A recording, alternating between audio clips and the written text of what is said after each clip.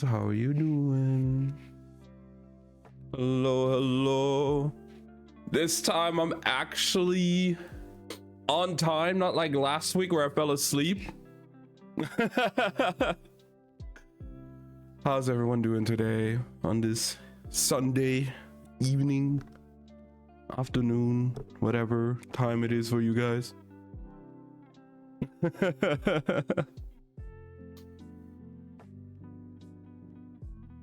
How many hours a month?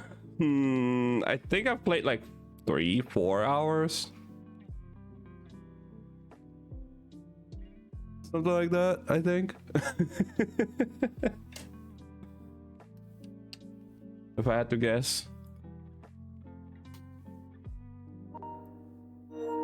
I'm at 27 hours in total now, apparently. Okay.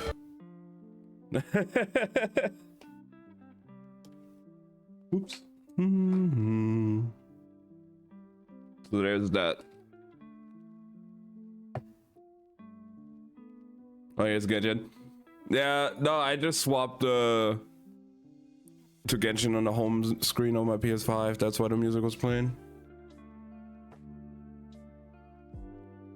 I have like 27 hours on Monster Hunter now. And I still love it. I'm starting to get a little bit of a build together for high rank stuff and the later monsters, and for my bow in general. Like, my bow is getting better and better. We gear for it, so hell yeah, there's that. Really looking forward to getting some really good gear going. I basically haven't done any more of like the main story progression stuff that you unlock by going higher in hunter ranks. I was literally just farming monsters all day. Like, well, those like 3-4 hours I was playing.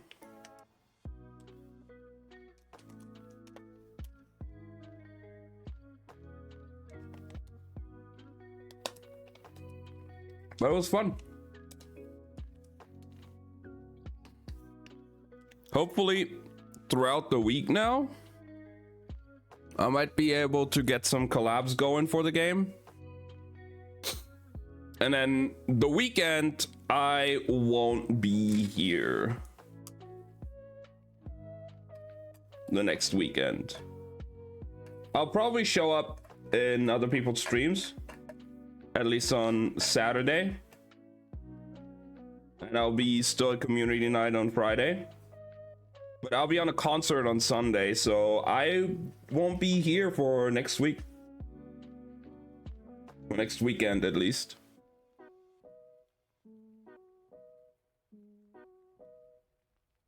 It'll be fine. I'm gonna have a lot of fun at the concert. And I will be back even more excited the week after. I think when we're done today with reading, depending on how long we're doing, I will probably do Genshin. Because Genshin has reset for theater that I need to do, plus just some other things I want to check in on.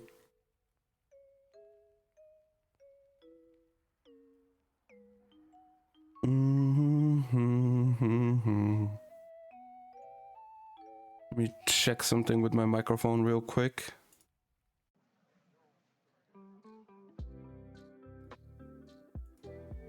Something feels off with it. Huh.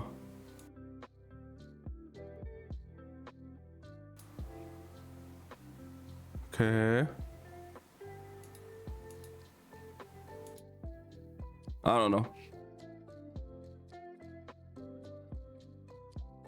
I'm doing a pose during the next stream. Your luck support is crucial this time around. Yeah, I mean, depending on...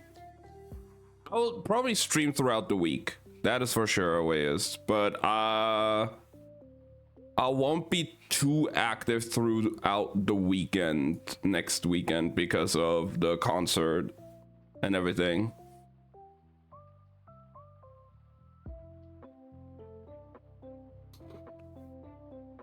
But other than that, yeah. Right. Arena patches Tuesday, so easy. Yeah. Yeah. Slothy will do her polls on Saturday, so I'll be in the stream on her end. I'm not sure if I stream through her end. Then he waddled but away, yeah. waddle, waddle. So how's it going, Sable? Hope you're having a good day. Doing a bit of yapping before we start reading, which means I'll be yapping even more.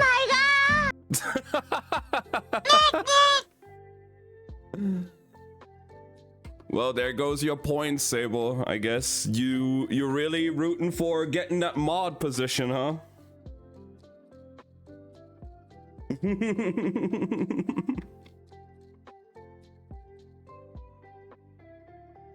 You're really coming for that mod position here, huh?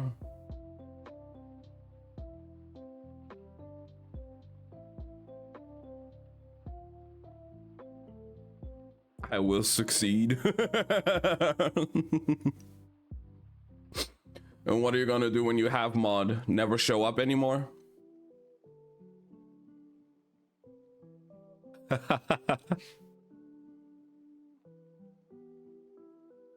It's like, I did it.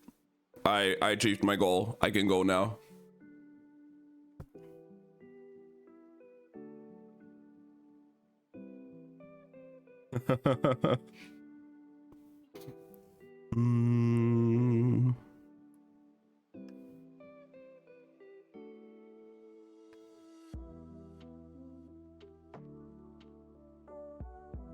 Because I have the power.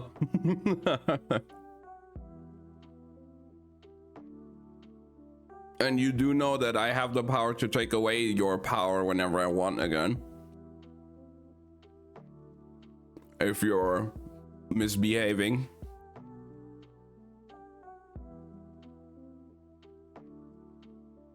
Just saying. You would use your power for good. Okay.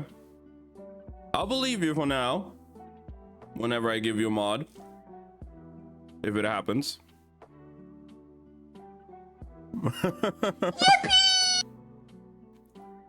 Not saying you're getting mod just yet.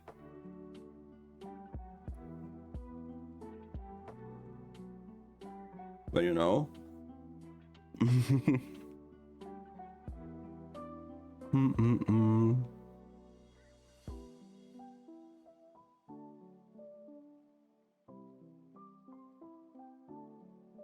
What are you guys doing this evening, huh?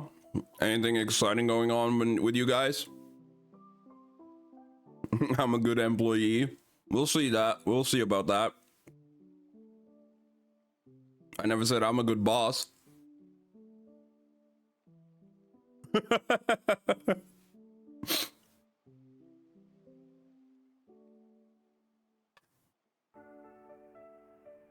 Genshin ZZ daily roundup later. Okay.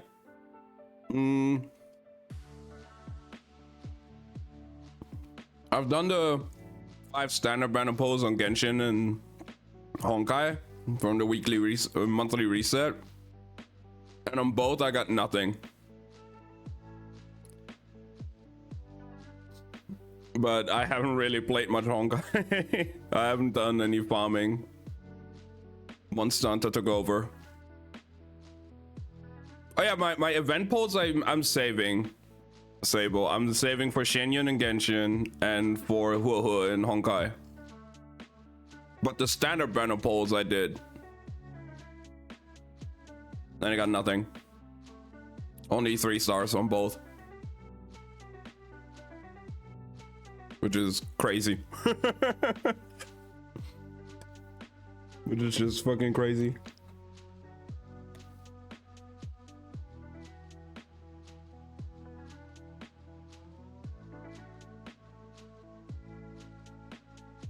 But yeah, I still need to do the new Imaginarium Theater in Genshin. I saw the elements for it. And I've not checked if I can actually do visionary mode or not. I feel like this month is a close one.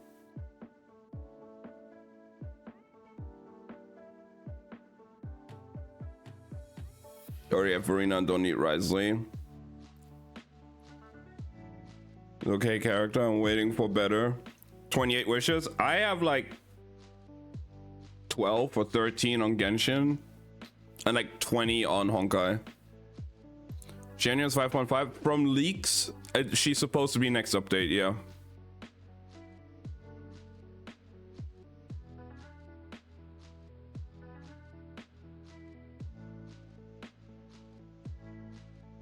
But yeah, I'm just saying, like, right now on Genshin, I already have Farina as well. I don't really need Risley.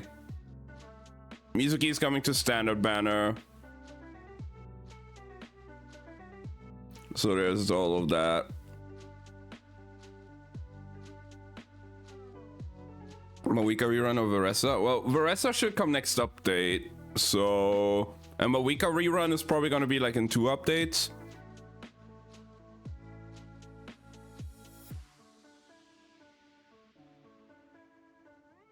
Or maybe even better characters. We'll see.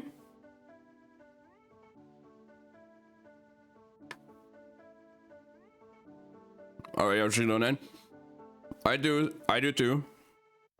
I'm waiting for the Shenyun rerun because I want to get her C2 to make my plunge teams better, even more ridiculous. I got you through. Let's go, Shadow.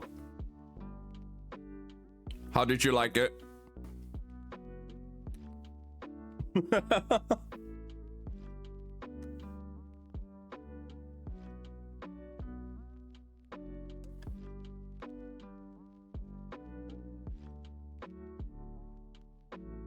Sick as fuck, yeah.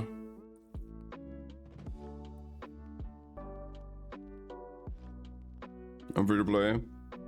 It's not too free to play friendly. Shenyun, I can see that.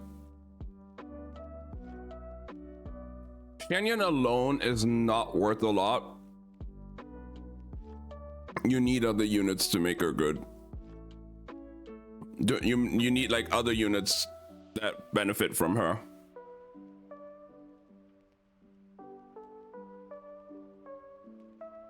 I'm using her in Gaming and my meme Candace Plunge, so that's why I'm using Shenyun.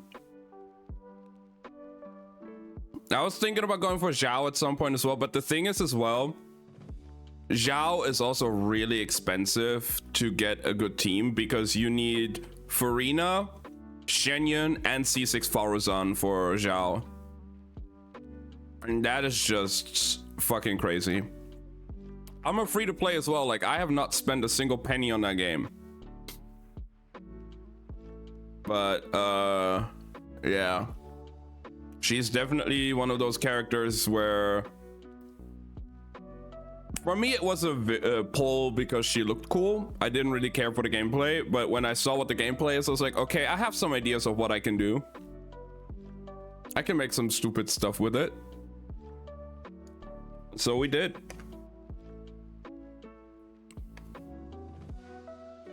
I mean, Gaming is my hardest hitting character in the game, in my team, or in my roster. So like, something's about to happen if I get her C2, right? The numbers just go up.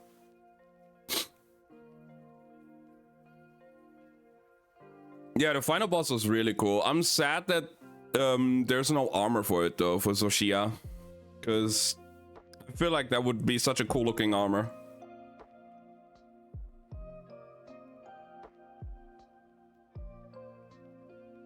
And built somewhat, but I've neglected him lately. I will farm him in new set next update because of that new plunge attack domain that is supposed to come out. That is plunge attack artifact set. So there's that.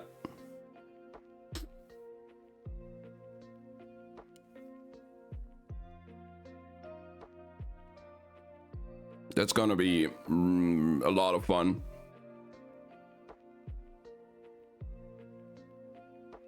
Now she's a cookie and I neglected her, so building her. My cookie is built for Hyperbloom, so just fully M. And all you need for that is about C2. few days ago, I bursted in Transforman. She instantly deleted the boss. Go into your achievements, and then you can just type in. You can search for the achievement name, and the achievement name is Purveyor of Punishment. But you can just type in punishment, and it should show up, and it should show your highest damage number you've hit in a single hit.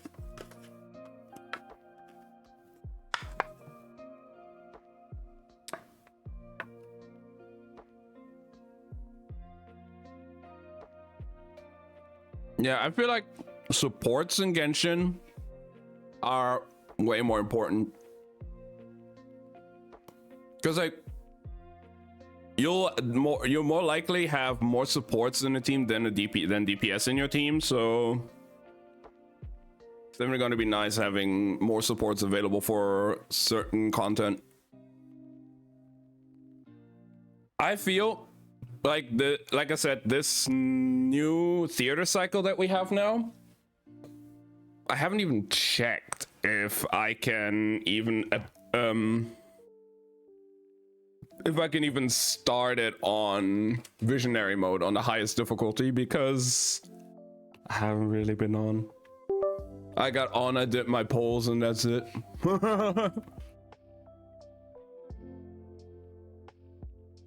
Let me go check right now. My Cloron teams kill things faster than my Moika team. I mean, I don't know. Moika teams need a lot of setup, and they're very dependent on Moika's burst. Cloron, you just kind of do like your rotation and just go pew pew with Cloron, and everything just dies.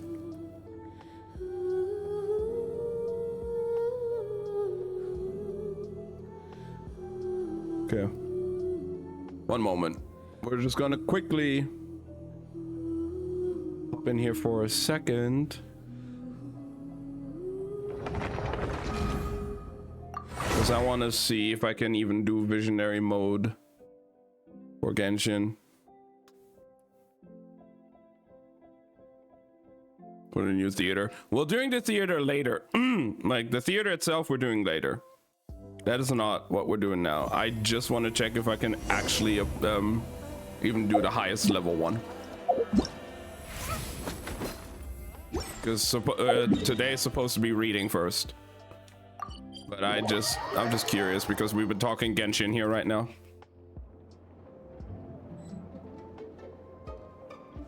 And let's see. Yo, hey Angel, how are you doing? I know this cycle now wasn't it like Hydro, Cryo, Electro? Often melts, fails due to Cryo being consumed by something else. What is the team rotation that you're doing right now, Oweas? Maybe I know then. Oh god, the bosses.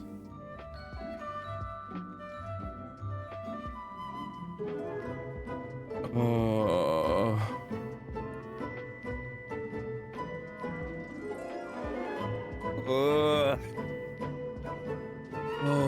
god, that's gonna be a pain.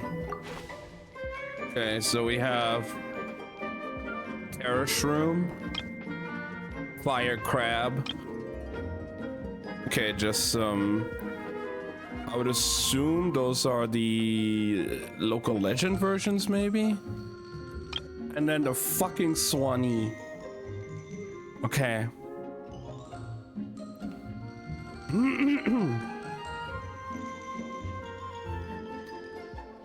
Oh god.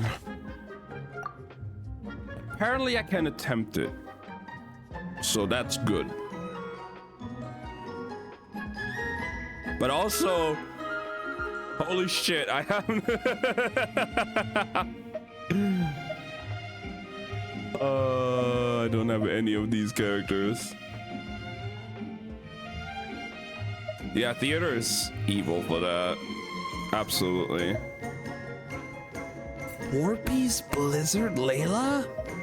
Nah, we going with my Layla. Okay. Toma Nabia Mizuki Shinyan? Sure.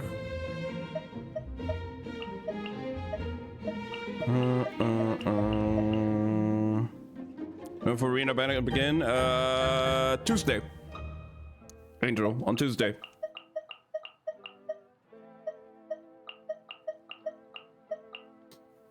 Okay, easy. I have enough characters, and I can invite a supporting character from a friend. So I'm just grabbing this guy's clone. Okay, I'll be fine. I'm literally filling out every slot here. Okay, I thought I was not that far for the character. I thought I would be struggling to get all the characters in there, but okay. That is not too bad. That is very well balanced there. Okay, good. So we can go back to this. Close down again, close this down, and we're doing that later after the stream, after the reading part. Because now is reading time. Like today is going to be reading for it. Think I'm gonna for a weapon? Damn. Well, I feel like Furina doesn't really need her weapon that much. She has great alternatives. Favonia's sword, the fishing pola, like the fishing sword, the pipe, the ferryman of Fleuve Sombre. It's pretty good.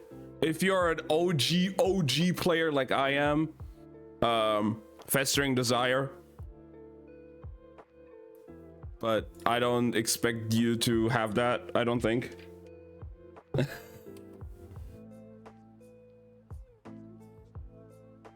Haven't felt like fishing. Skyward is also a good option. Anything really, because you need around 180 to like 100 to 200 energy recharge with her.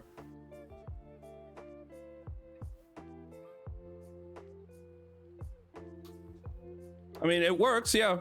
I think Favonius and the pipe might be slightly ahead still, but Skyward is definitely not a bad option.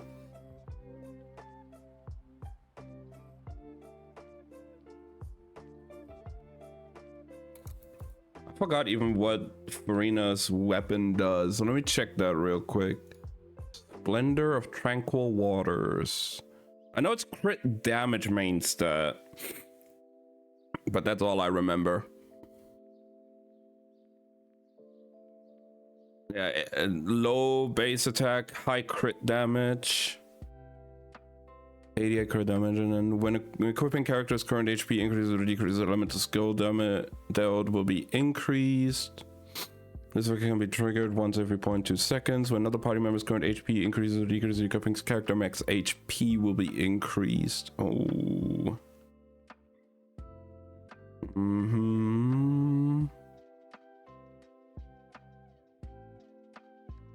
Can be triggered even if the wielder is off field. Yeah. I mean, most signature weapons are very much tailored to be used only for that specific character. Especially since like the Fontaine stuff, like a lot of characters, a lot of the signature weapons are very much tailor-made for the character and don't really go into, like, don't really suit many other characters. I would say an exception recently might be Mavuika's weapon, because I think you could use that on Diluc or Kinich.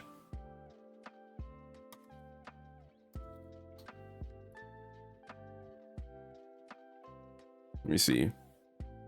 Forgot what the effect is. Sitlali is also good for Nida. Yeah, it's EM. You can never go wrong with that. But I feel like to get like the full effect, yeah, here, like gain the Scorching Blade brilliance effect when the skill or burst, when using skill or burst. Okay, crit damage is increased and attack is increased. While Scorching Brilliance instance is active, its duration is increased after normal or charge attacks deal elemental damage. That's why it's also good on Kinich. and on Diluc because Diluc's burst infuses pyro. This way can trigger ones. Okay. Additionally, when the equipping character is in just that part, when the equipping character is in its Night Soul blessing state, so that would Diluc would fall out for that. But Kinich is also Natlan, so yeah. So like Mawika's weapon can be good for Kinich as well. And in some instances this is okay for Diluc. But it's definitely more tailor-made for the character the weapon is for. That is their signature. Oh, and I'm grinding for Skirk. You make your own decisions. I will probably go for Shenyun C2 and then we'll see whatever I will get my hands on. I don't have any other character in view right now that I'm tempted to pull. It feels like the current event and everything, and like maybe the Abyss now as well, they skew very hardly towards force, kind of like pushing you and forcing you to pull the new characters. Because that new event, that like tower climbing event, if you don't have a Natlan DPS like I do, I don't have a Natlan DPS. I have Silali and Shilonen as 5 stars, and those are both supports. You're kind of screwed. Especially the first 2 floors, or the first 2 rounds you can go in, are very much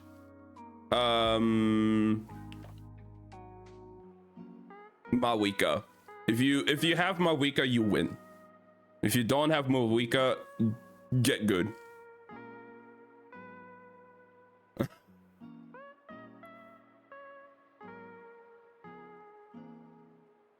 I got Mawika. Yeah, I don't really care for her playstyle as much. I know she's strong, but for me, it's a mix of like being strong, I like the character, and I like their playstyle. I don't care for meta. I could not care less. If I like the character and the character turns out to be strong and meta, there's that. Lali was more of a necessity pull because I needed more cryo units for theater.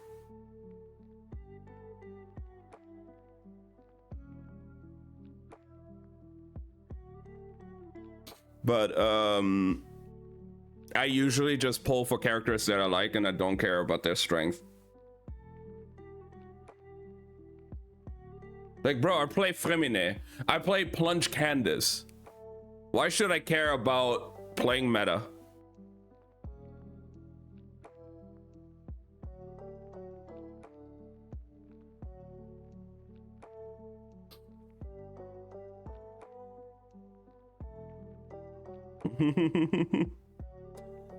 It was a bit of a necessity as well, though, for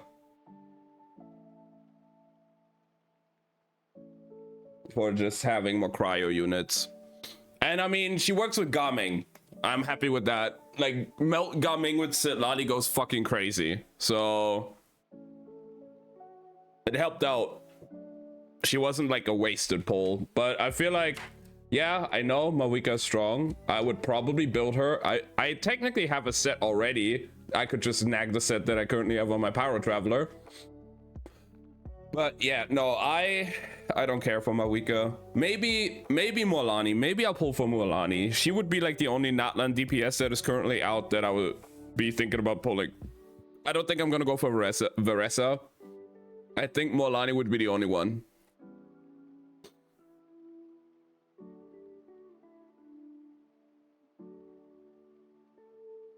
Skirk will be your first 5-star cryo. I think Sitlali was my first 5-star cryo. I don't know if I have a different another one. I don't have Shenhe. I don't have Ayaka. I don't have Ganyu. And I will never get Ganyu. I don't have Risley.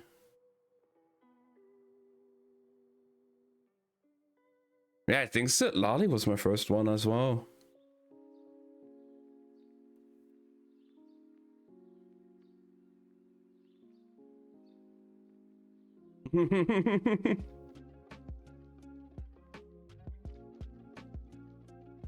I have a few 4-star cryo built though. Like I have Rosaria built, I have Layla built, I have Fremine built.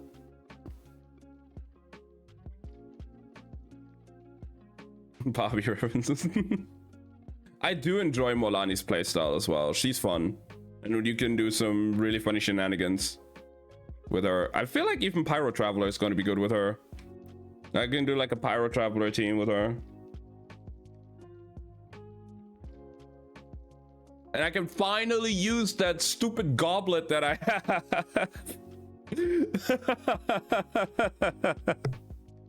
I have a Hydro damage goblet that would be so fucking perfect for her.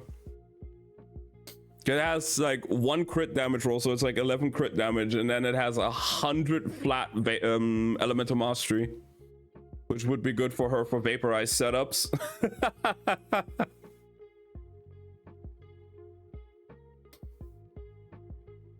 I don't have any other Hydro unit that really can utilize that right now, so it's just sitting there. It's on the wrong set for her. It's on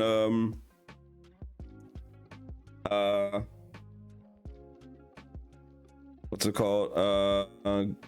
Golden Troop. But you know, most of the time the goblet is the off piece, so unless I get a godly fucking goblet from the domain if I farm her.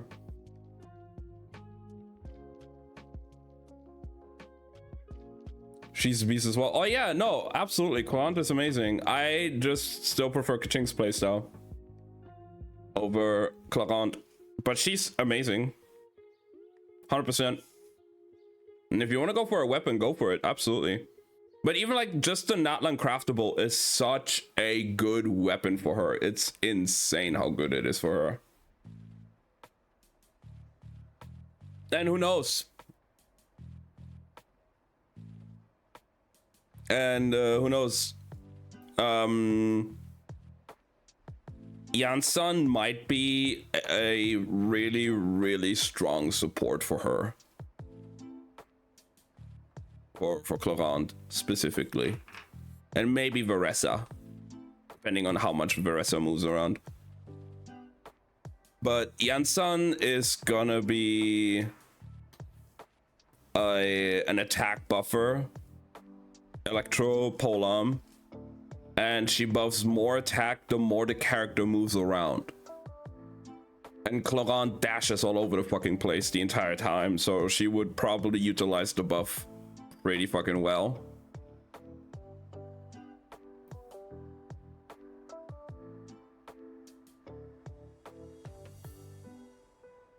So the dash should count. It's based on distance traveled and not like just moving around. Just, like the more the character travels around, the higher the buff gets. I think there's a cap to it, yeah. But I think Clorant can reach it pretty fucking quick if you just fucking play her normally and just dash around like a maniac anyway. I feel like she's gonna be like Yansan is gonna work pretty well with Clorant. Plus the Polearm we just got from the event is pretty alright for Yansan as well. So she would be in a decent spot for sure.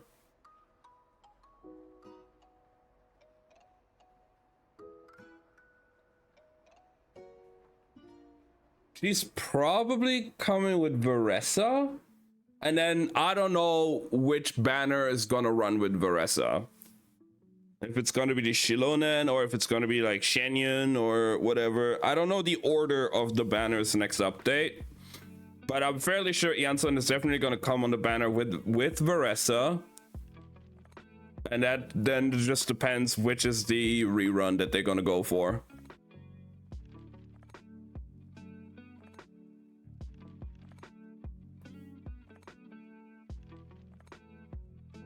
I gotta say, looking at the lineup, looking at the 4-star lineup for the Farina and Risley banner, holy fuck. I feel like that is one of the worst 4-star lineups I've seen in a while.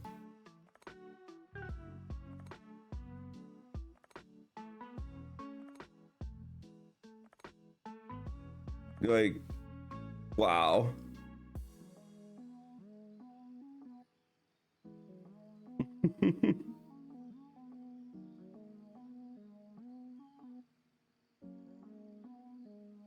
I don't know if you guys have seen the lineup.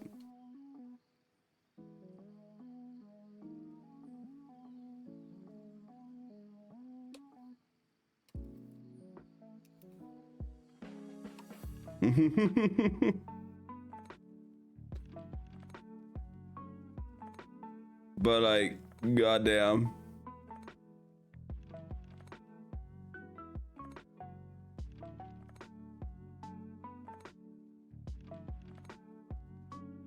Let me see if I can show you guys this.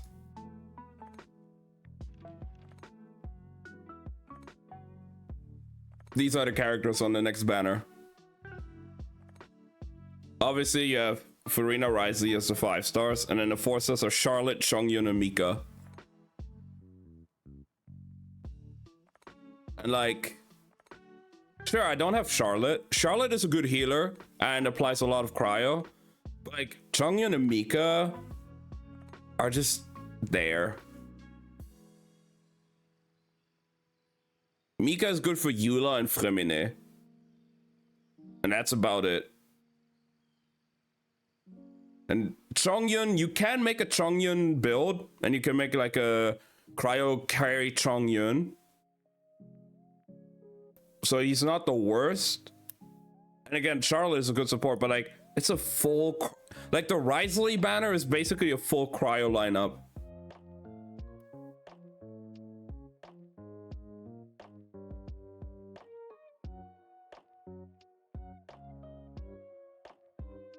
So yeah. Yikes. I don't know how to feel about that. I was thinking about maybe I'll do a 10 pull on it. I hope I get a Charlotte and then nope the fuck out of that banner forever. But yeah, no, other than that, I'm not interested in getting Risley. I have a C1 for Rina. I don't really care for anything more. And I need to save for Shenyun for her C2. Because C2 for Rina would mean I actually have to farm a new goblet. And I do not want to farm a new goblet. I am lazy. I'd have to swap shit around for my Farina, and that is just too much of a hassle.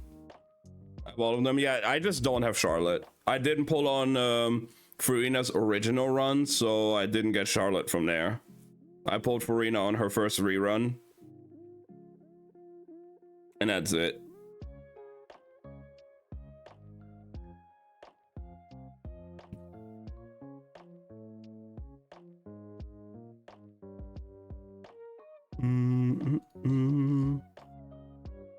I just want to soft pity Farina and get the fuck out. I feel that.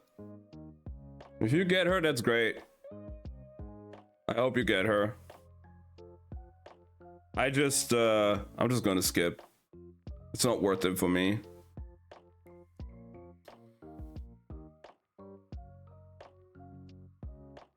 Just not worth it at all.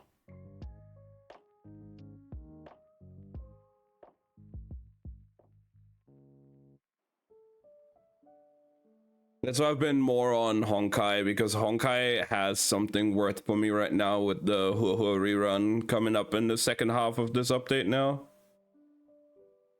Over 200 polls. I want to save as much as possible for later polls. Yeah. Well, I hope you get her early, absolutely. I'll be there, I'll be the good luck charm as always. So far, I have not disappointed. Can't really say, can't really talk about the other way around because you saw my ZZZ polls.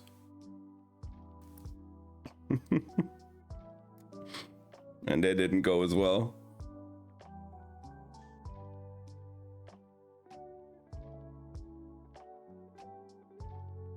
Yeah.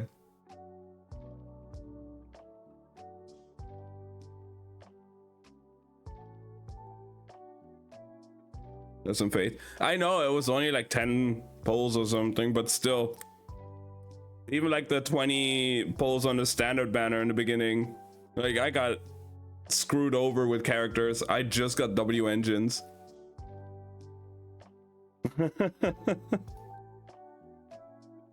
Like, hello? That was so bad.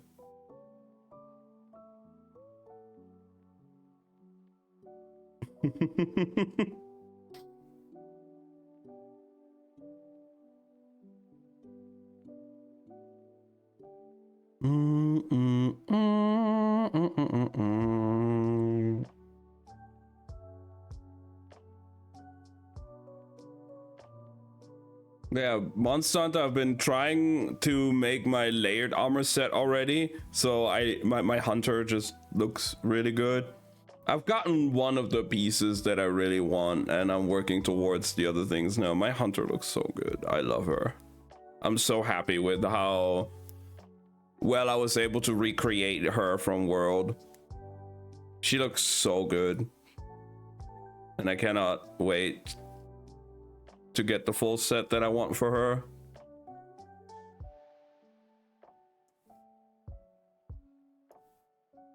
Evelyn, Jingyi, Burnus, Shuyan, all within a single month. Well, I don't know. That's gonna be hard to figure out. You just get really lucky.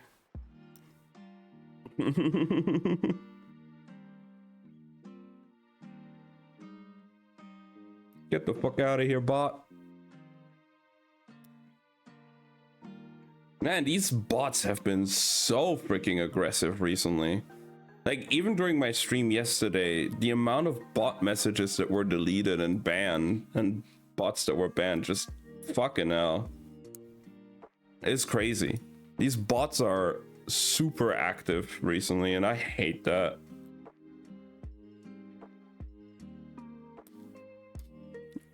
I'm glad I can just, you know, I don't have to lift a finger and my bot just does that.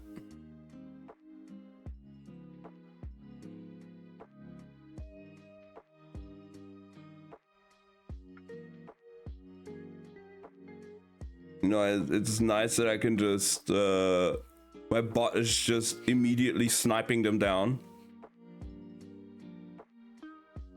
But still, it's crazy how active they've been again recently. There was a time recently where they weren't as active as much anymore, but holy shit. They've been getting pretty fucking bad again recently. And I don't know how to feel about that.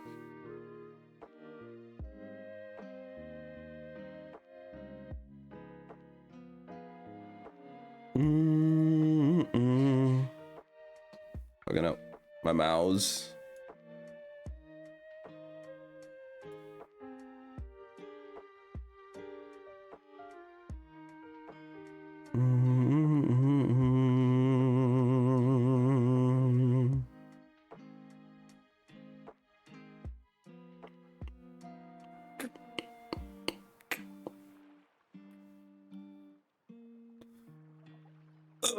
Well,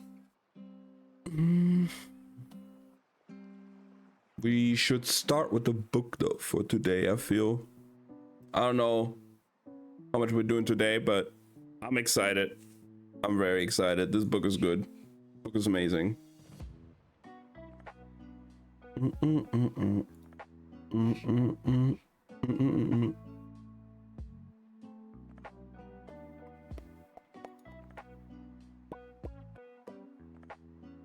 But yeah, like my plans for the other games, I'll see how it goes.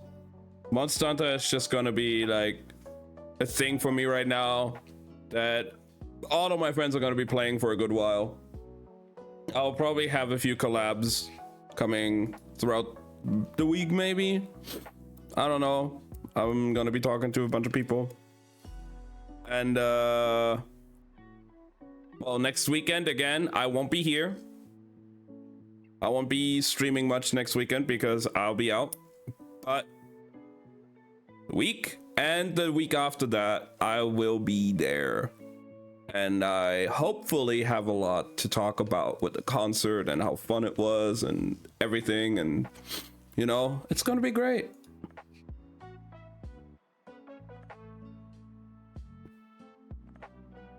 Are they losing money? I could pay 20 to 30 from time to time if I wanted someone in Miss Primos. They go full whaling mode. There's so many whale. Yeah, I mean, if you've seen, if you see the revenue some banners in Genshin made at their peak, like some banners alone, just one banner could make like almost like $1 billion or something. I'm not sure if they've actually reached $1 billion with a banner before, but a few hundred millions for sure. There's a lot of whales out there.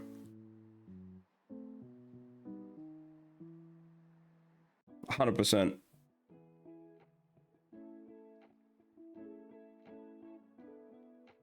No doubt about that.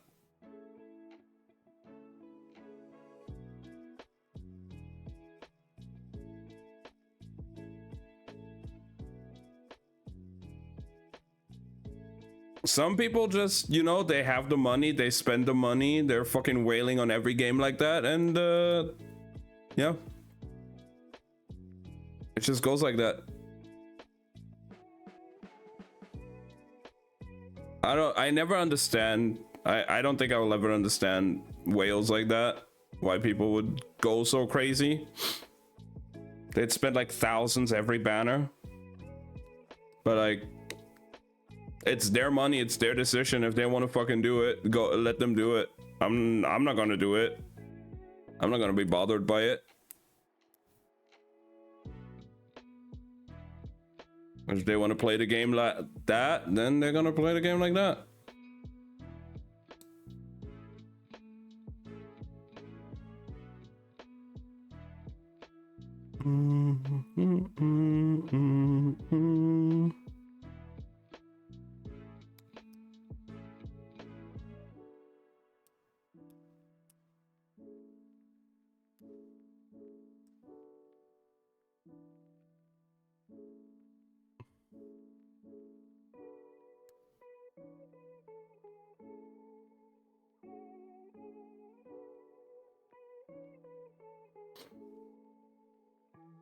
All right.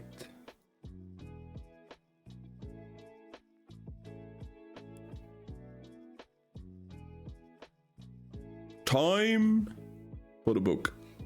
We're going to start now. I don't know what else. But we're going to start with the book now. We're at chapter 10, I think. Yeah.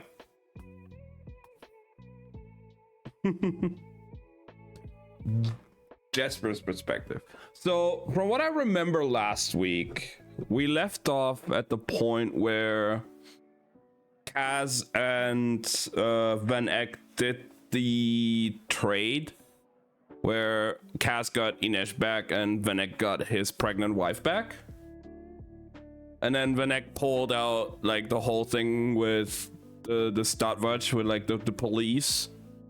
And now Kaz is on an escape or something. Like they're trying to get away from the situation, with Inesh being with them again. So we'll see how that goes, I guess.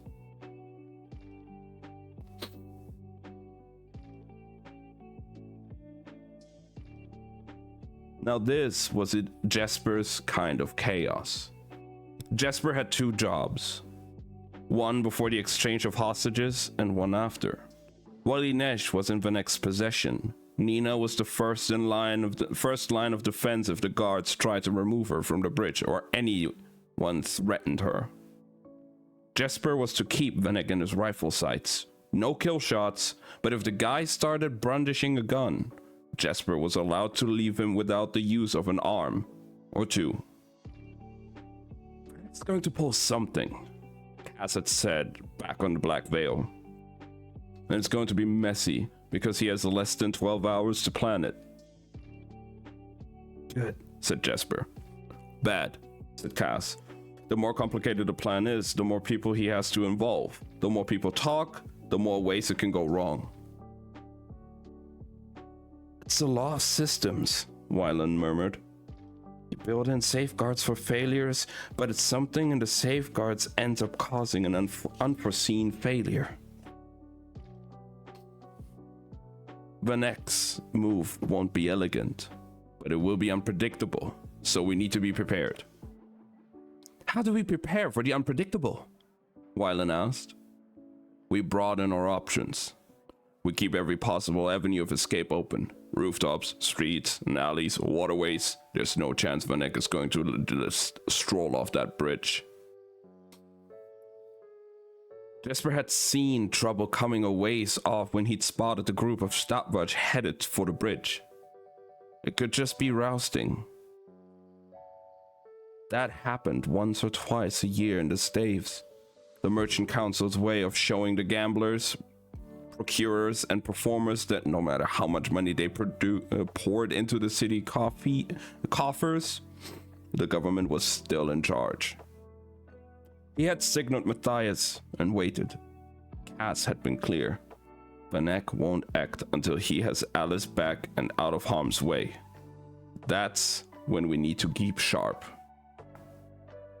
And sure enough, once Alice and Inesh had traded places, some kind of ruckus had started on the bridge. Jesper's trigger finger itched, but his second job had been simple too. Watch Cass for its sign. Seconds later, Cass's cane shot into the air, and he and Inesh were hurtling over the bridge railing. Jesper struck a match and 1, 2, 3, 4... 5 of the rockets Wylan had prepared were screaming toward the sky, exploding and crackling bursts of colors. This was a shimmer of pink. The last was a shimmer of pink. Strontium chloride, Wylan had told him, working away on his collection of fireworks and explosives, flash bombs, weevils, and whatever else was needed. In the dark, it burns red. Things are always more interesting in the dark, Jesper had replied. He hadn't been able to help it. Really, if the Merchling was going to offer those kinds of opportunities, he had a duty to take them.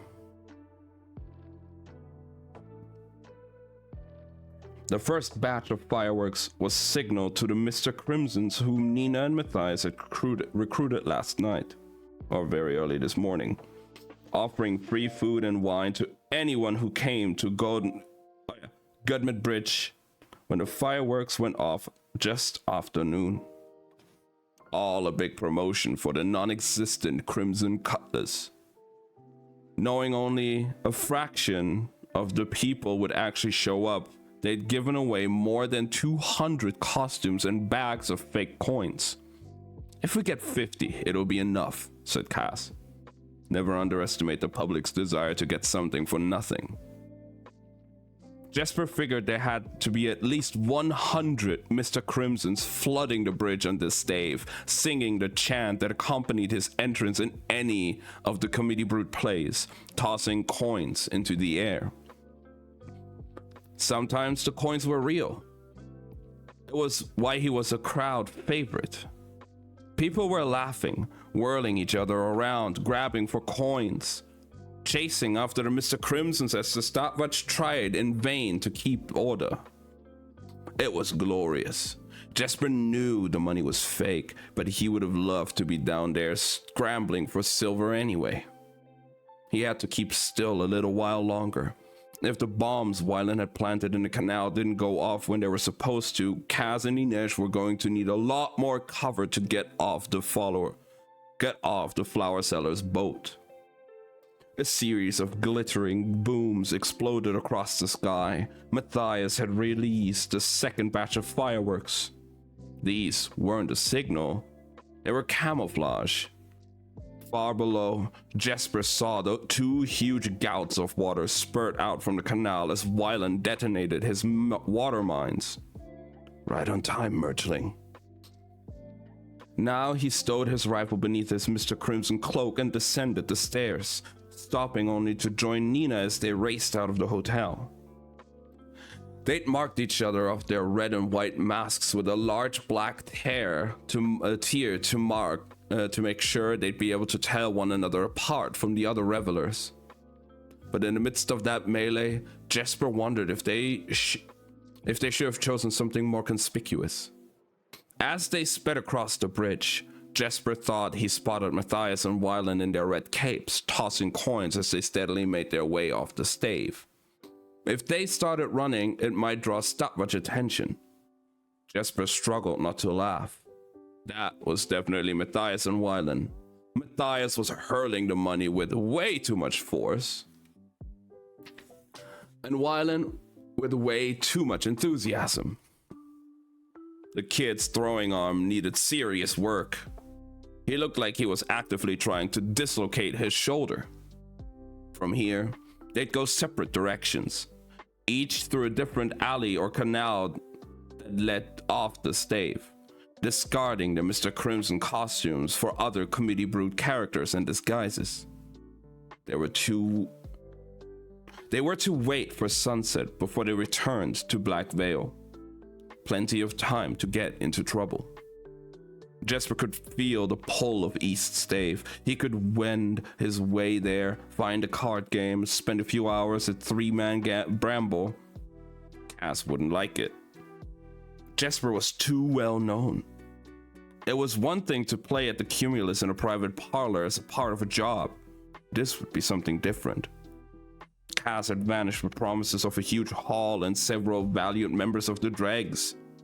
People were speculating wildly about where he'd gone, and Roddy had said that Per Haskell was looking for all of them. Stopwatch officers would probably be visiting the slot tonight to ask a lot of uncomfortable questions, and there was Pekka Rollins to worry about too. Just a couple of hands, Jesper promised himself, enough to scratch the itch. Then I'll go visit Da. Jesper's stomach turned at that. He wasn't ready to face his father alone just yet, to tell him the truth to all this madness. Suddenly, the need to be at the tables was overwhelming. To hell with not running. Since Cass hadn't obliged him with something to shoot at, Jesper needed a pair of dice and long odds to clear his mind. That was when the world went white. The sound was something between a thunderbolt and a lightning crack. It lifted Jesper off his feet, sent him sprawling as a roaring whoosh filled his ears.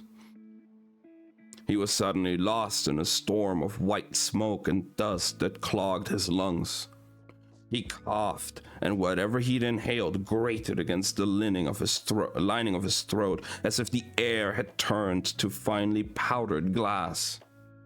His eyelids were coated in grit, and he fought not to rub at them, blinking rapidly, trying to dislodge bits of debris. He pushed himself up to his hands and knees, gasping for air. Head ringing, another Mr. Crimson lay on the ground beside him, a black tear painted onto his red lacquered cheek. Jesper dislodged the mask. Nina's eyes were closed and blood ran from her temple. He shook her shoulder. "Nina!" he shouted above the screams and wailing around him. Her eyelids fluttered and she drew a sharp breath, and then started coughing as she sat up. "What was that? What happened?" "I don't know," said Jesper. "But someone other than Wylan is setting off bombs. Look."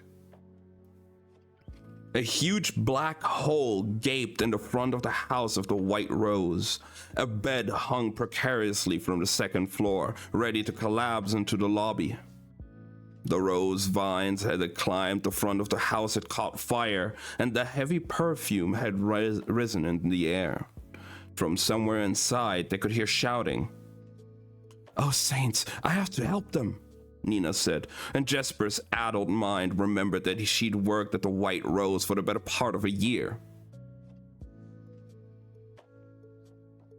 Good thing Twin isn't here for that line, right?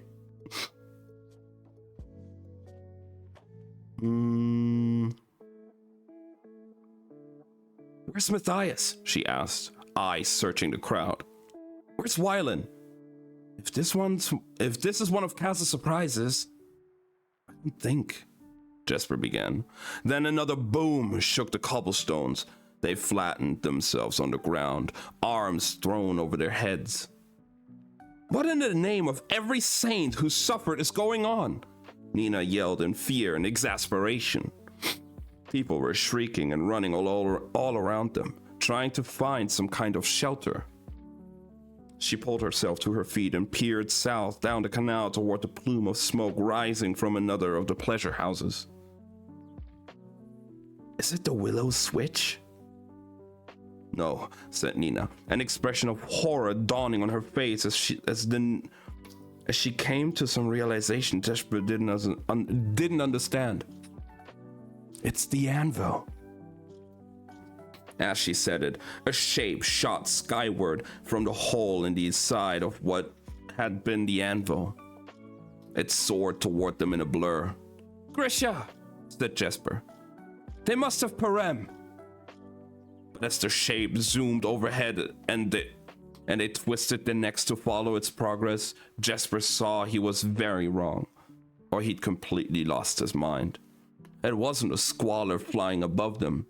It was a man with wings. Huge metallic things that moved in a hummingbird whir. He had someone clutched in his arms, a boy screaming in what sounded like Rafkin. Did you just see that? Tell me you saw that, said Jesper. It's Markov, Nina said, the fear and anger clear on her face. That's why they targeted the anvil. Nina! Matthias was striding across the bridge, Wylan at his heels. Both of them had their masks shoved atop their head, but the Stadtwatch had to have bigger concerns right now. We have to get out of here, Matthias said. If Vanek! But Nina grabbed his arm. That was Daniel Markov. He worked at the anvil. The guy with wings? Jesper asked. No, Nina said, shaking her head frantically. The captive. Markov is an Inferni. She pointed down at the canal. They hit the anvil, the house of the White Rose. They're hunting Grisha. They're looking for me. At that moment, a second winged figure burst from the White Rose. Another boom sounded, and as the lower wall caved in, a huge man and woman strode forward. They had black hair and bronze skin, just like the man with wings. Shoo, said Jesper. What are they doing here? And since when do they fly? Masks down, said Matthias. We need to go to safety. They slid their masks into place. Jesper felt grateful for the uproar surrounding them. But even as he had the thought, one of the shoe men sniffed the air. A deep inhale. In horror, Jesper watched him turn slowly and lock eyes on them.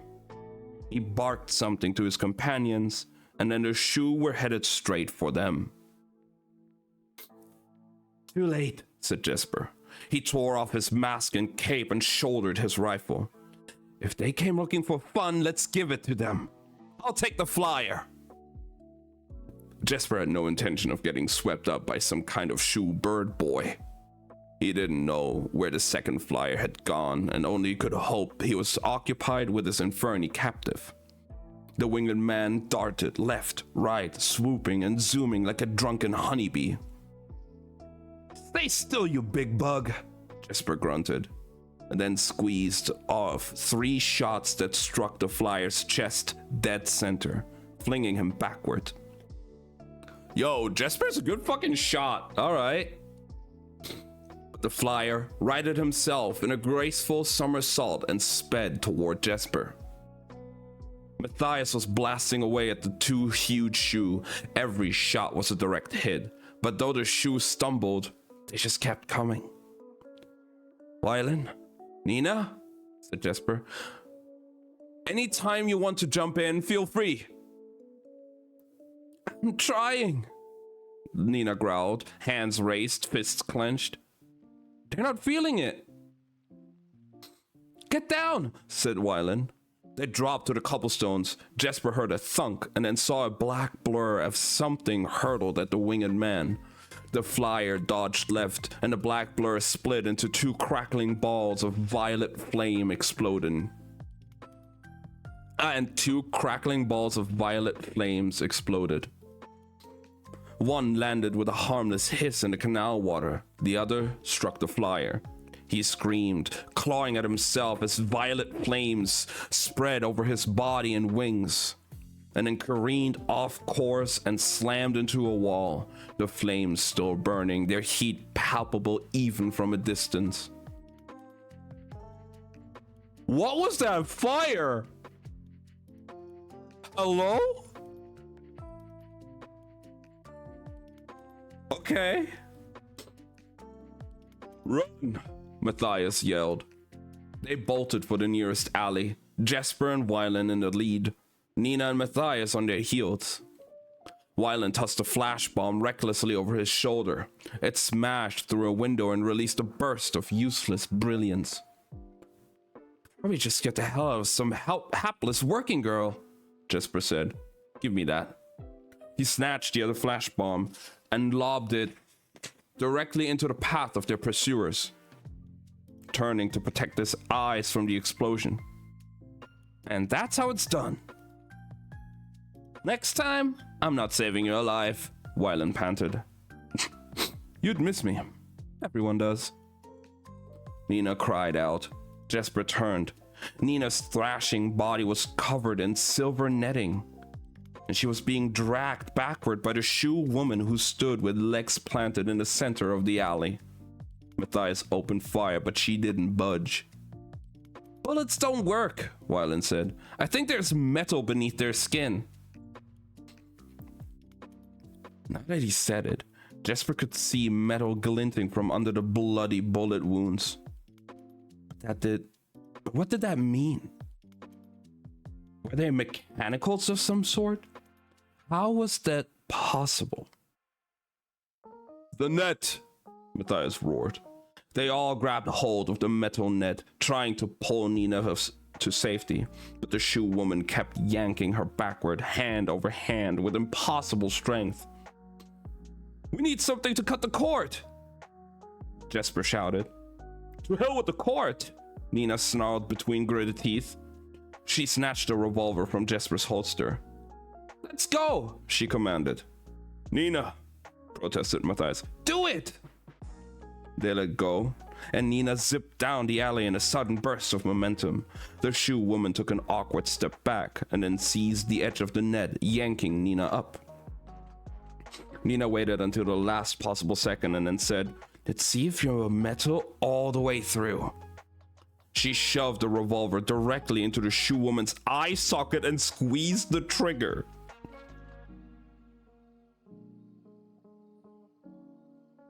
Excuse me, what?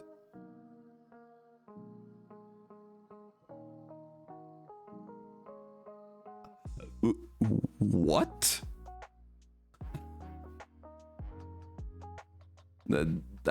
I guess that's one way to test it.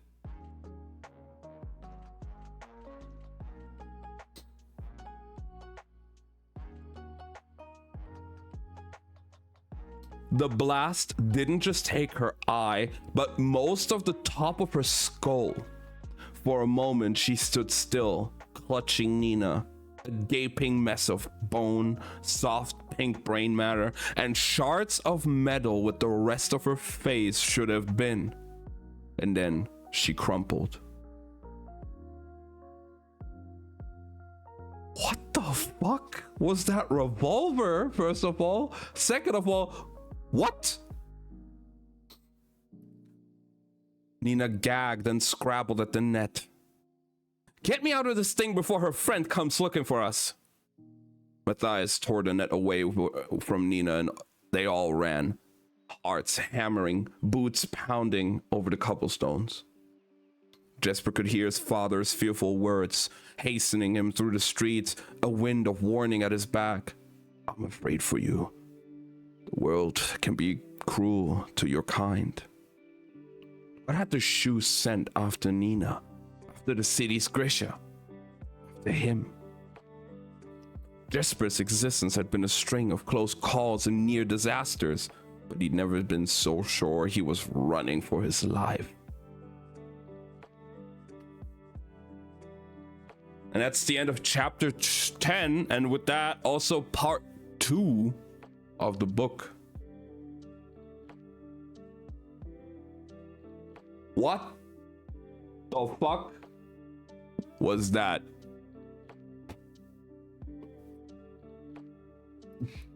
That is a crazy fucking revolver. Like, huh? I know the book can be graphic sometimes. But you know, I didn't expect that. Let's just say it like that. I did not expect that.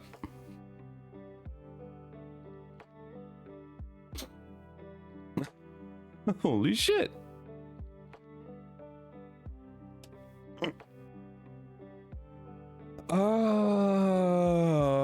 This book always just surprises me more and more every time. You know.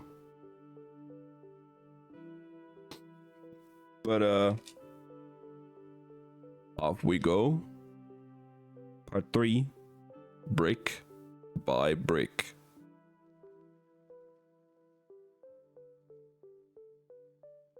We're going into Inej's perspective in chapter 11. As Inej and Cass moved farther from the west stave, the silence between them spread like a stain. They'd abandoned their capes and masks in a rubbish heap behind a rundown little brothel called the Velvet Room, where Cass had apparently stashed another change of clothes for them. It was as if the whole city had become their wardrobe, and Inej couldn't help but think of the conjurers who drew miles of scarves from their sleeves and vanished girls from boxes that always reminded her uncomfortably of coffins. Dressed in the bulky coats and rough spun trousers of dock workers, they made their way into the warehouse district. Hair covered by hats, collars pulled up despite the warm weather. The eastern edge of the district was like a city within a city, populated mostly by immigrants who lived in the cheap hotels and rooming houses or in shanty towns of plywood and corrugated tin, segregating themselves into ramshackle neighborhoods by language and nationality. At this time of day, most of the area's denizens were at work in the city's factories and docks. On certain corners, Inej saw men and women gathered, hoping some foreman or boss would come along to offer a lucky few of them a day's work. After she'd been freed from the menagerie, Inej had wandered the streets of Catterdam trying to make sense of the city. She'd been overwhelmed by the noise and the crowds, certain that Tante Helene or one of her henchmen could watch her unawares and drag her back to the house of exotics. But she'd known that if she was going to be useful to the dregs and earn her way out of her new contract, she couldn't let the strangeness of the clamor and cobblestone best her. We greet the unexpected visitor. Oh my God! She would have to learn the city. She would have to learn the city. She always preferred to travel along the rooftops, out of sight, free from the shuffle of bodies. There, she felt most herself again. The girl she'd once been. Someone who hadn't had the sense to be afraid, who hadn't known what cruelty the world could offer. She'd gotten to know the gabled peaks and window boxes of the Selvastraat, the gardens and wide boulevards of the embassy sector. She traveled far south to where the manufacturing district gave way to foul-smelling slaughterhouses and brining pits hidden at the very outskirts of the city, where where their offal could be sluiced into the swamp of Caradum's Edge, and their stink was less likely to be sent wafting over to the residential parts of town. The city had revealed its secrets to her almost shyly, in flashes of grandeur and squalor. Now, she and Kaz left the rooming houses and the streetcars behind, plunging deeper into the busy warehouse district and the area known as the Weft. Here, the streets and canals were clean and orderly, kept wide for transportation of goods and cargo. They passed fenced-in acres of raw lumber and quarried stone, closely guarded stockpiles of weapons and ammunition, huge storehouses brimming with cotton, silk, canvas, and furs, and warehouses packed with the carefully weighed bundles of dried Yurda leaves from Novyi Zem that would be processed and packaged into tins with bright labels, and then shipped out to other markets. Inesh still remembered the jolt she'd felt when she saw the words "rare spices" painted on the side of the warehouses. It was an advertisement.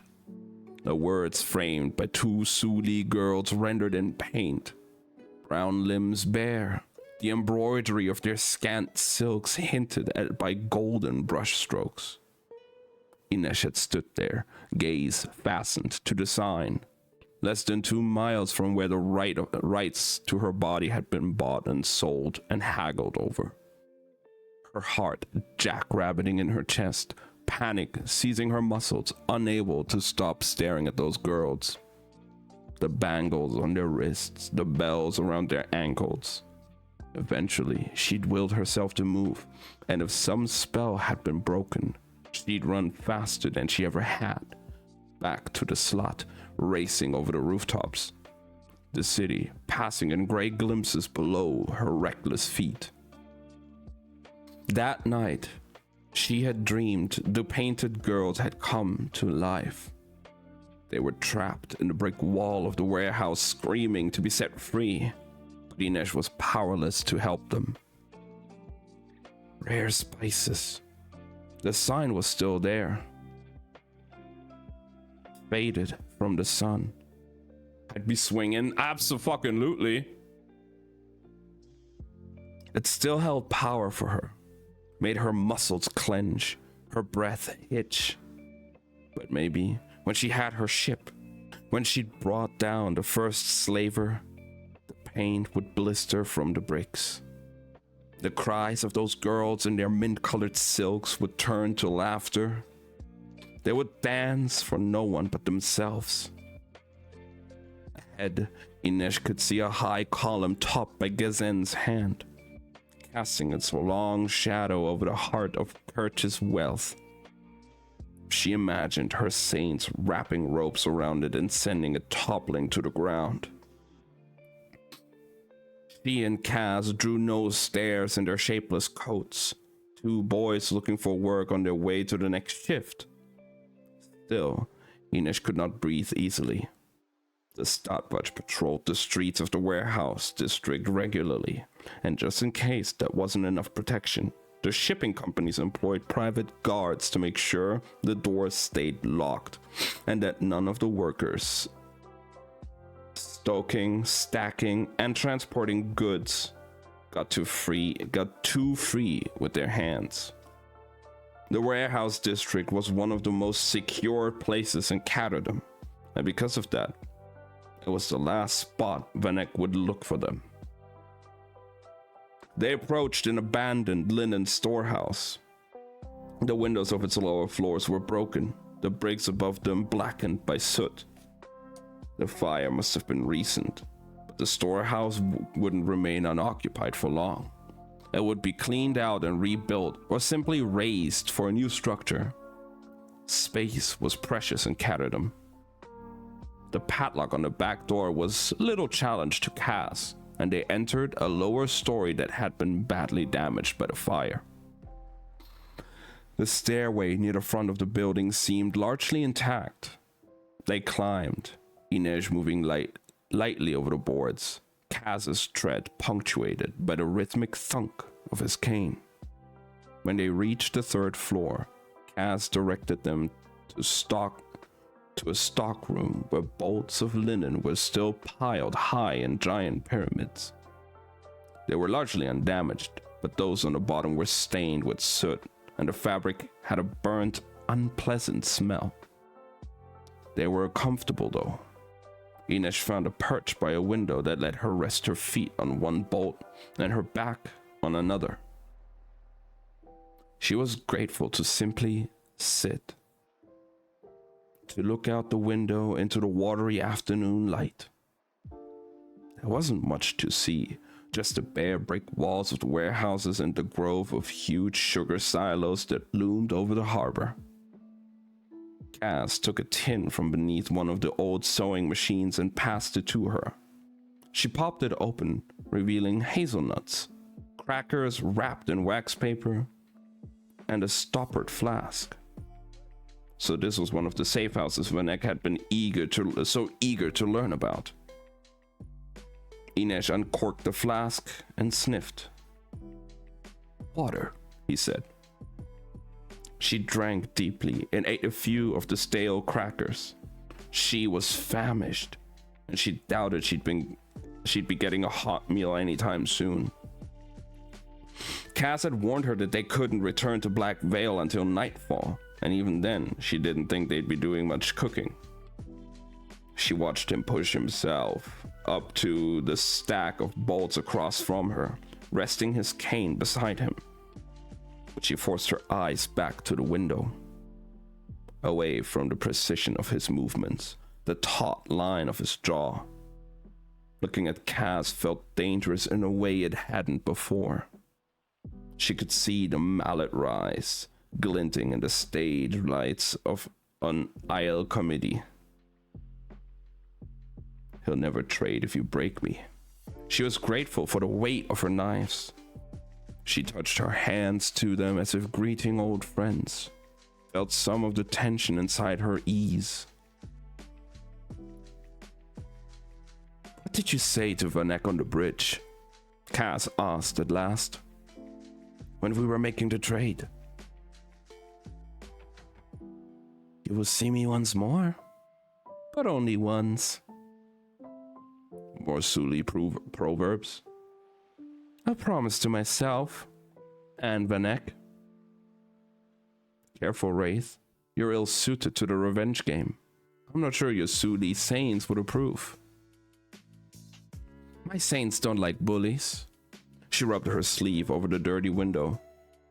"Those explosions," she said. "Will the others be all right?" None of them were stationed near where the bombs went off. At least not the one we saw. We'll know more when we're back on Black Veil. Inej didn't like that. What if someone had been hurt? What if all of them didn't make it back to the island? After days of fear and waiting, sitting still while her friends might be in trouble was a new kind of frustration. She realized Kaz was studying her and turned her gaze to his. Sunlight slanted through the windows, turning his eyes the color of strong tea. "Never trade if you break me." She could feel the memory of the words as if they'd burned her throat in the speaking. Kaz didn't look away when he said, "Did he hurt you?" She wrapped her arms around her knees. "Why do you want to know?" "So that you can be sure I'm capable of taking on some new danger? So that you can add to the list of wrongs for which Vanek must be held to account?" That's all just in her mind. She's not saying that to him. That's what she's thinking. Kaz had been clear about his arrangement with her from the beginning. Inej was an investment, an asset worthy of protection. She had wanted to believe they'd become more to each other. Jan Vanek had robbed her of that illusion. Inej was whole, unharmed. She bore no scars or trauma from her ordeal on I comedy that food and sleep would not ease, but Vanek had taken something from her nonetheless. I'll be no use to him anymore. Words torn from some hidden place inside her. A truth she could not unknow. She should be glad of it. Better terrible truths than kind lies. She let her fingers drift to the place where the mallet had brushed her leg, saw Cass's eyes track the movement, and stopped. She folded her hands in her lap and shook her head. No, he didn't hurt me.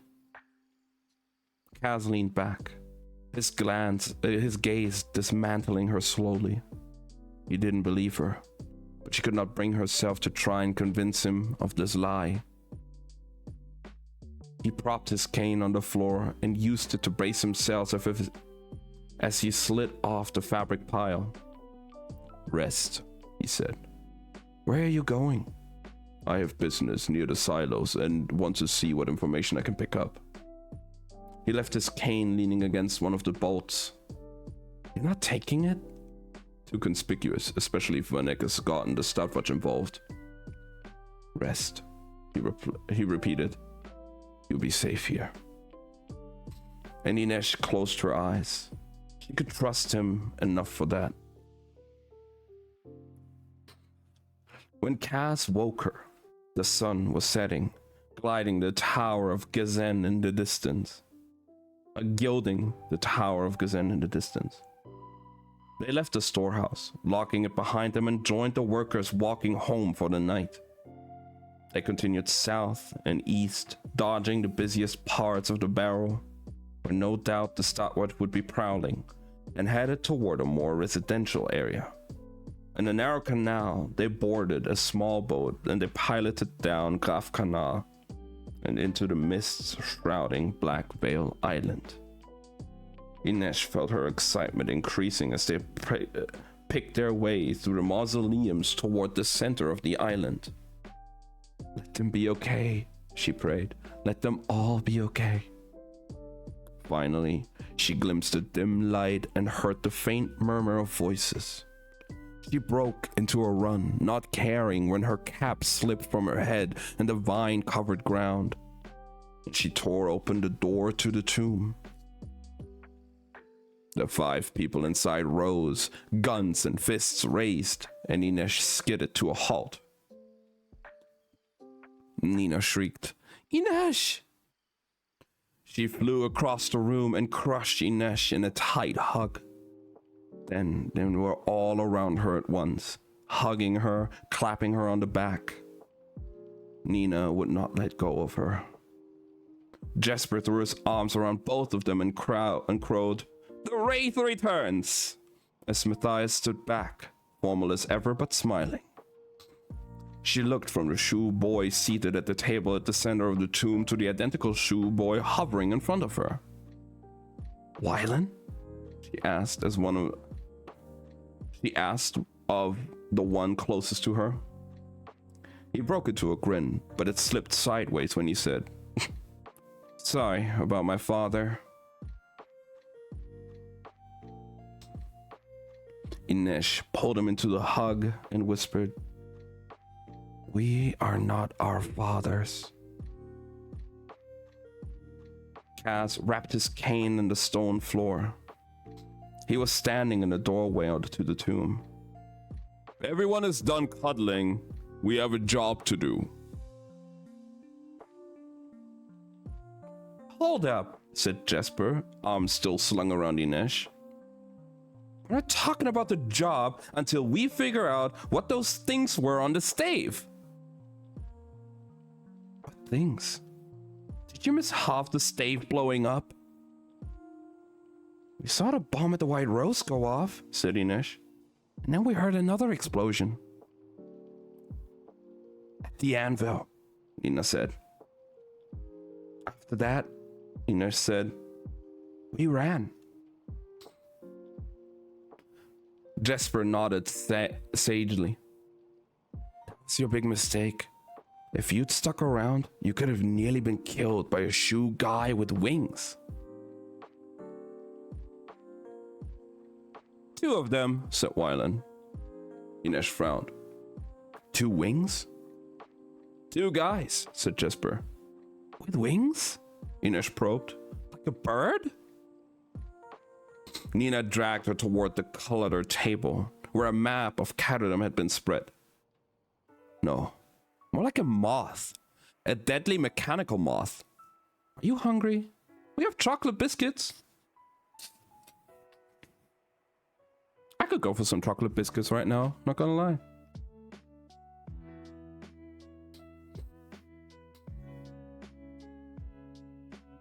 Oh, sure, said Jesper. She gets the cookie horde.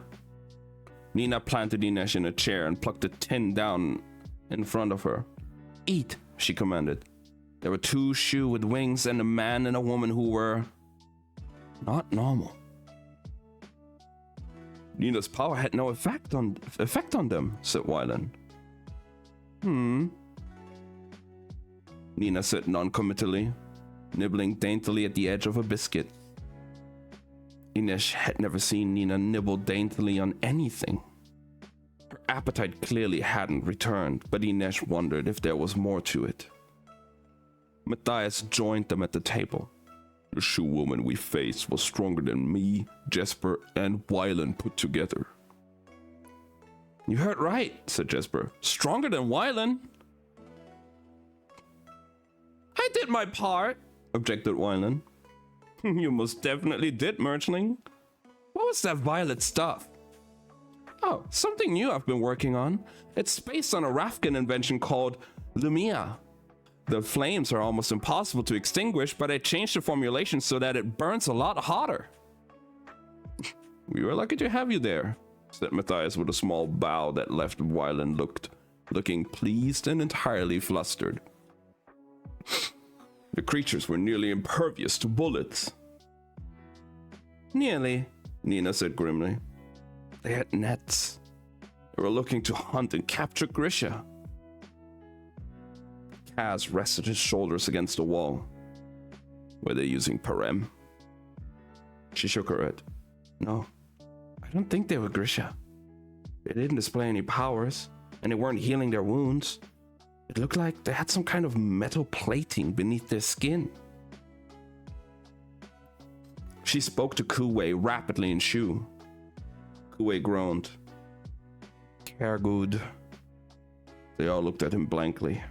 He sighed and said, When my father made Parem, the government tests it on fabricators. Jesper cocked his head to one side. Is it just me or is your courage getting better? My courage is good. You all talk too fast. Okay, drawled Jesper. Why did your dear Shu friends test Parem on fabricators? He was sprawled in his chair, hands resting on his revolvers, but Inesh did not quite believe his relaxed pose. They have more fabricators in captivity, said Kuwei. They're easiest to capture, Matthias put in, ignoring Nina's sour look. Until recently, they received little combat training, and without Parem, their powers are poorly suited to battle. Our leaders want to conduct more experiments, Kuwei continued. But they don't know how many Grisha they can find. Maybe if they hadn't killed so many, Nina suggested. And Kuwei nodded, missing or ignoring the sarcasm in Nina's voice. Yes, they have few Grisha. Using Parem shortens a Grisha's life. So they bring doctors to work with the fabricators already sick from Parem. They plan to make a new kind of soldier, the Kergud. Or Kergud. I don't know if they succeeded. I think I can answer that question with a big fat yes, said Jesper. Specially tailored soldiers, Nina said thoughtfully. Before the war, I heard they tried something similar in Ravka, reinforcing skeletons, tampering with bone density, metal implants. They experimented on First Army volunteers. Oh, stop grimacing, Matthias. Your Fjordan masters probably would have gotten around to trying the exact same thing given the time. Fabricators deal in solids, said Jesper. Metal, glass, textiles. This seems like corporal key work. They're talking as if he isn't one of them, Inesh noted. They all knew Jesper was a fabricator. Even Kuwei had discovered it in the chaos that followed their escape from the ice court. And yet, Jesper rarely acknowledged his power. She supposed it was his secret to tend as he wished. Tailors blurred the line between fabricators and Corporal Nick, said Nina. I had a teacher in Ravka, Genya Safin. She could have been either a hot render or a fabricator if she'd wanted to. Instead, she became a great tailor. The work you're describing is really just an advanced kind of tailoring. Inesh could not fathom it. But you're telling us you saw a man with wings somehow grafted onto his back? No, they were mechanical. Some kind of metal frame and canvas, maybe. It's more sophisticated than just slapping a pair of wings between someone's shoulder blades. You'd have to link the musculature, hollow out the bones to decrease body weight, and then somehow compensate for the loss of bone marrow. Maybe replace the skeleton entirely. The level of complexity. Parem, said Matthias, his pale blonde brows furrowed. A fabricator using Parem could manage that kind of tailoring. Nina shoved back from the table. Won't the Merchant Council do anything about the Shu attack? She asked Cass. Are they just allowed to waltz into Courage and start blowing things up and kidnapping people? I doubt the council will act, he said. Unless the Shu who attacked you were wearing uniforms, the Shu Han government will probably deny any knowledge of the attack. So they just get away with it? Maybe not, Cass said. Spent a little time gathering intelligence at the harbors today. Those two Shu warships, the Council of Tides dry docked them. Jesper's boots slid off the table and hit the floor with a thud. What? They pulled back the tide, all of it. Used the sea to carve a new island with both of those warships beached on it. You can see them lying on their sides, sails dragging in the mud right there in the harbor. Show of force. On behalf of Grisha or the city? Jesper asked. Cass shrugged. Who knows? But it might make the Shu a little more careful about hunting on the Caradum streets. Got the Council of Tides help us? Asked Wylan. If they know about Parem, they have to be worried about what might happen if the wrong people get their hands on it. How would you find them? Nina asked bitterly. No one knows the Tides' identities. No one ever sees them coming or going from those watchtowers. Inesh suddenly wondered if Nina had tried to garner help from the Tides when she'd first arrived in Caradum 6 years old. 16 years old, a Grisha separated from a country with no friends or knowledge of the city. The Shu won't stay code forever. They created those soldiers for a reason. It's smart when you think about it. The Shu were maximizing their resources. The Grisha addicted to Parem can't survive long, so the Shu found another way to exploit their powers. Matthias shook his head. Indestructible soldiers who outlive their creators. Jesper rubbed a hand over his mouth.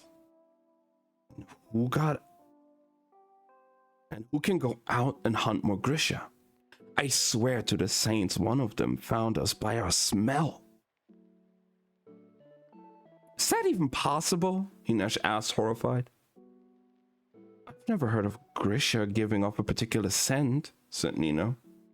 But I guess it's possible if the soldiers' olfactory receptors were improved. Maybe it's a scent ordinary people can't detect. I don't think that was the first attack, Jesper said. Wylan remembered how horrified the squalor in the rare books room was. It must be stinky if they can smell him. Probably. I mean, I don't think those people shower every day in Caradham.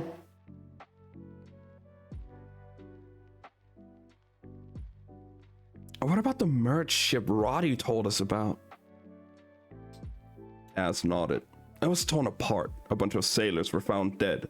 At the time they found the crew's squalor. At the time they found the crew's squalor might have gone rogue, busted out of his indenture. But maybe he didn't disappear. Maybe he was captured. He was one of old Councilman Hudis Grisha. Emil Redvenko, said Nina. That's the one. You knew him? I knew of him. Most of the Grisha and Caradham know about each other. We share information, try to keep an eye out for one another. The Shu must have spies here if they knew where to look for each of us. The other Grisha. Nina stood up and then grabbed the back of her chair, as if the sudden movement had made her woozy. Inesh and Matthias were on their feet instantly. You alright? Nina asked. Inesh asked. Splendid, Nina said with an unconvincing smile. But if the other Grisha and Caradham are in danger... You're going to do what? Jesper said, and Inesh was surprised by the harsh edge to his voice. You're lucky to be alive after what happened today. Those Shu can smell us, Nina. He turned on Kuwei. Your father made that possible. Hey, said Wylan. Go easy. Go easy? Like things weren't bad enough for the Grisha before? What if they track us to Black Veil? There are 3 of us here.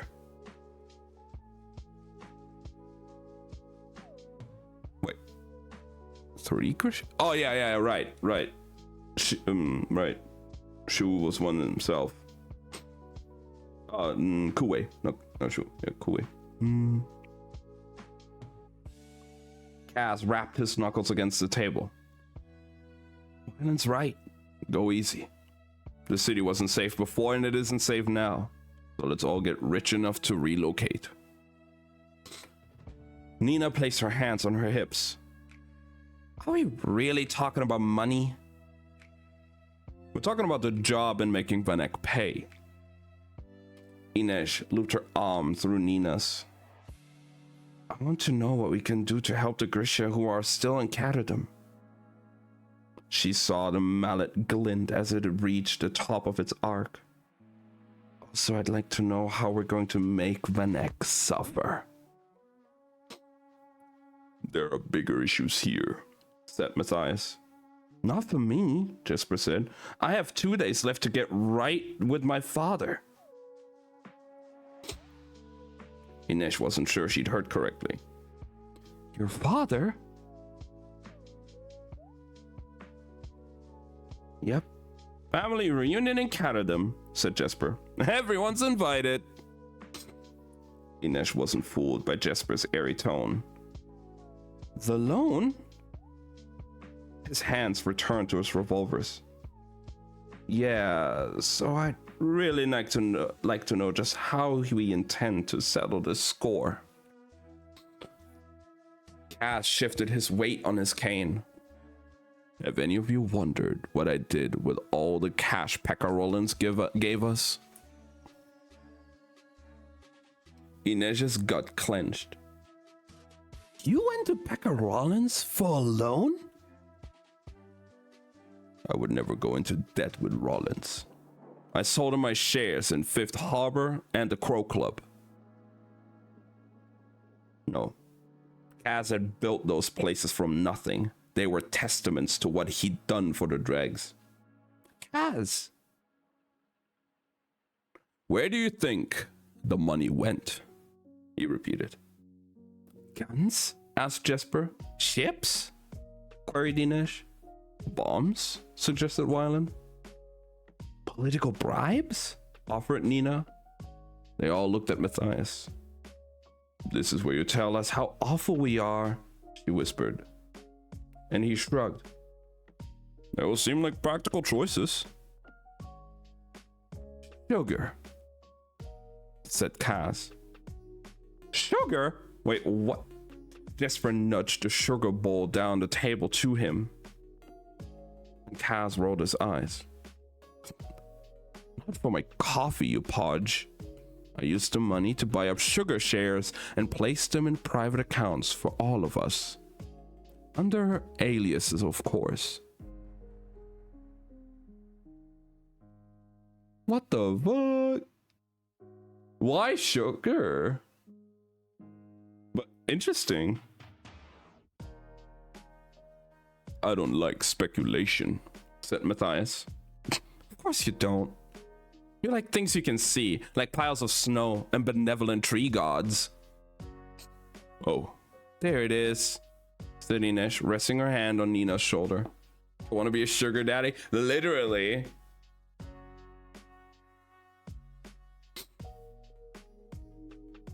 There it is, said Dinesh, resting her head on Nina's shoulder and beaming at Matthias.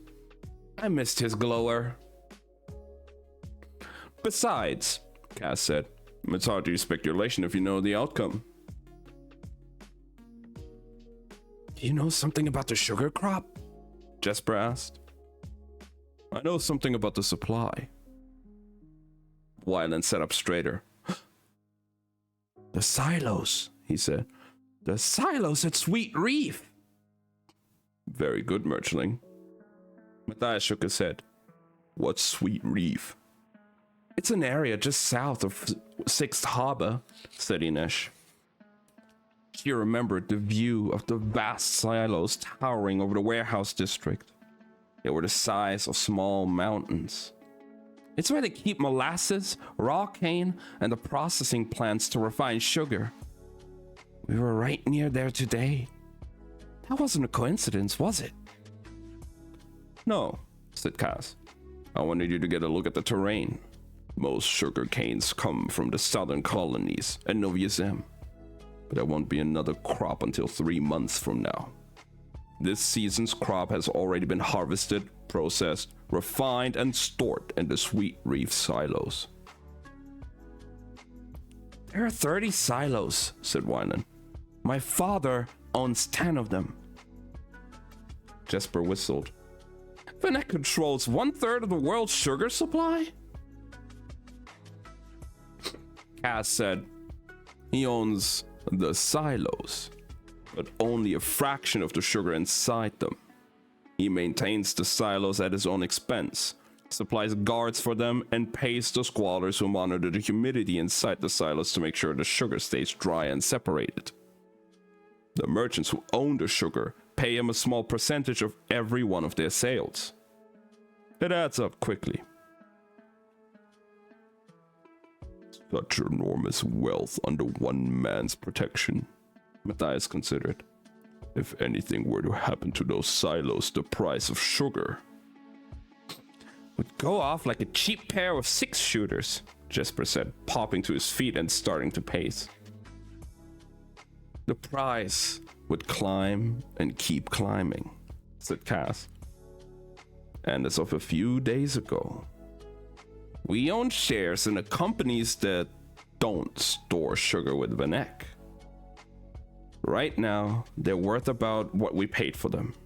But once we destroy the sugar in Vanek's silos...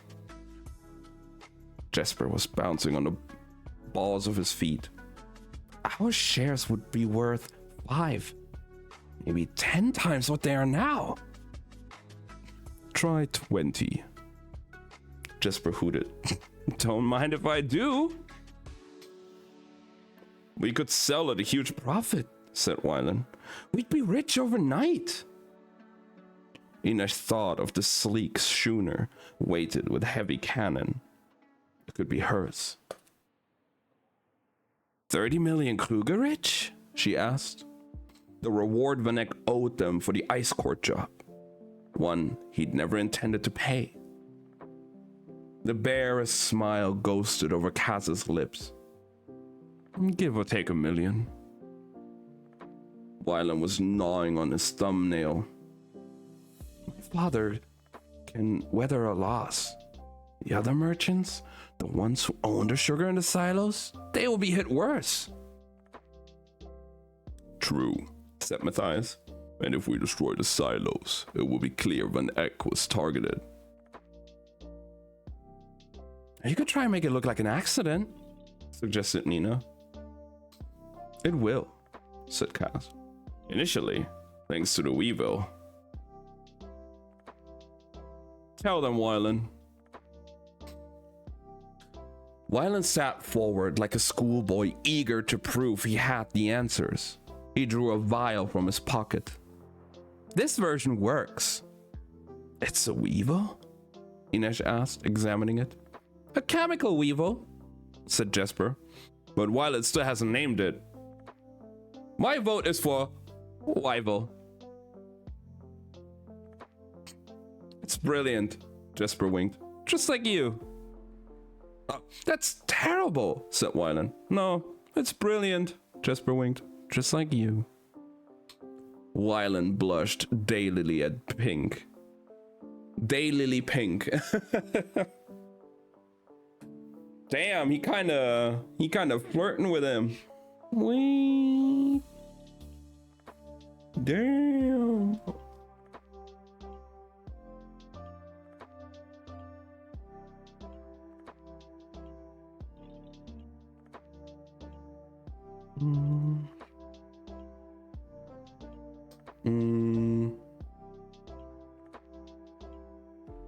I helped as well, added Kuwei, looking sulky. It did help, Wylan said.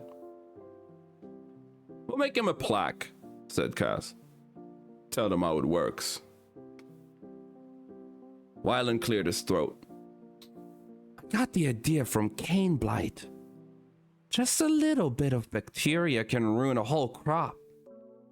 Once the Weevil is dropped into the silo, it'll keep burrowing down, using the refined sugar as fuel until the sugar's nothing but useless mush.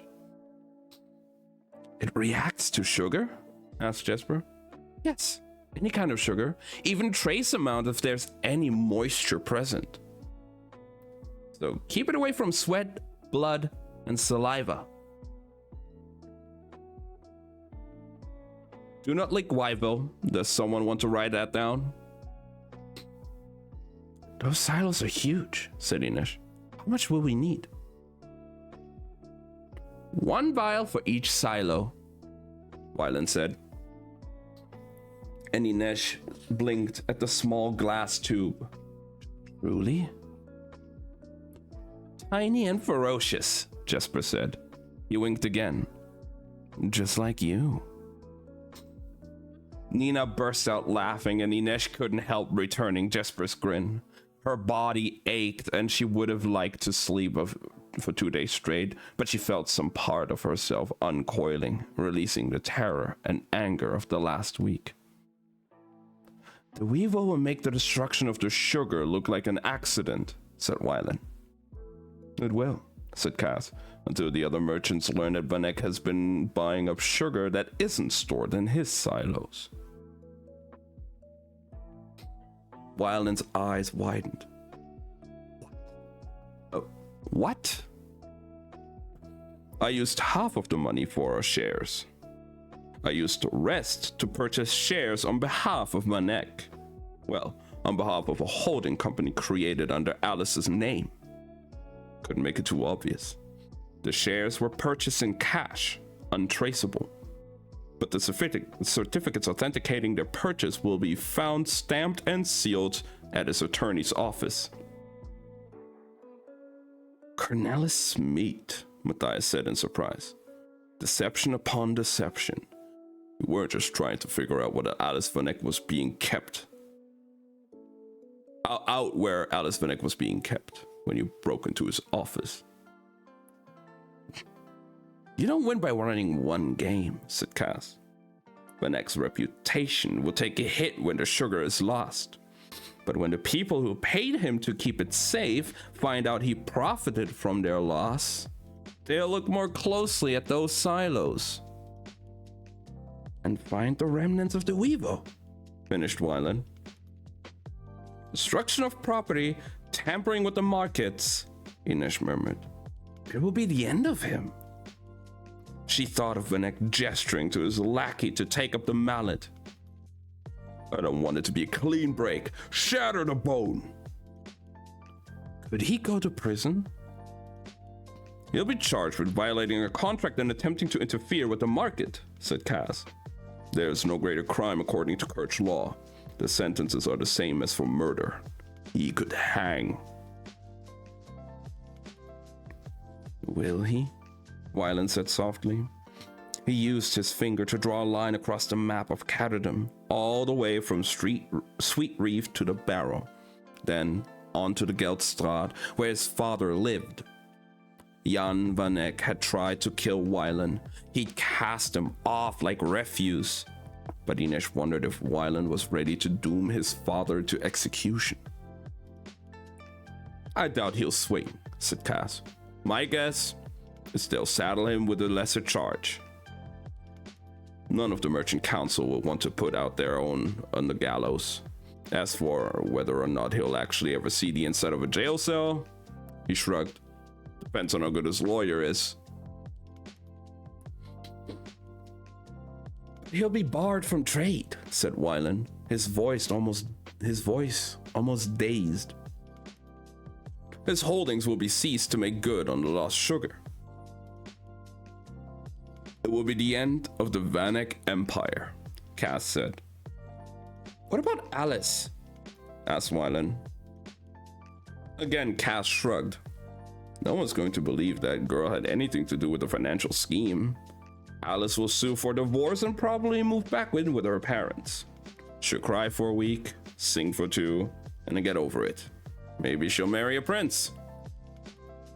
Or maybe a music teacher, Ines said, remembering Bahan's panic when he heard Alice had been abducted.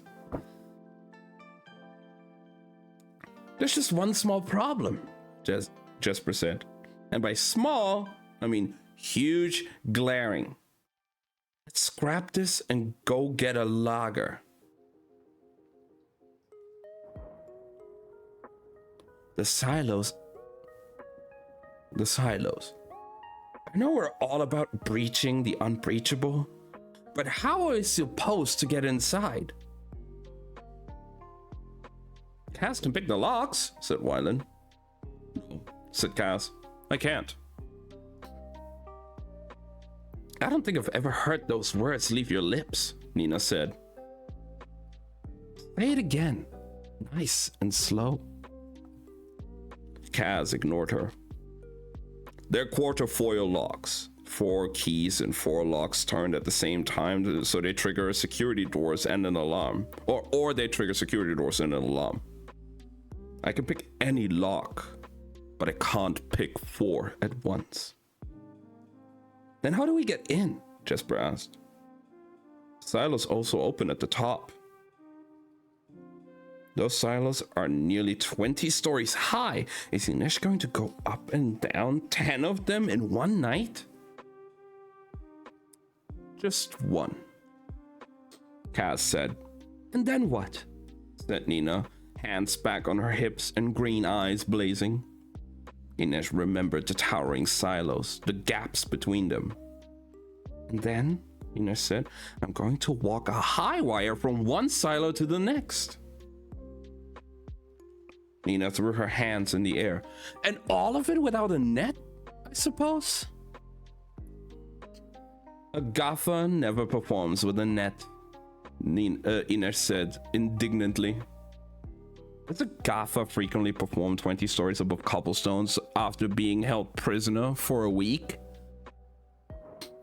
There will be a net, Kaz said. It's in place behind the silo guardhouse already, under a stack of sandbags. The silence in the tomb was sudden and complete. Ines couldn't believe what she was hearing. I don't need a net. Kaz consulted his watch. I didn't ask. We have 6 hours to sleep and heal up. I'll nab supplies from the Circus Sequoia. They're camped on the western outskirts of town. Ines, make a list of what you'll need. We'll hit the silos in 24 hours.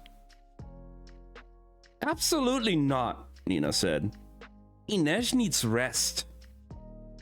That's right, Jesper agreed. She looks thin enough to blow away in a stiff breeze.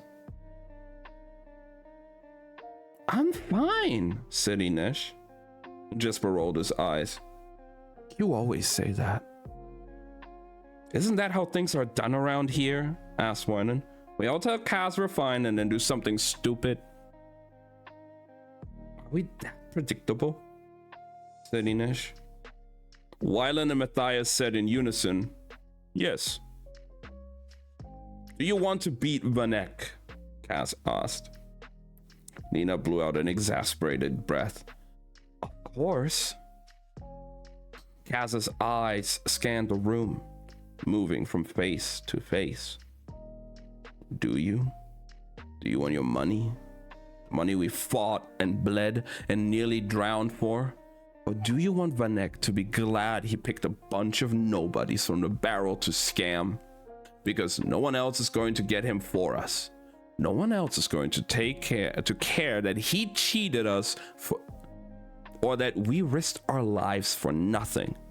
No one else is going to make this right. So I'm asking, do you want to beat Vanek?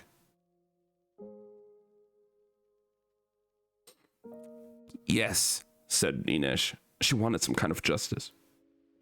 Soundly, said Nina.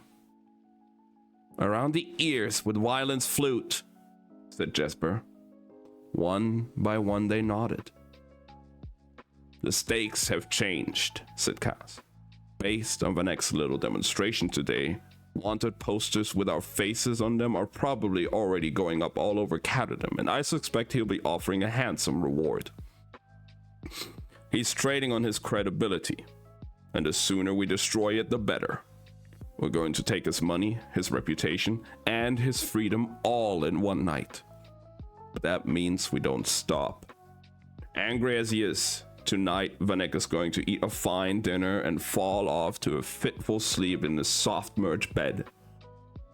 Those Statwatch grunts will rest their weary heads until they get to the next shift, wondering if maybe they'll earn a little overtime.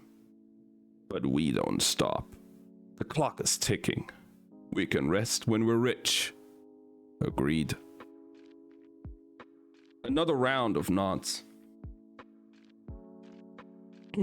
Nina, there are guards who walk the perimeter of the silos. You'll be the distraction. A distressed Rafgan new to the city looking for work in the warehouse district. You need to keep them occupied long enough for the rest of us to get inside and for Ines to scale the first silo. Then, on one condition, Nina said, arms crossed. This is not a negotiation. Everything is a negotiation with you, Brecker. You probably bartered your way out of the womb. If I'm going to do this, I want us to get the rest of the Grisha out of the city. Forget it. I'm not running a charity for refugees. Then I'm out. Fine, you're out. You get your share of the money for your work on the ice court job, but I don't need you on this crew. No, Ines said quietly. But you need me.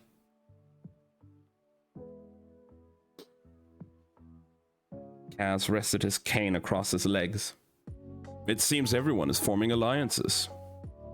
Ines remembered the way the sun had caught the brown in his eyes only hours before. Now they were the color of coffee gone bitter in the brewing. She was not going to back down. They're called friendships, Kaz. His gaze shifted to Nina. I don't like being held hostage. And I don't like shoes that pinch at the toes, but we must all suffer. Think of it as a challenge for your monstrous brain. After a long pause, Cass said, how many people are we talking about?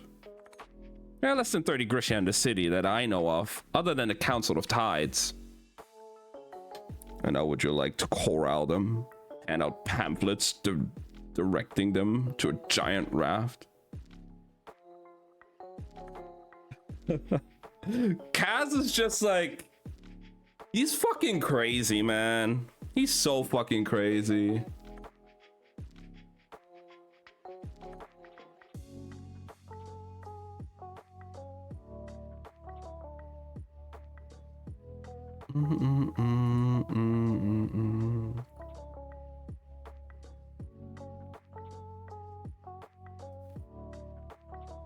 Okay.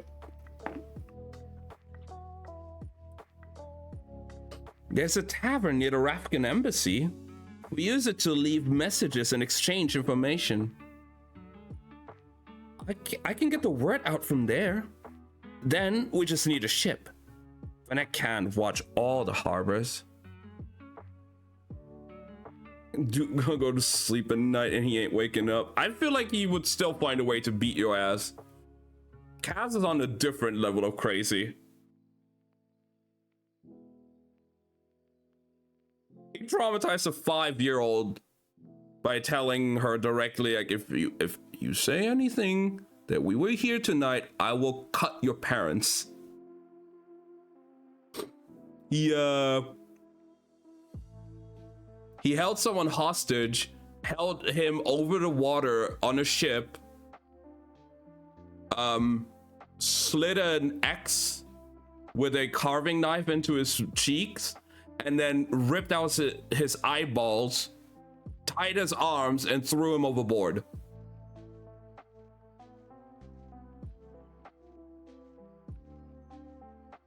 Like, I don't know.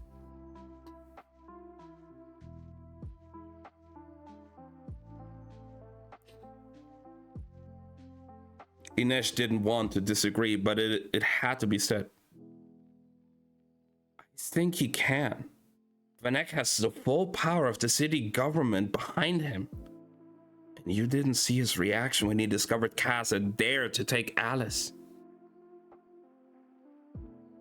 Please tell me he actually frothed at the mouth, said Jesper. That was a close thing. Kaz limped to the tomb door, staring out into the darkness. Vanek won't have made the choice to involve the city lightly. It's a risk. He wouldn't take that risk if he didn't intend to capitalize on it at the fullest. He'll have every harbor and watchtower on the coast on full alert, with orders to question anyone trying to leave Catterdam.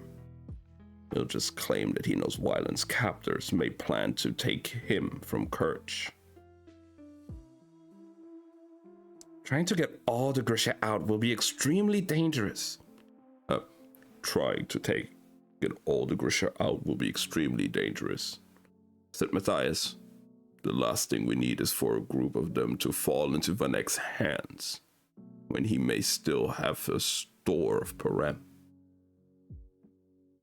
Jesper tapped his fingers on the grips of his revolvers. We need a miracle, and possibly a bottle of whiskey.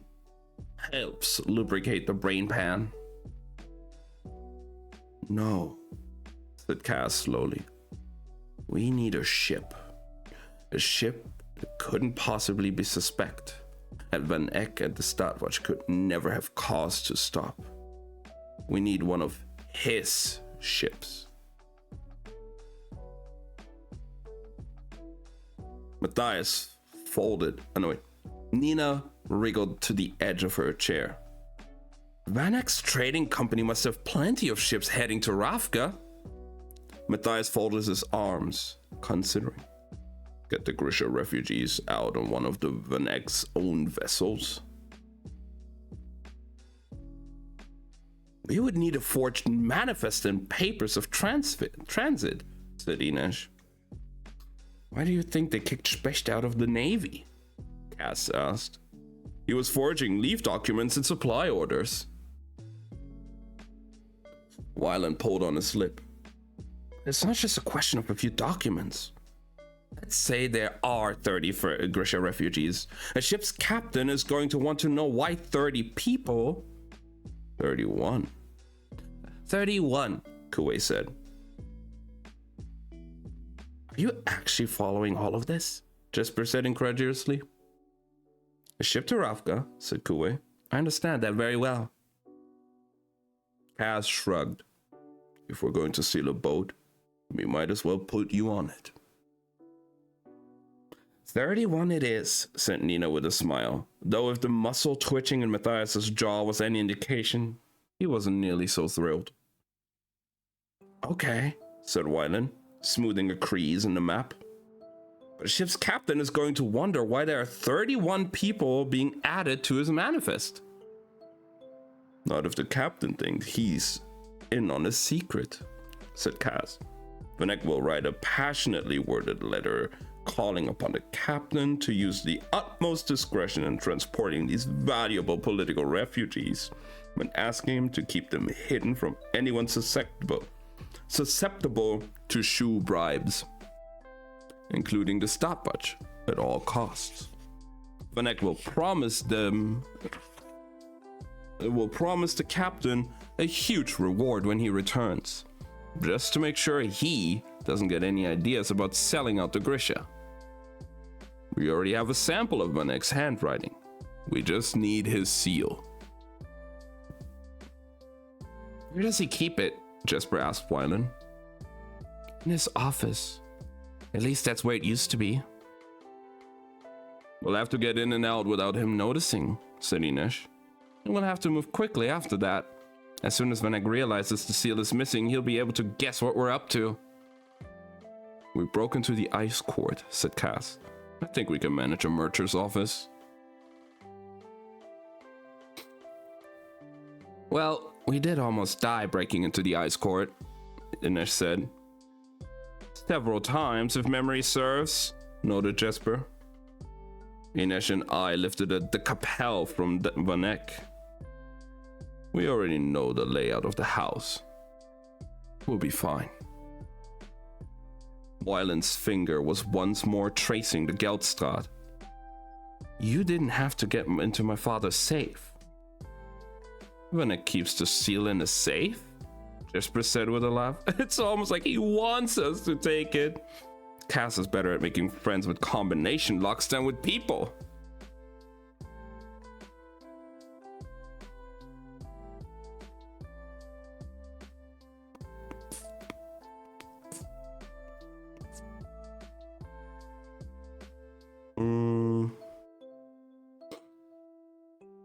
You've never seen a safe like this, Wyland said. He had it installed after the Capel was stolen. It has a 7-digit combination that he resets every day, and the locks are built with false tumblers to confuse safecrackers. Hey, Dark, reading's going well. The book is fucking crazy as always.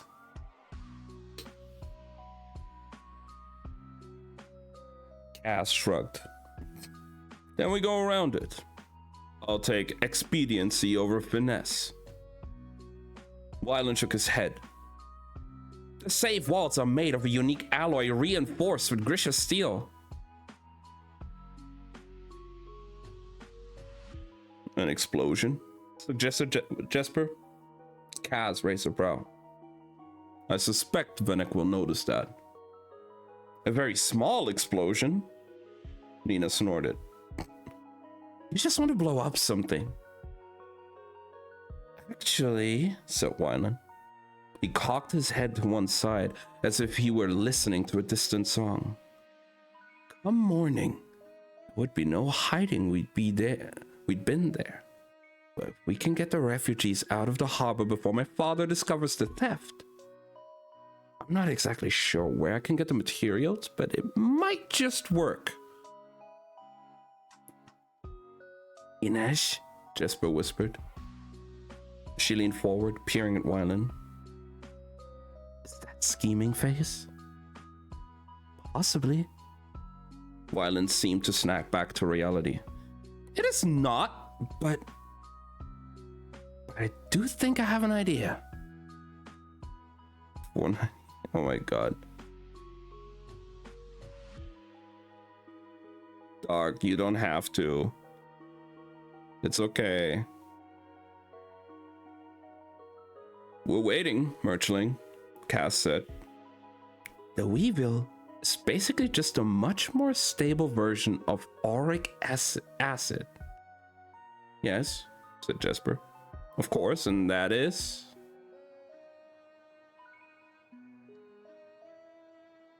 a corrosive.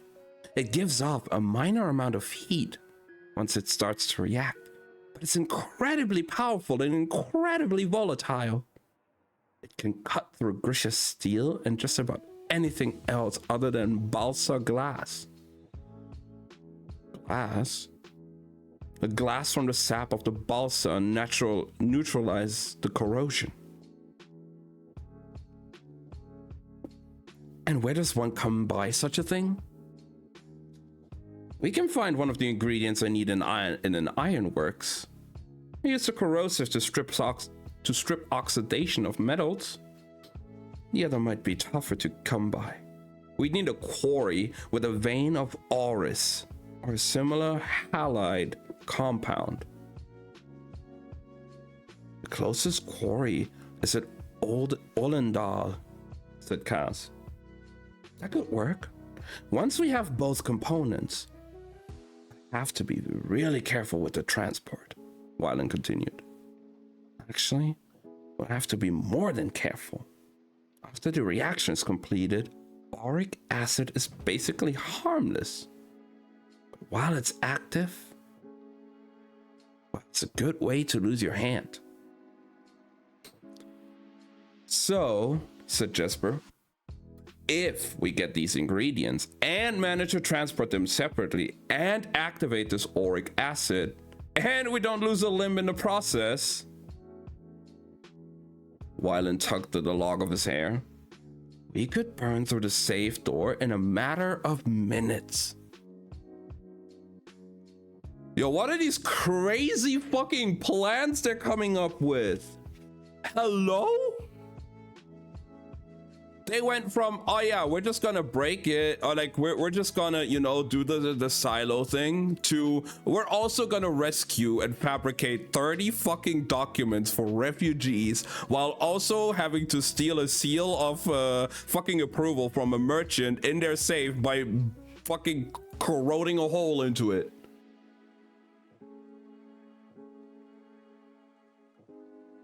What the fuck?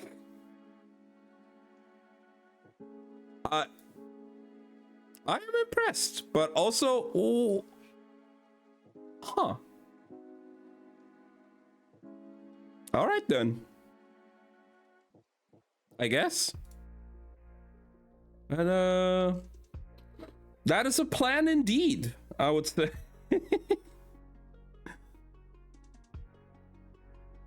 But you know, we're only like halfway through the book. Like, this half is still what we have left, this whole chunk here. So like, there's still a bunch of stuff that's gonna happen, I feel. What the fuck? This book is fucking crazy. Without damaging the contents inside? Asked Nina. Hopefully. Hopefully, repeated Cass. I've worked with worse. We'll need to find out what ships are departing for Ravka tomorrow night and get started on the manifest and papers of transit. Nina, once we've got a vessel chosen, can your little band of refugees make it to the docks on their own, or will they need their hands held for that too? I'm not sure how they will know the city. How well they know the city, admitted Nina. Cass drummed his fingers over the head of his cane. Wyland and I tackled the safe. We can send Jesper to escort the Grisha, and we can map a route so Matthias can get Kuwait to the docks. But that leaves only Nina to distract the guards and work the net for Inesh at the silos. The net needs at least 3 people on it for it to be worth anything. Inesh stretched, gently rolled her shoulders. It was good to be among these people again. She'd been gone for only a few days and they were sitting in a damp mausoleum, but it felt like a homecoming. I told you, she said. I don't work with a net.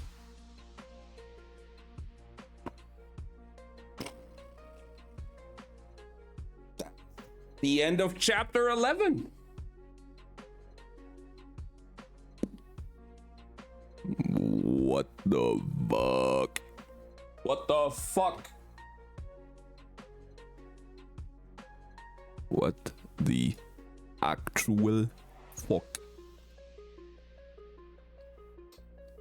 Man. That is... I don't know how they're gonna pull this whole shit off. Not gonna lie. I am I'm intrigued. 100%. I am super intrigued.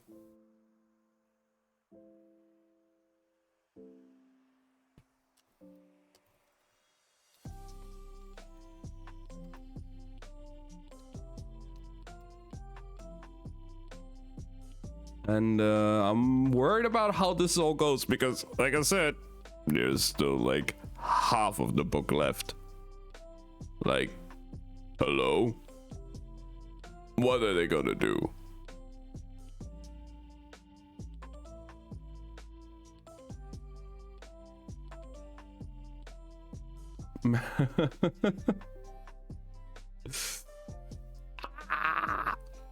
All right. I am going to be right back though for a moment because I'm gonna make myself some tea real quick and then we'll continue on. See you guys in a bit.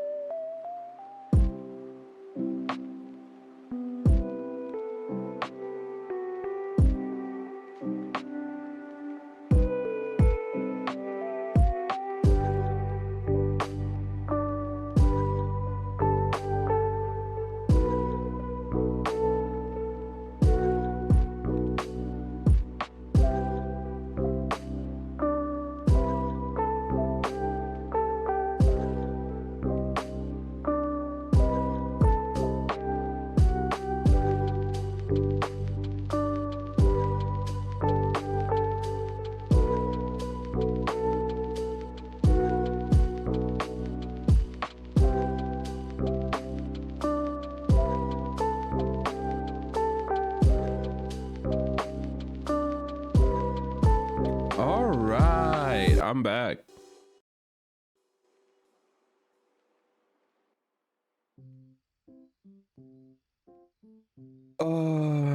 What's going on, Shadow? What did you think was over?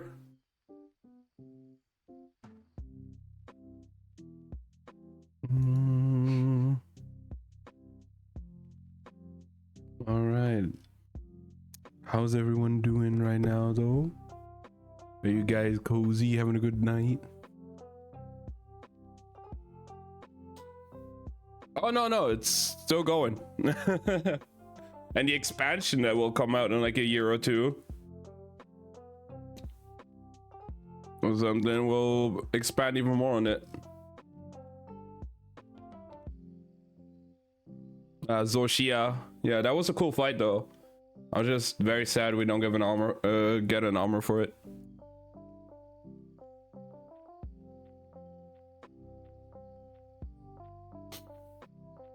It'd be really cool if there was like an armor set for it, because it looks so fucking sick. Goddamn.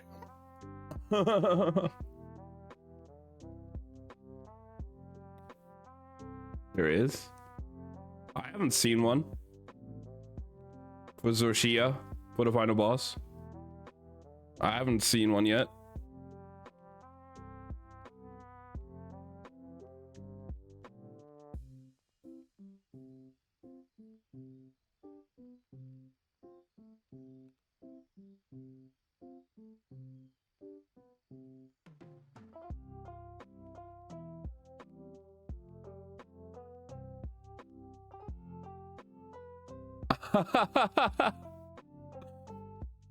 I'm pretty sure. No, I don't think I've seen one. I was just browsing Twitter here for a second, and guys,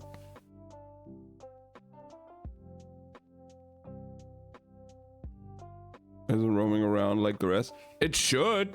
I do need to fight a new Udra in high rank because I need some pieces of its armor for my layer set. Gemma fan art? No, somebody made Kiryu in Monster Hunter.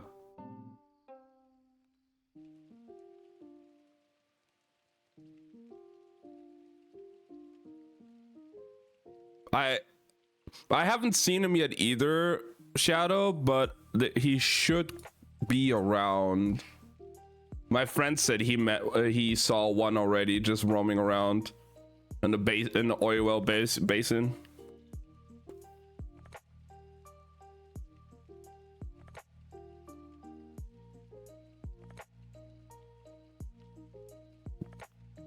You might need to be a bit higher hunter rank before it starts spawning in high rank.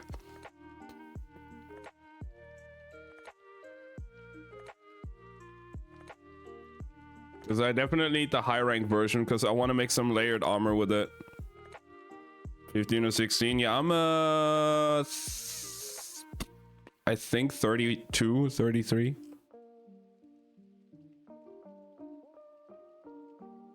I haven't seen it yet though, but I haven't really checked much in the oil well basin.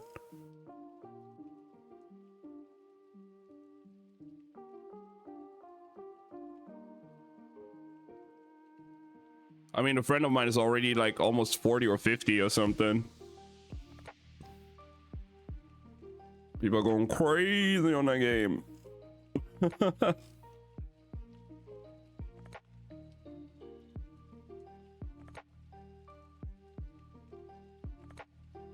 Yeah, they were like 32 or 33. Something like that.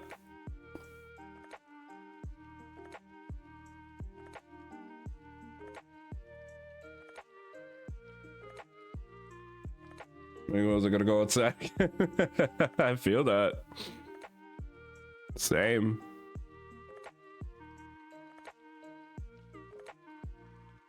Yeah, I need to, for the layered set I'm trying to work on, I need new Udra and Zhu. I've already fought Zhu. I have one of the pieces layered already now. But like, goddamn. I need more. I also made my first 2 high rank armor pieces in general that I've upgraded and used, which is the actually don't know. No, wait, it was on stream yesterday, but I don't think you've seen it yet. I'm not sure. It's another guardian monster, which was a as a subspecies of a previous game's monster.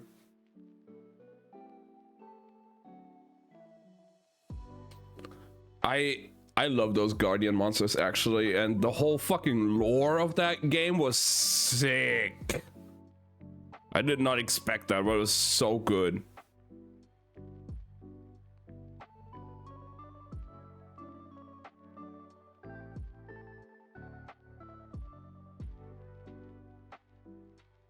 I mean, everybody fucking going crazy on that game.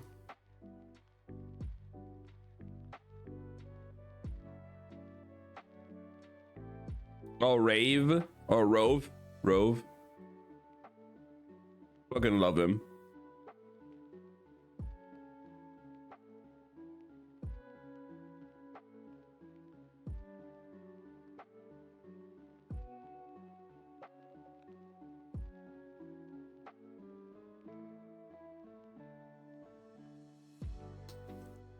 Yeah, I've done some side quests for him already as well. He has some side quests from time to time, it seems.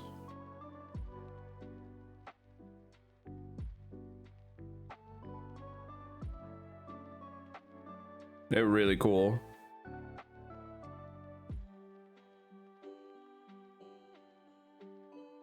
Gotta go. All right. Yeah, I'm probably gonna be continuing with the book here. Because I heard his voice. Hell yeah. I mean, he's so cool.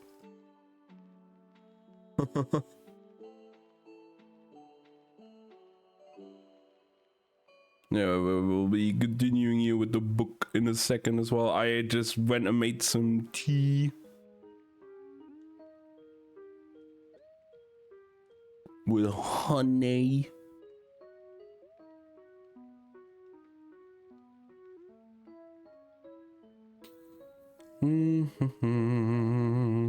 Always love a good tea.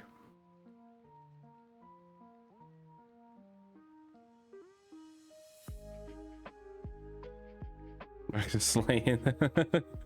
Have fun. Maybe you'll catch up.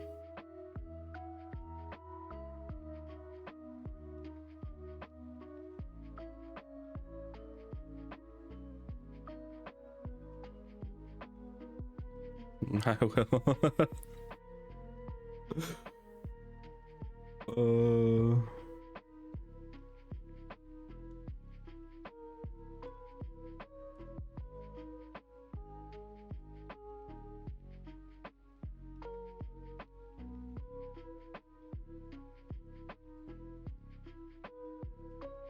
All right. Yeah, I probably won't be playing Monster Hunter on stream today. We might do Genshin after reading because there's some stuff in Genshin I need to do. But yeah. Other than that, we're chilling. We're having fun. Although the book is going fucking crazy. Speaking of, let's continue. Chapter 12. It's Kaz again. Kaz is all like the chapters out of Kaz's perspective, I feel like are always going to be like the wildest shit sometimes. So then he waddled away, waddle waddle. We're in for a good ride.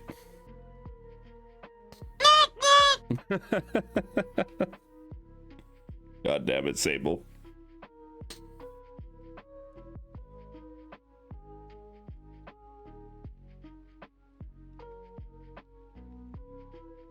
Yeah, I haven't checked in Twins Discord yet, but apparently this upcoming Wednesday won't be the voice acting stream. He's busy. So I won't be there on me and Lily won't be there on Wednesday on Twins channel. Sadly.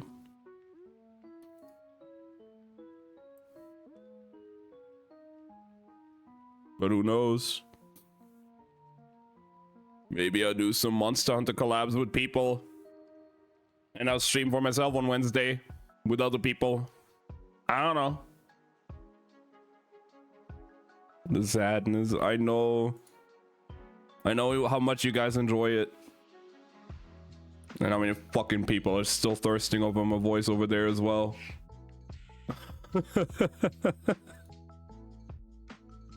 Is it his fault? I don't know. He just said this Wednesday we are gonna postpone this week until then session. I miss my Wednesday, but for sure next week we can. That's all he said.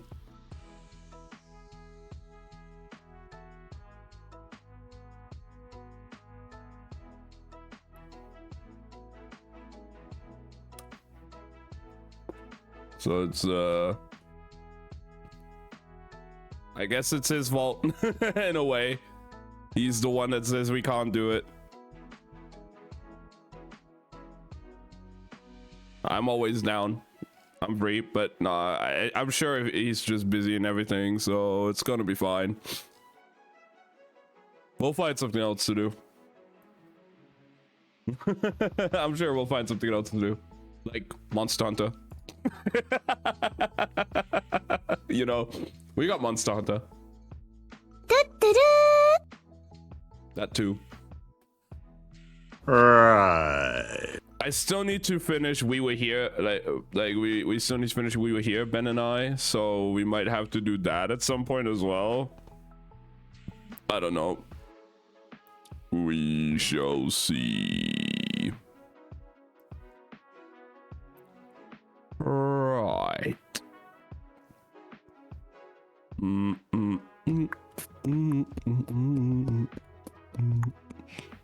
All right, let's continue.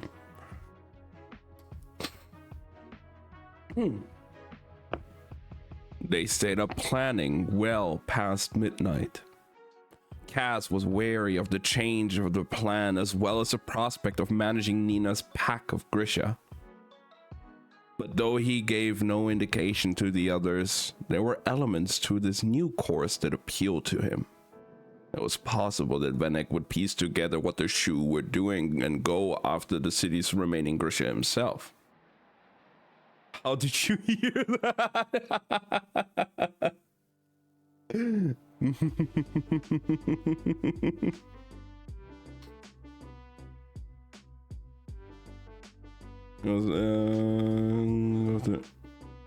They were a weapon Kaz didn't want to see in a Mercher's arsenal. But they couldn't let this little rescue slow them down. With so many opponents and a stopwatch involved, they couldn't afford it. Given enough time, the Shu would stop worrying about those dry-docked warships and the Council of Tides and find their way to Black Veil. Kaz wanted Kuwei out of the city and removed from play as soon as possible. At last, they put their lists and sketches aside. The wreckage of their makeshift meal was cleared from the table to avoid attracting the rats of Black Veil, and the lanterns were doused. The others would sleep. Kaz couldn't. He'd meant what he'd said. Vanek had more money, more allies, and the might of the city behind him. They couldn't just be smarter than Vanek. They had to be relentless. And Kaz could see what the others couldn't. They'd won the battle today. They'd set out to get Inesh back from Vanek, and they had. But the Merch was still winning the war. That Vanek was willing to risk involving the Stadtwatch, and by extension the Merchant Council, meant he really believed he was invulnerable. Kaz still had the note Vanek had sent arranging the meeting on Velgaluk, but it was shoddy proof of the man's schemes. He remembered what Pekka Rollins had said back at the Emerald Palace, when Kaz had claimed that the Merchant Council would never stand for Vanek's illegal activities. And he was going to tell him, a canal rat from the worst slum in the barrel? Don't kid yourself, Becker. At the time, Cass had barely been able to think beyond the red haze of anger that descended when he was in Rollins' presence. It stripped away the reason that guided him, the patience he relied on.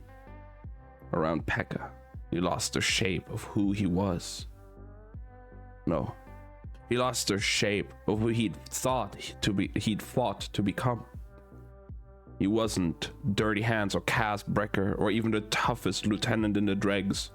He was just a boy fueled by a white flame of rage, one that threatened to burn the pretense of the hard-won civility he maintained to ash.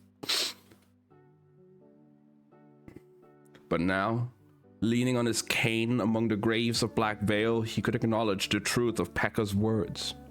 You couldn't go to war with an upstanding merch like Van Eck, not if you were a thug with a reputation dirtier than a stable hand's boot sole. To win, Cass would have to level the field. He would show the world what he already knew. Despite his soft hands and fine suits, Van Eck was a criminal just as bad as any barrel thug. Worse, because his word was worth nothing. Cass didn't hear Nesh approach. He just knew when she was there, standing beside the broken columns of a white marble mausoleum. She'd found soap to wash with somewhere, and the scent of the dank rooms of Isle Comedy, that faint hint of hay and grease paint, was gone. Her black hair shone in the moonlight, already tucked tightly away in a coil at her neck. And her stillness was so complete she might have been mistaken for one of the cemetery's stone guardians. Why the net, Cass? Yes, why the net? Why something that would complicate the assault he'd planned on the silos and leave them twice as open to exposure? I couldn't bear to watch you fall. That's what he was thinking, but what he said is now, I just went to a lot of trouble to get my spider back. I didn't want to do it so you could crack your skull open the next day. You protect your investments. The voice sounded resigned. That's right. And you're going off island. You should be more concerned that she could guess his next move. Roddy says the old man's getting restless. I need to go smooth his feathers. Per Haskell was still the leader of the dregs, and Cass knew he liked the perks of that position, but not the work that went with it. With Cass gone for so long, things would be starting to unravel. Besides, when Haskell got antsy, he liked to do something stupid just to remind people he was in charge. We should get eyes on the next house too, said Inesh. I'll take care of it. He'll have strengthened his security. The rest went unspoken. There was no one better equipped to slip past Venek's defense than the Wraith. We should tell her to rest. Tell her he would handle the surveillance on his own. Instead, he nodded and set out for one of the gondolas hidden in the willows, ignoring the relief he felt when she followed. After the raucous din of the afternoon, the canals seemed more silent than usual, the water unnaturally still. Do you think Westave will be back to itself tonight? Inesh asked, voice low. She'd learned the canal rat's caution when it came to traveling the waterways of Catadam. I doubt it. The Stadwatch will be investigating. And tourists don't come to Catadam for the thrill of being blown to bits. A lot of businesses were going to lose money. Come tomorrow morning, Cass suspected the front steps of the Stadthall would be crowded with the owners of pleasure houses and hotels demanding answers. Could be quite a scene. Good. Let the members of the Merchant Council concern themselves with problems other than Jan Van Eck and his missing son. Van Eck will have changed things up since we lifted the Capelle, And now that he knows Wylan is with us, agreed Inish, where are we going to meet the old man? The Knuckle. They couldn't intercept Haskell at the Slat, when that could have been keeping the Dreg's headquarters under surveillance, and now there were probably Statwatch swarming over it too. The thought of Statwatch grunts searching his rooms, digging through his few belongings, sent fury prickling over Kaz's skin. The Slat wasn't much, but Kaz had converted it from a leaky squat to a place you could sleep off a blender or lie low from the law without freezing your ass off in the winter or being bled by fleas in the summer. The Slat was his, no matter what Haskell thought. Kaz steered the gondol into Zolvar Canal at the eastern edge of the barrel. Haskell liked to hold court at the Fair Weather Inn on the same night every week, meeting up with his cronies to play cards and gossip. There was no way he'd miss it tonight. Not when his missing favorite lieutenant, had fallen out with a member of the Merchant Council and brought so much trouble to the Dregs. Not when he'd be the center of attention. No windows faced onto the Knuckle.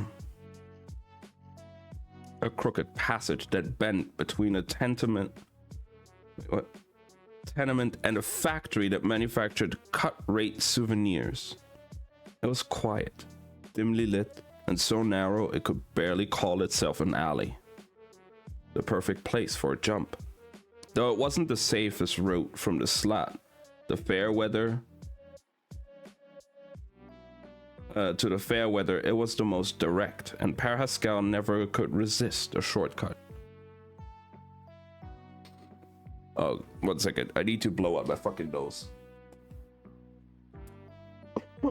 Or just, I don't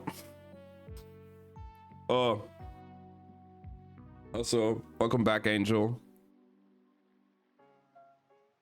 It's about what's fair. You thought we could be decent men in an indecent time, but the world is cruel, and the only morality is a cruel world, and the cruel world is chance.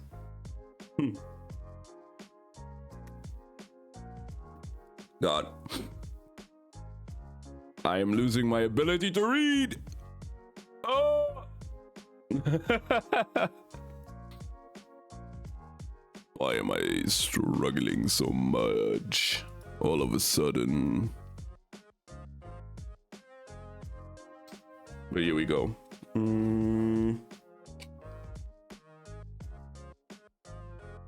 Kaz moored the boat near a small footbridge, and he and Inish took up the places in the shadows to wait. The need for silence understood. Less than 20 minutes later, a man's silhouette appeared in a lamplight at the mouth of the alley, an absurd feather jutting from the crown of his hat. Kaz waited until the figure was almost level with him before he could step forward. Scowl. Haskell whirled, pulling a pistol from his coat. He moved quickly despite his age, but Kaz had known he would be packing iron and was ready. He gave Haskell's shoulder a quick jab with the tip of his cane, and just to send a jolt of numbness to his hand. Haskell grunted and the gun slipped from his grasp. Inish caught it before it could hit the ground and tossed it to Kaz. Brecker, he said angrily, trying to wiggle his numb arm. Where the hell have you been? And what kind of skiff rolls of his own boss in an alley? I'm not robbing you. I just didn't want you to shoot anyone before we had a chance to talk. Kaz handed the gun back to Haskell by its grip. The old man snatched it from his palm, grizzled chin jutting out stubbornly. Always overstepping, he grumbled, tucking the weapon into a pocket with his nubbly played jacket. Unable to reach his holster with his incapacitated arm, You know what trouble you brought down on me today, boy. I do. That's why I'm here. There was Startwatch crawling all over the slot at the Crow Club. We had to shut the whole place down, and who knows when we'll be able to start it up again. What were you thinking? Kidnapping a merchant's son? This was the big job you left town for? The one supposed to make me wealthy beyond my wildest dreams? I didn't kidnap anyone. Not strictly true, but Cass figured the subtleties would be lost on Per Haskell. Then what in Gazen's name is going on? Haskell whispered, furiously, spittle flying. You've got my best spider, he said. You've got my best spider, he said, gesturing to Inesh. My best shooter, my heart render, my biggest bruiser. Muzan is dead. Son of a bitch, Haskell swore. First Big Bolliger, now Muzan. You trying to gut my whole gang? No, sir. Sir. What are you about, boy? Vanek is playing a fast game, but I'm still a step ahead of him. Don't look like it from here. Good, said Kaz. Better no one sees us coming. Muzan was a loss I didn't anticipate, but give me a few more days and not only will the law be off your back, your coffers will be so heavy you'll be able to fill your bathtub with gold and take a swim in it. Haskell's eyes narrowed. How much money are we talking? That's the way, Cass thought, watching greed light Haskell's gaze, the lever at work. 4 million Kruger. Haskell's eyes widened. A life of drink and heart living in a barrel had turned to whites yellowy. And to the whites yellowy. You trying to cozy me? I told you this was a big haul. Don't matter how high the pile of scrub is if I'm in prison. I don't like the law in my business. I don't either. I don't either, sir. Haskell might mock Cass's manners, but he knew the old man lapped up every gesture of respect, and Cass's pride could take it. Once he had his own share of Vanek's money, he wouldn't have to obey another order or soothe Per Haskell's vanity ever again.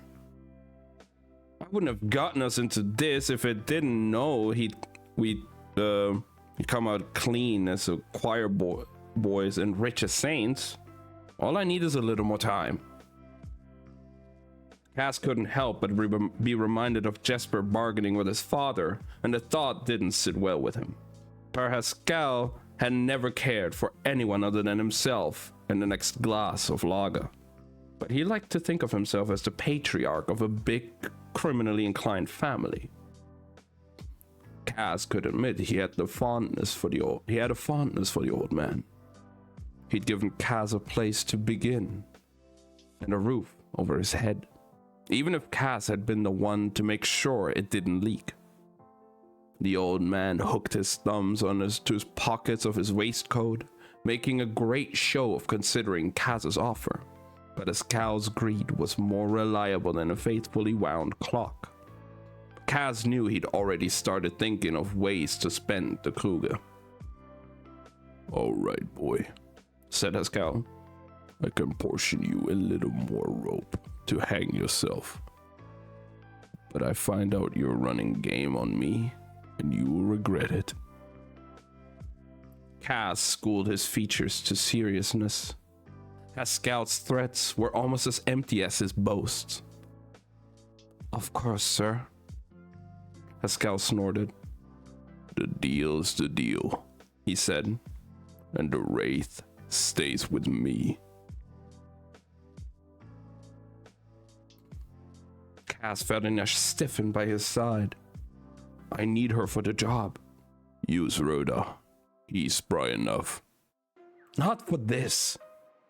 Now Haskell bristled, puffing his chest out, the false sapphire of his tie pin glinting in the dim light.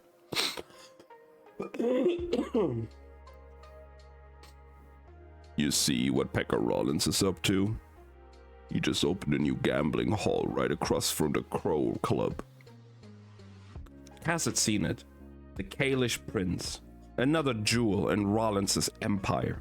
A massive betting palace decked out in garish green and gold as some ridiculous homage to Pekka Rollins' homeland.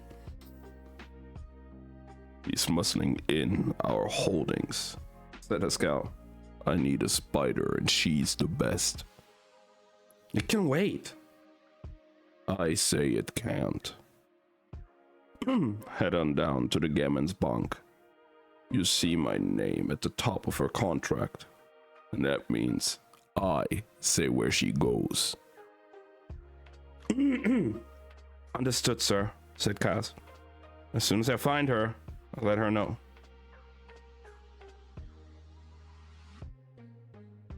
She's right.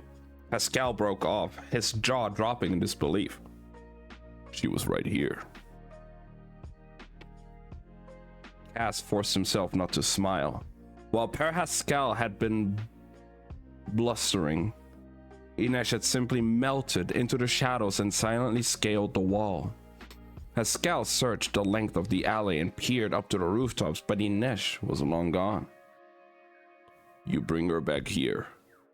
You bring her back here, Haskell said furiously. Right now. Cass shrugged.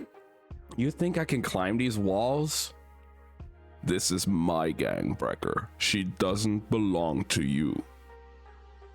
She doesn't belong to anyone, Cass said, feeling the singe of that angry white flame. But we'll all be back at the slats soon enough. Actually, Jesper would be headed out of the city with his father, Nina would be off to Ravka, Inesh would be on a ship under her own command, and Kaz would be getting ready to split from Pascal forever. The old man would have his Kruger to comfort him. Cocky little bastard, growled Haskell. Cocky little bastard was about to make you one of the richest bosses in the barrel. Get out of my way, boy. I'm late for my game. Hope the carts are hot. Kaz moved aside. You may want these. He held out his hand. 6 bullets lay in his gloved palm. In case of a tussle. Haskell whisked the pistol from his pocket and flipped open the barrel. It was empty. You little... Then Haskell barked and laughed and plucked the bullets from Cass's hand, shaking his head. You've got the devil's own blood in you, boy. Go get my money. And then some, murmured Cass as he tipped his hat and limped back down the alley to the gondole. Cass kept sharp, relaxing only slightly when the boat slid past the boundaries of the barrel and into the quieter waters of that bordered the financial district. Here, the streets were nearly empty and the Stopwatch presence was thinner. As the gondole passed beneath a lead bridge, he glimpsed a shadow separating itself from the railing. A moment later, Inesh joined him in the narrow boat. He was tempted to steer them back to Black Veil. He'd barely slept in days, and his leg has never fully recovered from what he'd put it through at the ice court. Eventually, his body was going to stop taking orders. As if she could read his mind, Inesh said, I can handle the surveillance. I'll meet you back on the island. Like hell. She wasn't going to be rid of him that easily. What direction do you want to approach Vanek's house from? Let's start at the Church of Bata. You can get eyes on Vanek's house from the roof. Cass wasn't thrilled to hear it, but he took them up Beurs Canal, past the exchange and the grand facade of the Geldrenner Hotel, where Jesper's father was probably snoring soundly in his suite. They docked the gondola near the church. The glow of candlelight spilled from the doors of the main cathedral, left open and unlocked at all hours, welcoming those who wished to offer prayers to Gazen. Thank you for the lurk, Shadow. Angel, I appreciate it.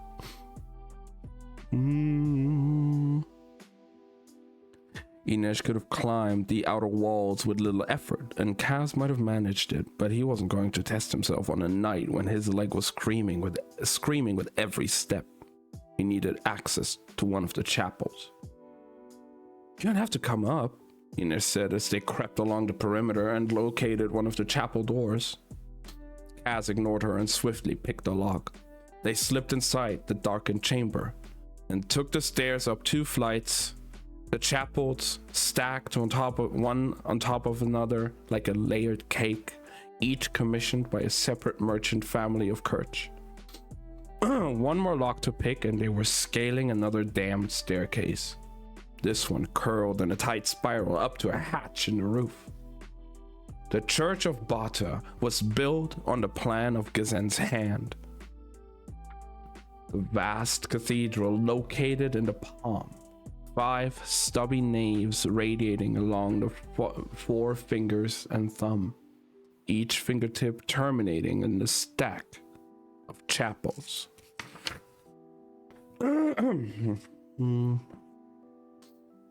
They'd climbed the chapels at the tip of the pinky and now cut down to the roof of the main cathedral, and then up the length of Gazen's ring finger, picking their way along a jagged mountain range of slippery gables and narrow stone spines. Why do gods always like to be worshipped in high places? Kaz muttered. It's men who seek grandeur, Inej said, springing nimbly along as if her feet knew some secret topography. The saints hear prayers wherever they're spoken, and answer them according to their moods. What you want and what the world needs are not always in accord, Kaz. Praying and wishing are not the same thing. But they're equally useless, is what Kaz thought. Kaz bit back the reply. He was too focused on not plummeting to his death to properly engage in an argument. At the tip of the ring finger, they stopped and took in the view. To the southwest, they could see the high spires of the cathedral, the exchange, and the glittering clock tower of the Geldrenner Hotel, and the long ribbon of the Beurs Canal flowing beneath Zen's bridge. But if they looked east, this particular rooftop gave them a direct view of the Geldstraat, the Geld Canal beyond, and Van Eck's safely home. A stately home. It was a good vantage point to observe the security Van Eck had put into place around the house and onto the canal, but it wouldn't give them all the information they needed. We're going to have to get closer, said Kaz. I know, said Inej, drawing a length of rope from a tunic and looping it over one of the roof's finials. It'll be faster and safer for me to case Van Eck's house on my own. Give me a half hour. By the time you make it back to the gondola, I'll have all the information you need. He was going to kill her. You dragged me up here for nothing. Your pride dragged you up here. If Van Eck senses anything amiss tonight, it's all over. This isn't a 2-person job, and you know it. Inej, my future is riding on this too, Kaz. I don't tell you how to pick locks or put together a plan. This is what I'm good at, so let me do my job. She yanked the rope taut. And just think of all the time you'll have for prayer and quiet contemplation on the way down. She vanished over the side of the chapel. Kaz stood there, staring at the place she'd been only seconds before. She had tricked him. The decent, honest, pious Wraith had outsmarted him. He turned to look back at the long expanse of roof he was going to have to traverse to get back to the boat. Curse you and all your saints, he said to no one at all, and then realized he was smiling.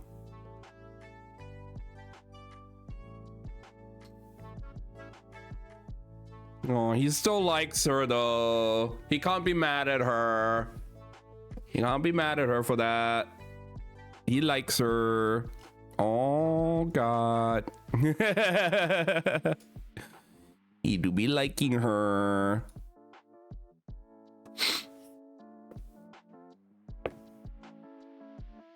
Kaz was in a decidedly less amused frame of mind by the time he sank into the gondol.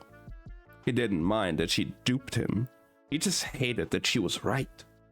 He knew perfectly well that he was in no shape to try to slink into Venek's house blind tonight. It wasn't a two-person job, and it wasn't the way they operated. She was the Wraith, the Barrel's best thief of secrets. Gathering intelligence without being spotted was her speciality, not his.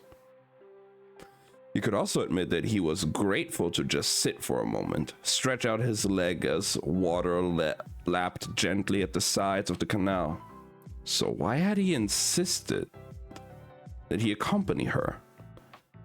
That was dangerous thinking.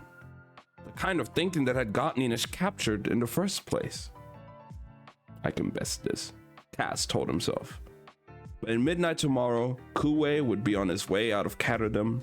In a matter of days, they would have their reward. Inish would be free to pursue her dream of hunting slavers, and he'd be rid of this constant distraction. He would start a new gang, one built from the youngest, deadliest member of the Dregs. He'd rededicate himself to the promise he'd make to Geordie's memories, the painstaking task of pulling Pekka Rollins' life apart piece by piece.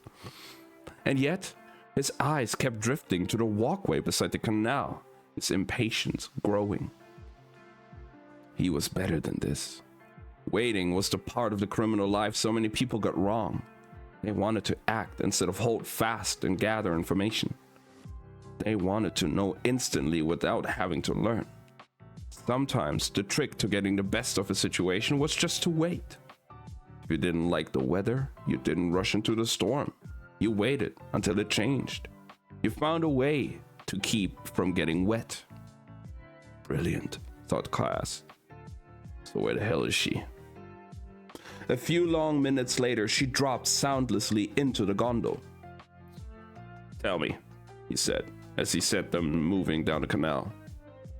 Alice is still in the same room on the second floor. There's a guard posted outside her door. The office? Same location, right down the hall. He's had Shuila locks installed on all of the house's exterior windows. Kaz blew out an annoyed breath. Is that a problem? She asked. No, a Shuila lock won't stop any pick worth his stones, but they're time consuming. I couldn't make sense of them, so I had to wait for one of the kitchen staff to open the back door. He'd done a shoddy job of teaching her to pick locks. She could master a Shuila if she put her mind to it. They were taking deliveries, Inish continued. From the little bit I was able to hear, they're preparing for a meeting tomorrow with the Merchant Council. Cute Fawn, thank you for the follow. I appreciate it. I hope you're having a good evening. Makes sense, said Kaz. He'll act the role of his distraught father and get them to add more Studvutch to the search. Will they oblige? They have no reason to deny him, and they're all getting fair warning to sweep their mistresses or whatever else they don't want discovered in a raid under the rug. The barrel won't go easy. No, said Kaz as the gondol slipped past a shallow sandbar that abutted Black Veil and into the island's mist. No one wants the merchants poking around in our business. Any notion of what time this little meeting of the council will take place? The cooks were making noises about setting a full table for dinner. Could make for a good distraction. Exactly. This was them at their best, with nothing but the job between them, working together free of complications. He should leave it at that, but he needed to know. You said Venek didn't hurt you. Tell me the truth. They'd reached the shelter of the willows. Inej kept her eyes on the droop of their white branches. He didn't. They climbed out of the gondol, made sure it was thoroughly camouflaged, and picked their way up the shore. Kaz followed Inej, waiting, letting her weather change. The moon was starting to set, limning the graves of Black Veil, a miniature skyline etched in silver. Her braid had come uncoiled down her back. He imagined wrapping it around his hand, rubbing his thumb over the pattern of its plaits. And then what? He shoved the thought away. When they were only a few yards from the stone hull, Inej halted and watched the mists wreathing the branches. He was going to break my legs, she said. Smash them with a mallet so they'd never heal. Thoughts of moonlight and silken hair evaporated in a black bolt of fury. Kaz saw Inej tug on the sleeve of her left forearm, where the menagerie tattoo had once been. He had the barest inkling of what she'd endured there, but he knew what it was to feel helpless, and Vanek had managed to make her feel that way again. Kaz was going to have to find a new language of suffering to teach that smug merch son of a bitch. Jesper and Nina were right. Inej needed rest and a chance to recover after the last few days. He knew how strong she was, but he also knew what captivity meant to her. You're not up for the job. I'm up for the job, she said, her back still to him. The silence between them was dark water. He could not cross it. He couldn't walk the line between the decency she deserved and the violence this path demanded. If he tried, it might get them both killed. He could only be who he truly was, a boy who had no comfort to offer. So he would give her what he could. I'm going to open Vanek up, he said quietly. I'm going to give him a wound that can't be sewn shut, that he'll never recover from. The kind that cannot be healed. The kind you endured? Yes. It was a promise. It was an admission. She took a shaky breath. The words came like a string of gunshots, rapid fire, as if she resented the very act of speaking them. I didn't know if you would come. Kaz couldn't blame Vanek for that. Kaz had built it down in her with every cold word and small cruelty. We're your crew, Inej. We don't leave our own at the mercy of merch scum. It wasn't the answer he wanted to give. It wasn't the answer she wanted. When she turned to him, her eyes were bright with anger. He was going to break my legs, she said, her chin held high, the barest quaver in her voice. Would you have come for me then, Kaz? When I couldn't scale a wall or walk a tightrope? When I wasn't the Wraith anymore?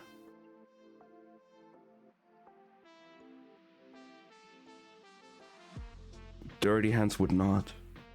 The boy who could get them through this, get their money, keep them alive, would do her the courtesy of putting her out of her misery, and cut his losses and move on. I would come for you, he said. And when he saw the wary look she shot him, he said it again. I would come for you. And if I couldn't walk, I'd crawl to you.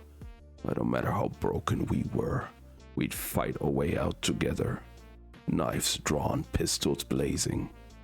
Because that's what we Smash. do. We never stop fighting. The wind rose. The boughs of the willows whispered. A sly, gossiping sound. Kaz held her gaze, saw the moon reflected there, twin scythes of light.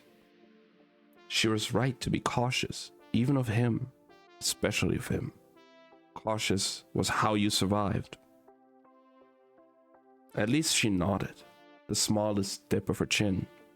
They returned to the tomb in silence. The willows murmured on.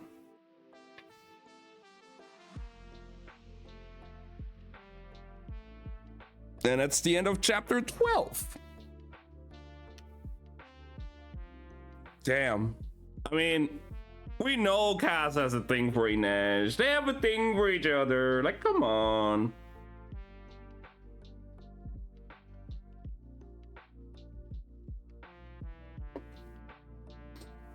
Of course he would rescue her. Like, ain't no way he wouldn't. Ship it and burn it. Why burning it though, huh, Angel? Why burning it?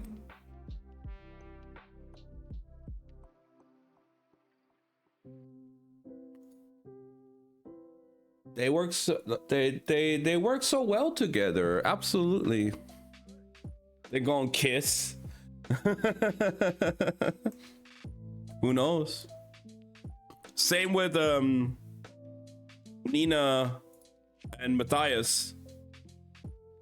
And who knows? Maybe even Jesper and Wylan. Nothing wrong with a little bit of some action between some dudes. You know?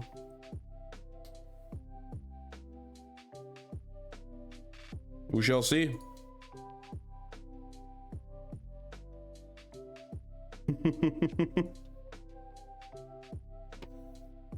Speaking of Nina and Matthias, we're at chapter 13, Nina's point of view again.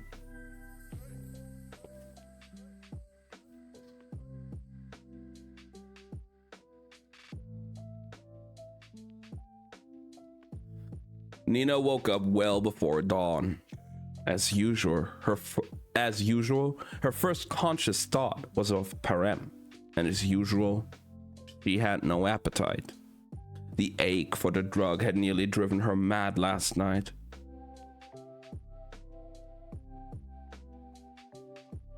Your favorite number? Okay.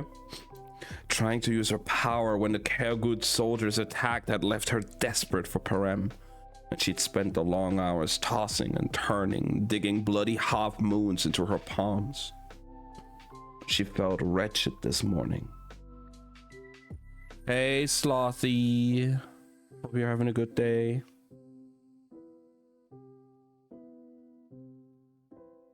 How are you doing today, Slothy?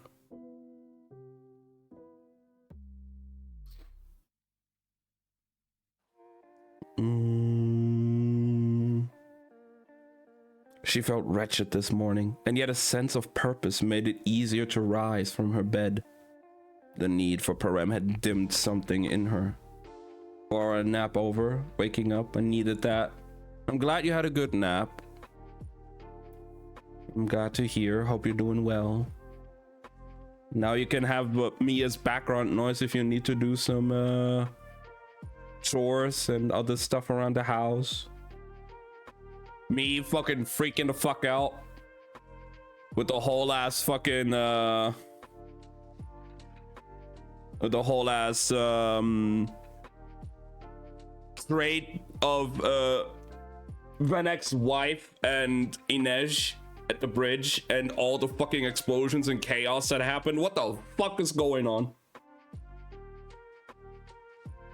We're now at the part now where they're trying to get into Vanek's house to get the seal to like forge all the documents for the Grisha.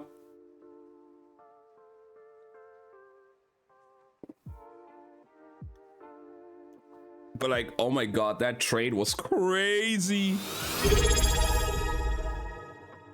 Also, oh my god, Slothy, 9 months already. Thank you so much for the resub. I appreciate it. You're the best.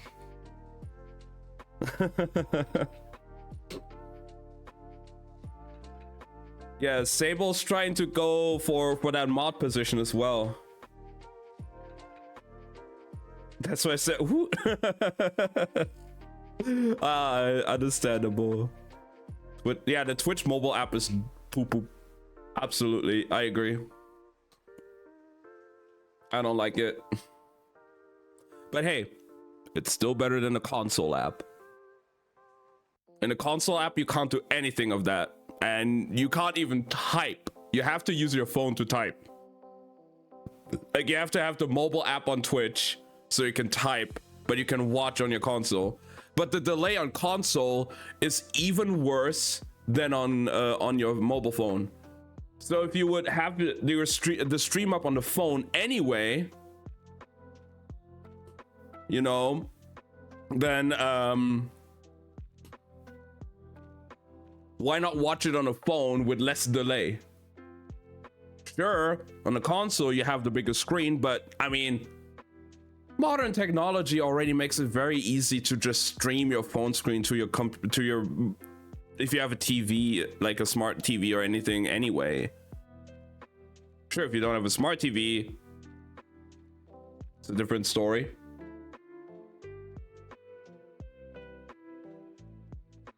But still, like, I'd rather use the mobile app and watch on a small screen than watching it on console with worse delay.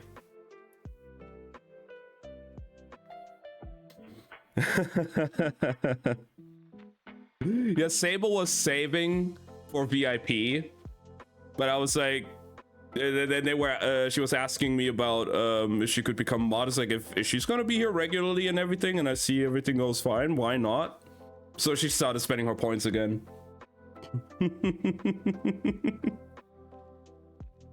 She's been spending her points. She's not saving anymore. She's gambling for that mod.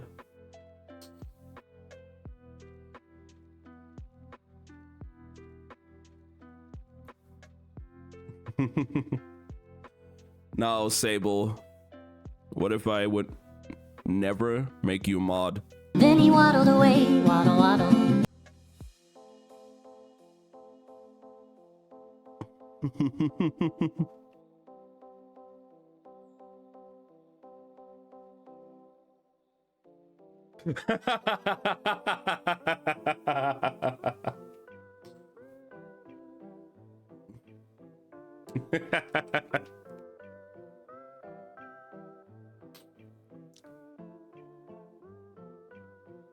This is slice of life.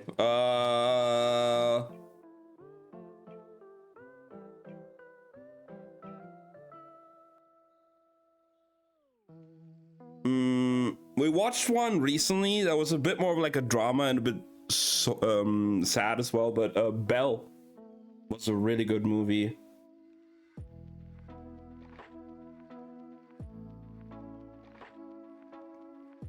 It's not the funny.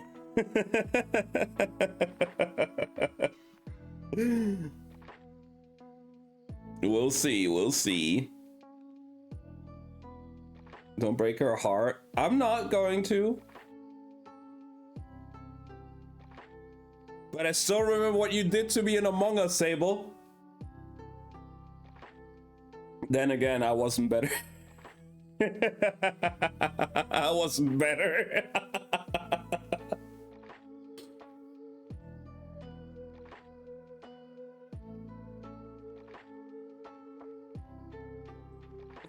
Twin says I'm a crazy Latina, and he's right.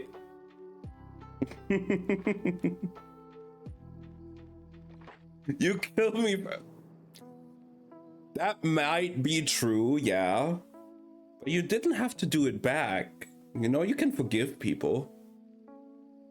Forgive and forget, you know.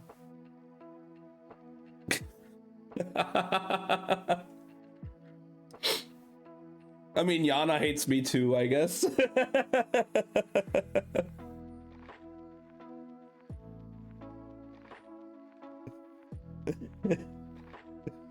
I mean, I can't help the fact that the game is giving me imposter like fucking 5 times in a row. I didn't rig the game or anything. The game, I hated being imposter all the time. I just, you know, I just wanted to have fun. Should have been Twin. Right, yeah, we should have voted out Twin every time anyway. But even there, even he was turning on me. It's like, vote out the German. It's always the German. Like, hell it ain't. I mean, he was right most of the time, but like, hell he ain't.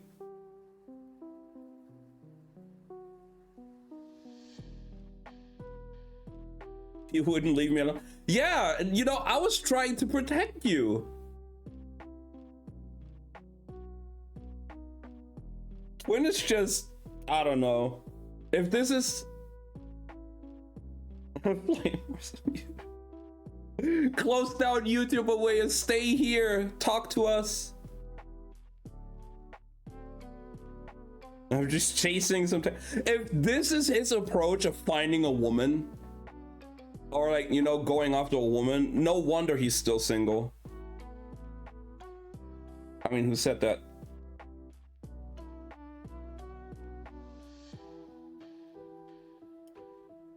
I'm just sipping my tea.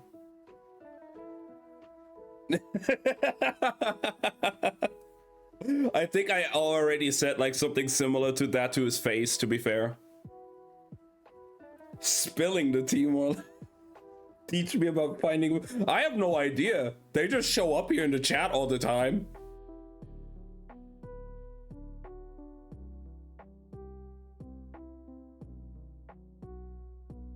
The harem grows. It does.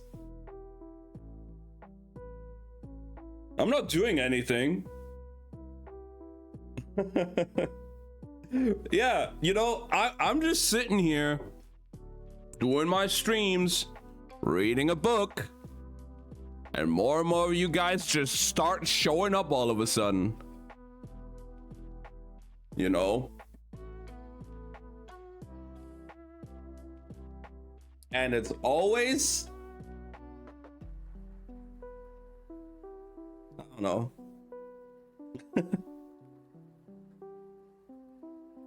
It's always the German. I mean, he wasn't wrong in that night, to be fair. The amount of times I've gotten imposter and I've killed a bunch of people in Among Us that game, he wasn't wrong. That day, he wasn't wrong. I think out of all of the people that were playing, we were like 8 or 9 people in the end, with like Grimdy and Raymond and everybody in there as well. I think I've gotten imposter most of the time. And like 3 times with Scythe as well.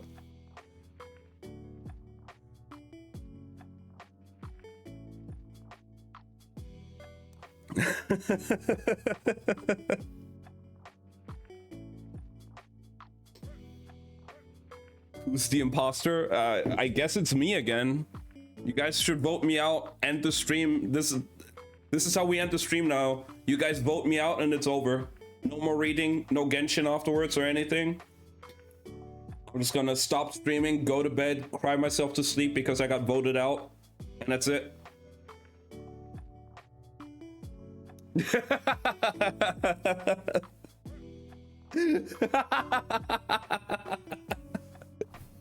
That's imposter like 3 times. The time with Yana was so funny. Oh yeah. Don't stop stream, cry on stream.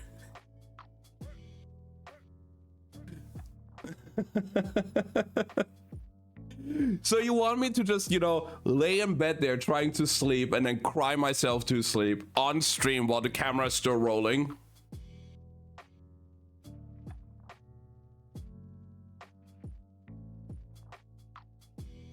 Is that what you want? Like with the camera here and then just, you know, lay there and cry? We observed a German in its natural habitat. Yeah, my own room that I never leave and then cry myself to sleep every night. The new government. We don't even know yet what the government, how the government will form. Observe. Fascinating.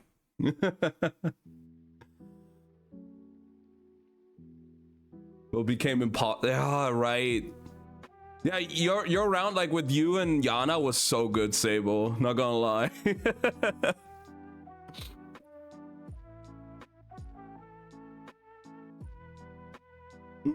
Who knows? Maybe one day I'll do a stream where I'm also like, you know, sleeping, and we do like a long as like subathon or something, or a donut. I don't know. I mean, my 3-year Twitch affiliate anniversary should come up very soon, guys. And we're also almost at 500 followers. Just saying, there's a lot of options we could go for.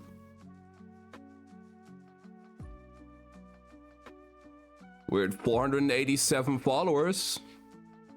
And in like 2 months or something, or like in about a month, it's my 3-year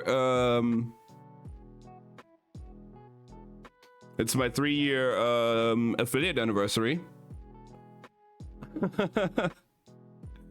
Everything's coming up soon.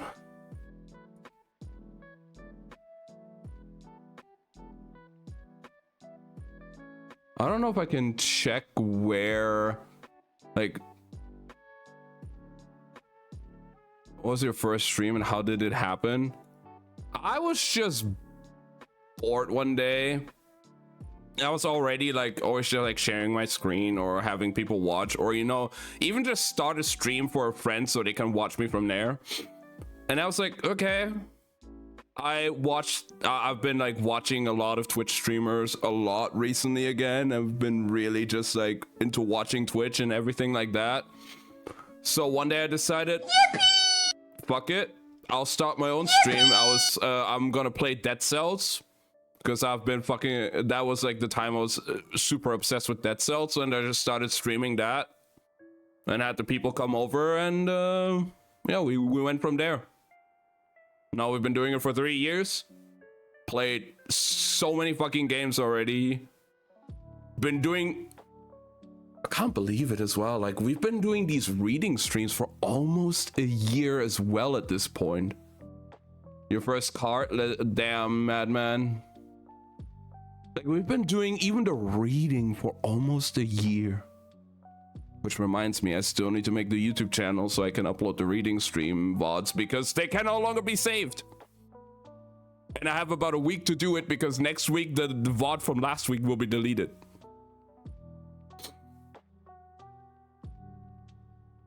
So there's that.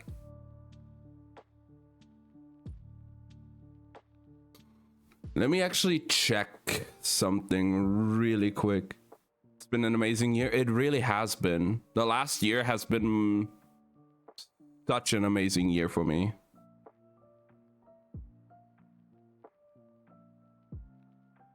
Can I, like, if I go to my video collection, you know, with all of the reading streams and everything saved, let me see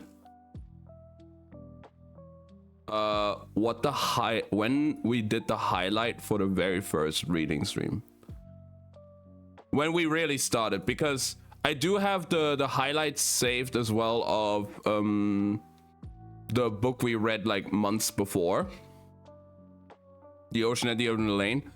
So we did The Ocean at the End of the Lane, which was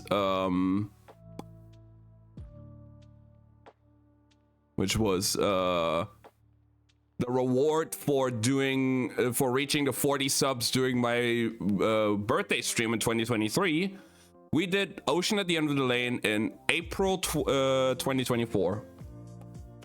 And then when we really started doing the more regularly Sunday evening reading streams, that was in July 2024. So it's been almost a year. Holy shit.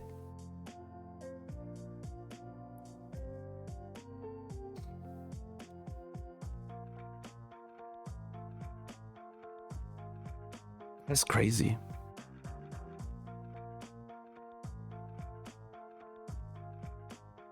And as well, like how many books we've done already. We're on our 7th book, guys.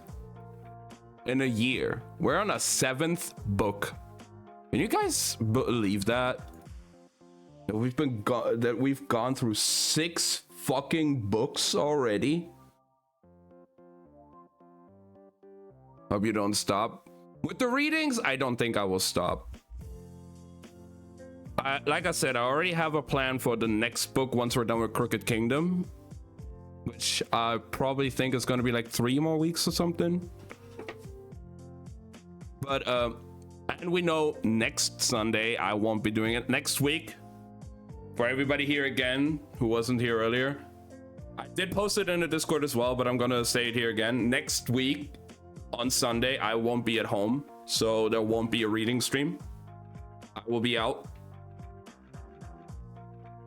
Sadly, I just, you know, or fuck it, right? I'm just gonna bring my book along, and I'm gonna do like a fucking mobile stream from the train, in the train, reading the book for like the 2-hour train ride or something.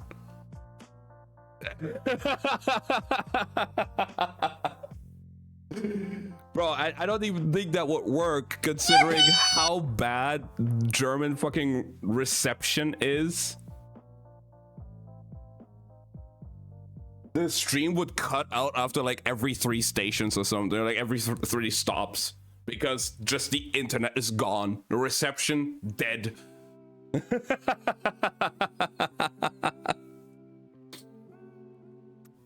Nah, I could not do that. It would be funny though, but no, I don't think I can do that. So yeah, next Sunday I'll be out. Like of all the other Germans, right? I mean, hey, I'm going to a concert of an American artist, you know? Maybe there's some other people there going to the concert as well, so speaking English wouldn't be the worst, I guess, but still. You know, I'm just sitting there reading a book out loud in a fucking train. Who are you going to see? Alec Benjamin.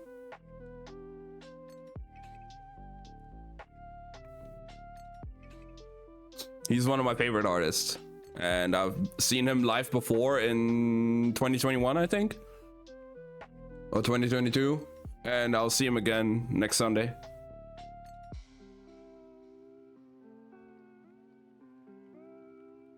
I love some of his songs. I can probably sing along to every single song he is gonna sing on a concert. Probably can sing along to all of them. I love his music a lot. I even sang some of them on stream karaoke. Or, well, more like I sang along to it. Ooh, that sounds really good, Slothy. Enjoy your dinner.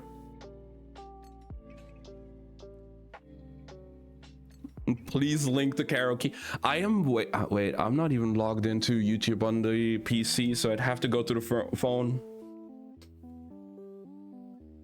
Or how about we do some live karaoke right now? Or not, I don't know.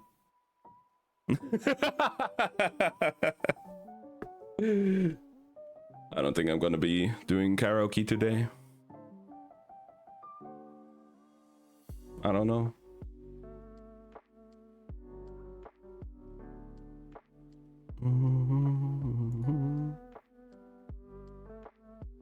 Thing, bitch, or I don't know.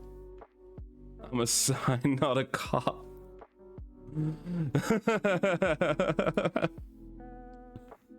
Can I see when I started becoming an affiliate here?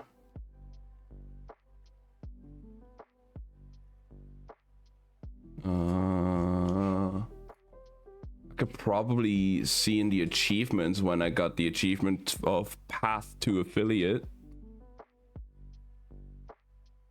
Because that's what I was originally trying to check here. Okay, achievements.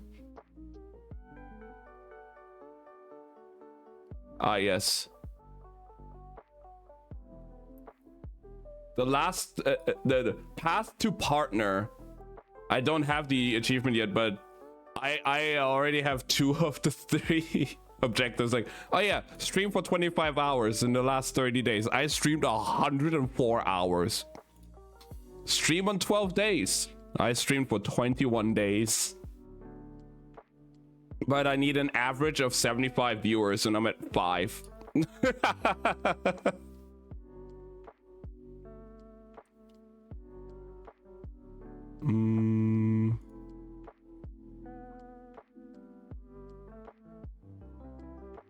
Doesn't say when I got the achievement though. Why does it not say when I have completed that achievement? I would like to know when I've got an affiliate, so I might be able to plan something. But like, if it's not showing me, and I don't remember. I don't remember the date.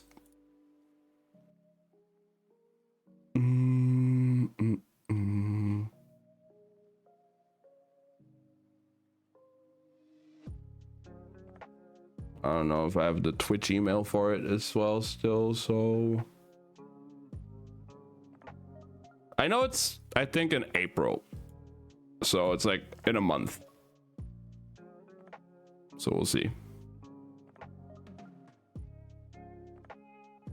Wait, actually no, is it? Please. Why does it show me the completed ones for other things? Like it shows me when I got stream for a total of 2,000 hours. Reach 2 followers. Oh yeah, that's in 2018. Man, stream for 4 hours in the last stream for 2 unique days. But I was an affiliate back then. Reach 50 followers, but that was also not affiliate yet.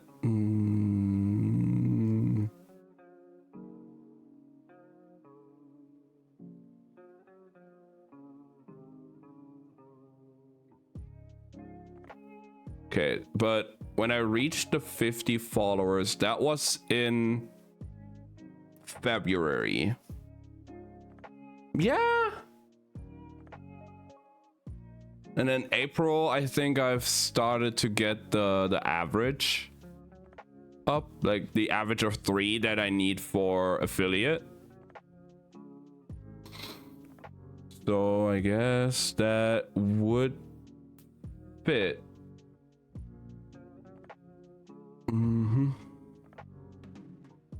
Okay. Yep. All right, let me see Sable real quick. I think they're also still linked to my Discord somewhere, like very far back in the stream links channel on my Discord. Or no, in the stream clips. Yeah, somewhere scrolling up, like in the stream clips, there should be the links to some of those videos. Let me actually go up and check.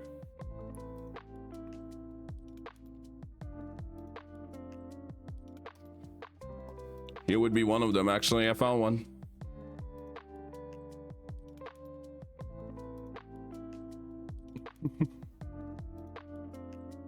There you go, Sable.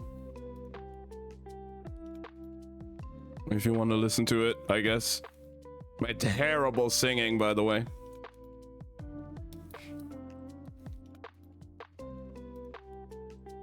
My singing ain't good.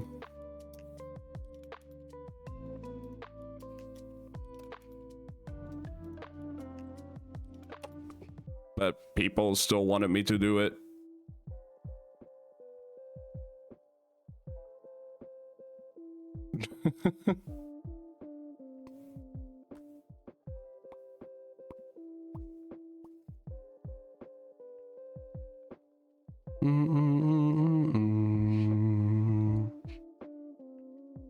All right.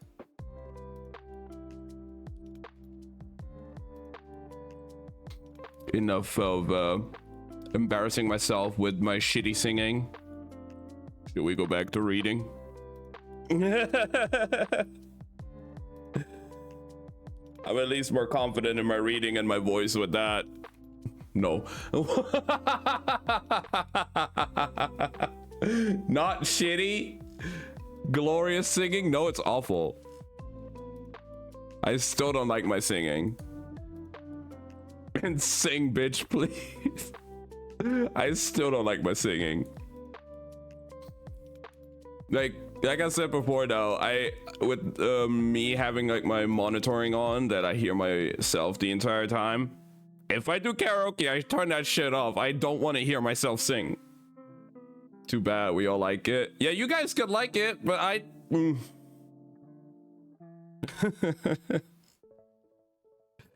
Ah. No. Give the people what they want.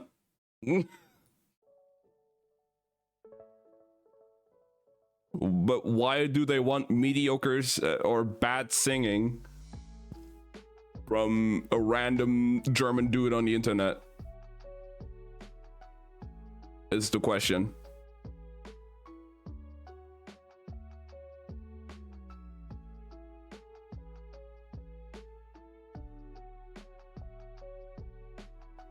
Entertaining, cute singing. We want it now? Someone tried to break into your home? What the fuck? I hope you're okay, dog.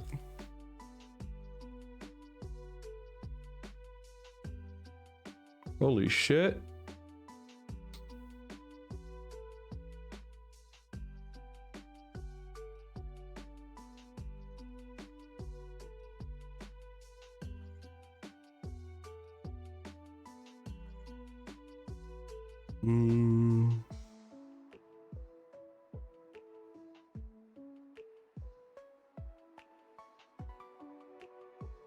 It was stupid.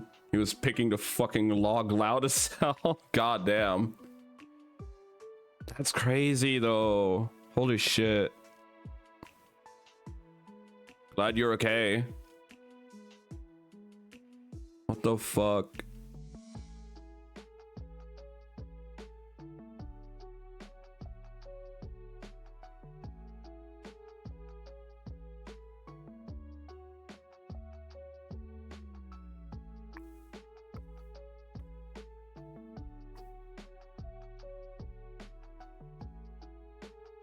Dog sprinted so fast. Oh my god.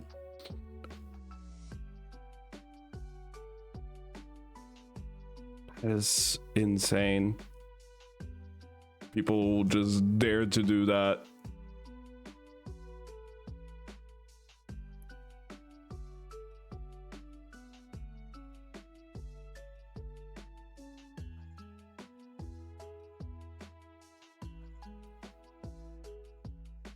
You got not arrested not even an hour later. Fucking hell.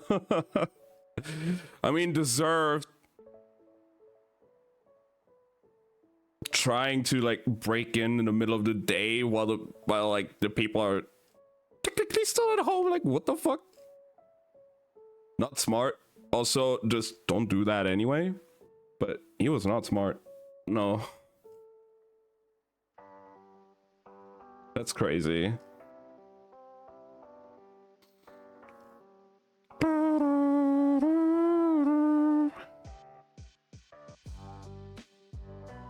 Thought it was his home. That almost reminds me. That reminds me of the time when my mom was still working at retail at like a drugstore. Before that drugstore went bankrupt and she switched. But 2.87 fucking hell. But one evening, somebody tried to rob her as well. And so what my mom usually does, which is super fucking smart, after like some time when there's like some decent amount of money in the cash register, she would like take out all of the bills, the paper bills, and like put them underneath. So like she would like pick up the whole tray and then just put them underneath. So only like the coins and the small things in there, and then like if she needs the big one, like the bills, she would just like grab them from underneath. So This guy came in, right? Goes over to the register, actually like pulls out a gun and holds my mom at gunpoint and tells her to open the register. She was already thinking like the gun looked fake or something. So she opened the register. He looked over into it, just saw the coins and said, "Oh, there's nothing in there anyway. Okay, bye." And just leaves. Bro just straight up leaves. Like, "Oh, there's some money here. Okay, bye. I'm out." Like, what?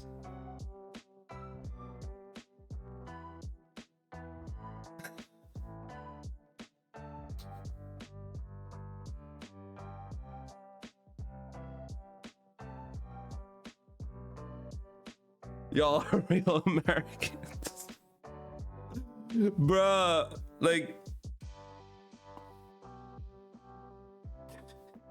that was so good. He just saw like all like the little coins, like the 5 cents and everything. And then oh yeah, oh there's no money here. Okay, I'm going. Bye. These are the only weapons I have. God damn, Slothy, look at that. Buff as hell.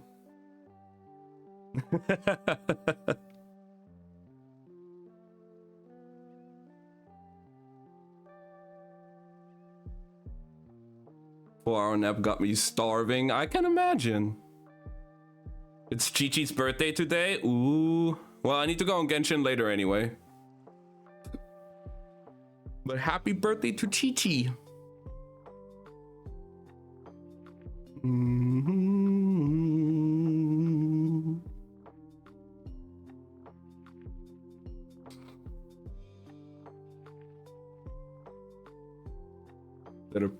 That a pro streamer who's live right now, he was there and I was gonna hook up with him before he flew home.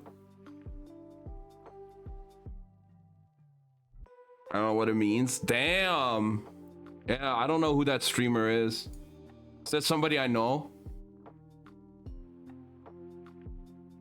You said he's live right now. Give me his name. I'm gonna check him out.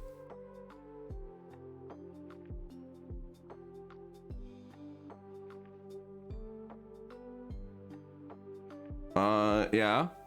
I'm waiting for the name.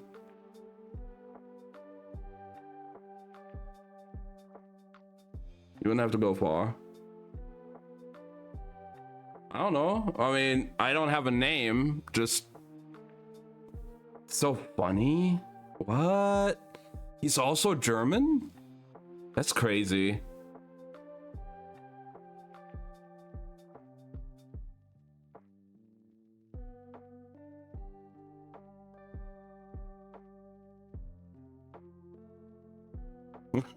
Super crazy. I mean, world's small, right? You gotta show back to the gun story. You have to show me at some point who he is. Your delicious dinner. Well, enjoy your food, Slothy.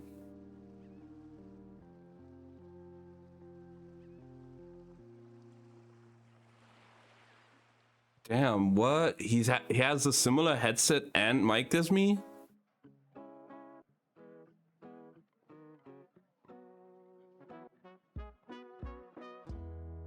That's crazy. Narrows down to Surge. Yeah, I could still think of a few people though.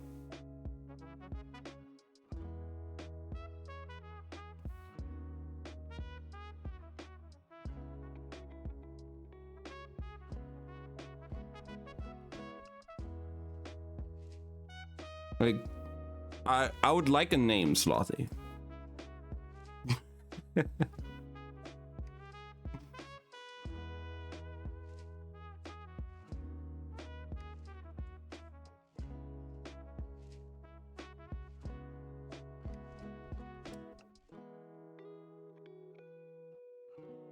Like to eat, please and thank you, and just write the name and you can go to eat.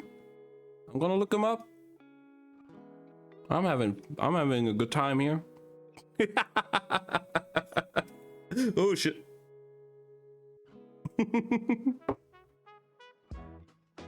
What if I already wrote the name? Then point it out to me again, please.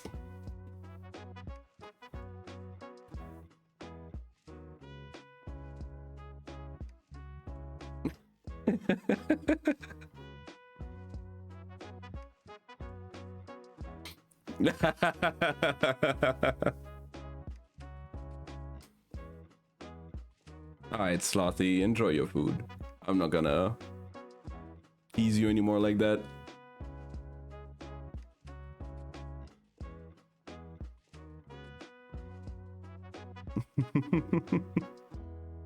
You're good.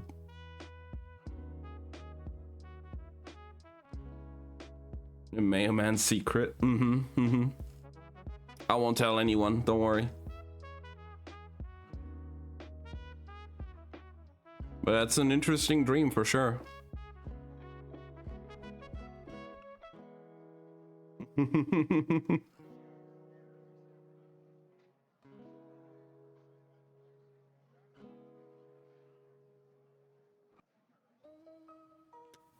It didn't happen, yeah, I know. But the thought was there.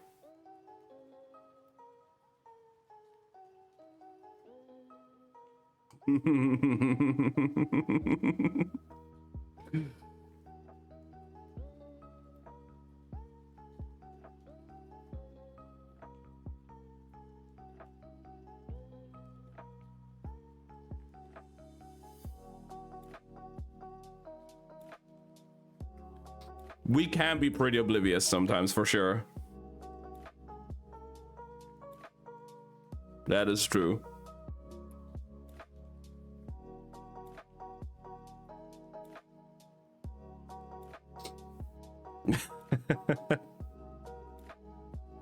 But I mean, though that one was just obvious. I was just like going along with it and messing around, you know. Of course I knew. I mean, you literally said whose life right now.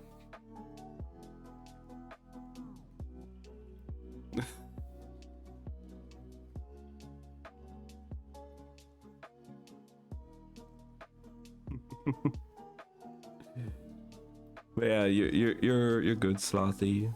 Enjoy your food.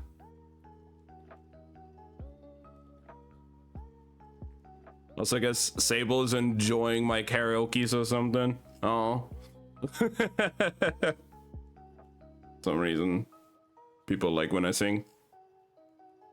Awful.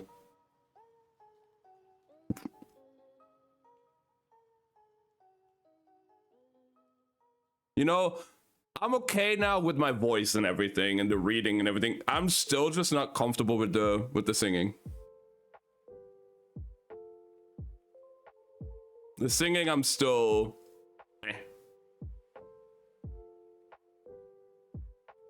Oh my god.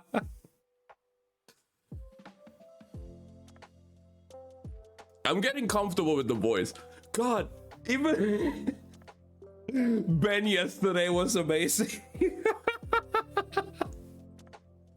We were just like chilling and we were playing Monster Hunter, and he was like he was hunting a different monster now. He was talking about like he wanted to do a special attack on, like a specific attack on it. So I just did like a voice. I was just like saying something in a different voice, and he thought it came from the game, from the monster. It's like, I'm okay. As if the monster all of a sudden can just talk to him.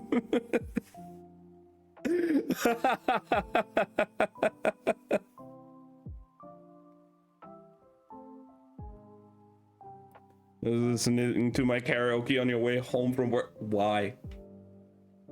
Why would you do that? Why would you listen to the horrible singing?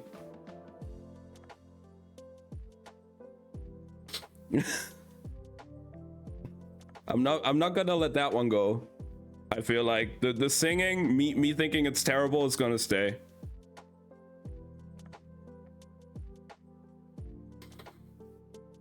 Bro, literally the original voice in the background of those karaoke tracks is better than me. 100%.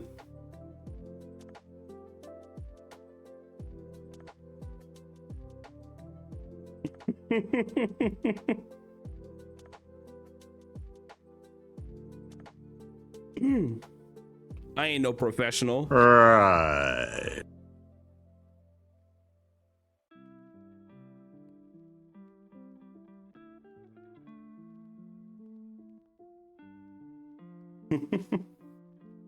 What's that supposed to mean, Salati? Burning a tire over 15,000 needles? Then you should go get your ears checked, I think.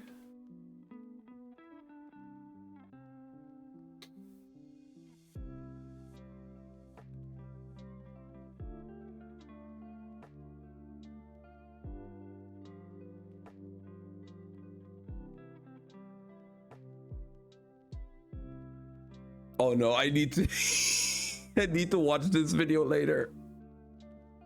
Oh no. No. No.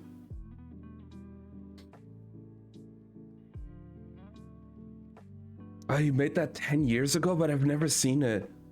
A professional voice actor, he did a dramatic reading of the lyrics from the German Naruto opening.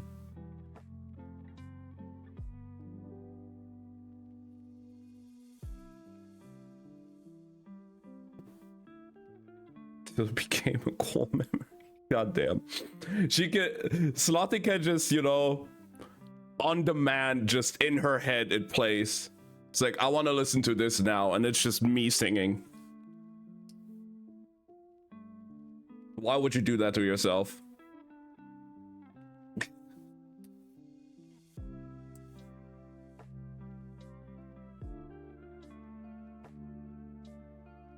Who hurt you?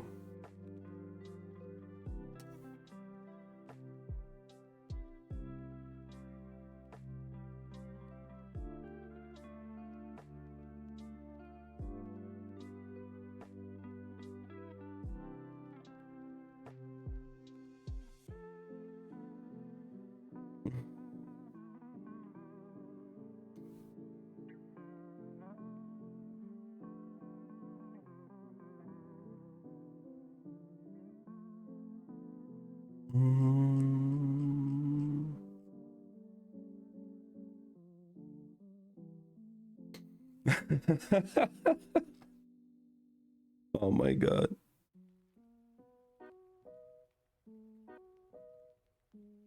The thing is, like, I'm in a very Alec Benjamin kind of mood, obviously, right now, because, like, hello, I'm going to a concert of him next week. Obviously, I'm gonna be listening to a lot of his music right now. But I don't know what song to do. If I wanted to do a karaoke of a song right now, what song do I do? Is the question.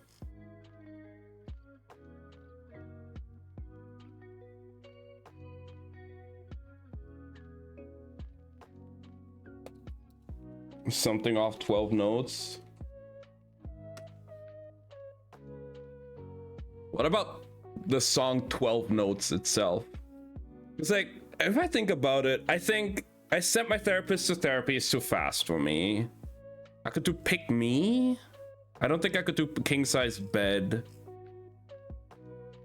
I think I've already done Different Kind of Beautiful.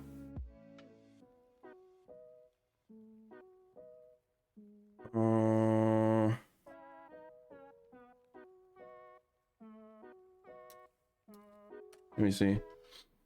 I haven't done Arsonist, I think. I haven't done Ways to Go.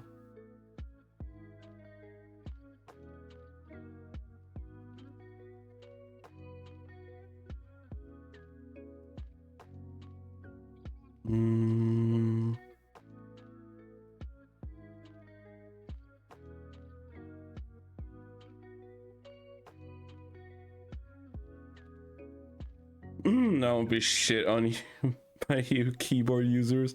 You know you can just plug in a keyboard on your console as well. That's what I'm doing. That's how I play. You can just use like any cheap keyboard or something. You don't have to have like a crazy good keyboard for that.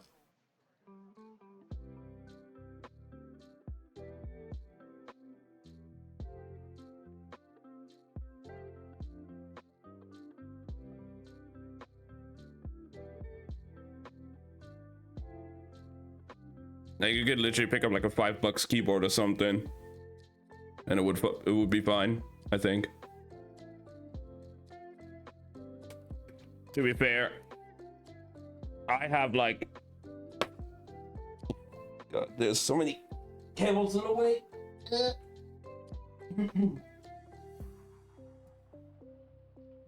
I have like a $80 one I've been using for years now.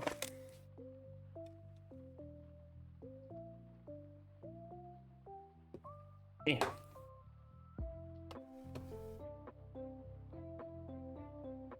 Lifestyle exists. Right.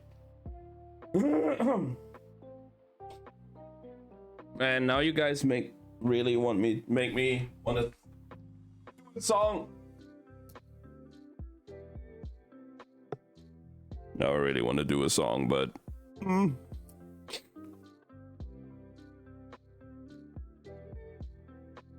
which one? Okay, also, if I do this, I need to change one thing here real quick.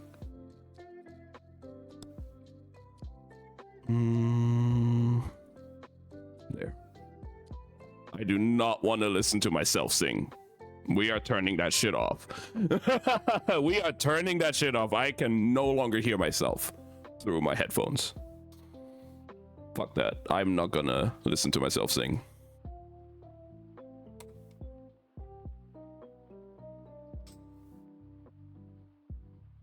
Why do you guys always want me to do this? What is wrong with you?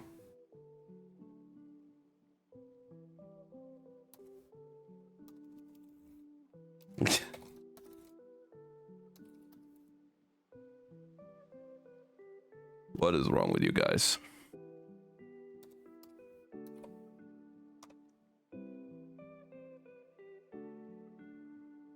Mental illness is the tip. Oh my god, Slothy. You're okay. You're great though.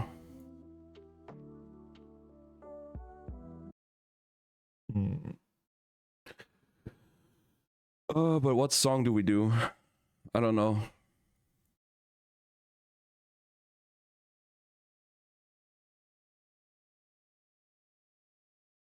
Definitely has to be something from Alec Benjamin because of the concert coming up.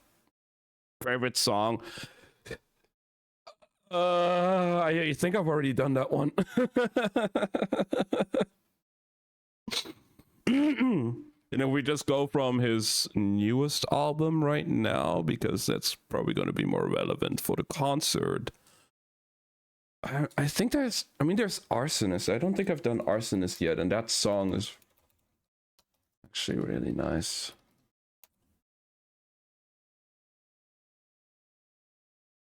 You can do a cover of your original karaoke. Oh god. I don't think I've done Arsonist.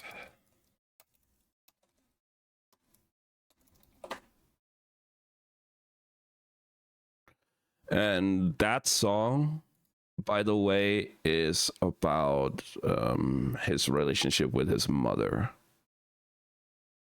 Let me see for a moment first here. I threw away the evidence and every little trace. By now it should be evident that I'm the one to blame. I own the conflagration, it was I who lit the flame. Then I flushed all of my matches down the drain. Oh, I know there's no excuse for what I did.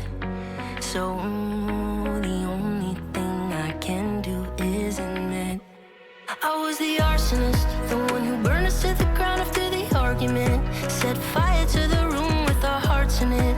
And though I said that you're the I started it, I was the arsonist, but now I'll make it up to you for all the darkness. For everything I put you through, let me start with this. I started it, now I'll build back that room with our hearts in it. I was the arsonist. I'm sifting through the rubble in the ash.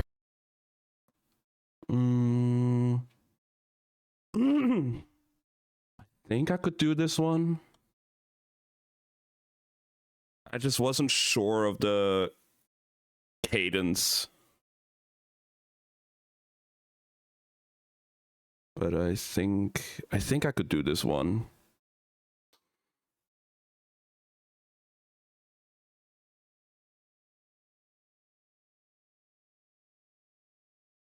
Why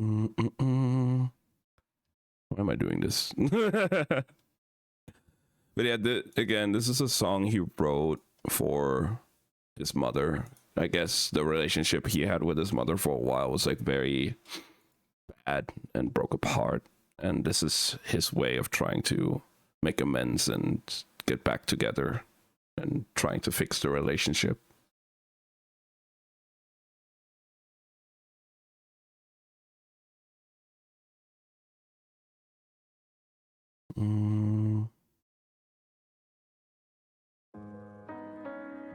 Let's see. I threw away the evidence in every little. Wait, we have an ad coming up soon, though, guys. Should we wait until the ad is over and then do it? I think we should wait. I'm not trying to stall. I just want you guys to all be able to listen to it. And I get the notification your ad starts in 30 seconds. Stalling? I'm not trying to. Not everyone is subbed here.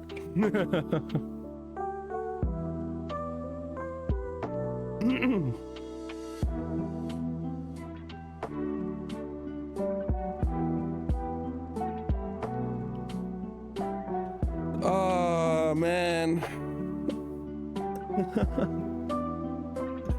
Why? Okay, fine. No, Slothy, you don't have to. Stop it. It's okay. I thought you wanted to stay at 69 gifted subs. Or are you trying to go for the 420 now?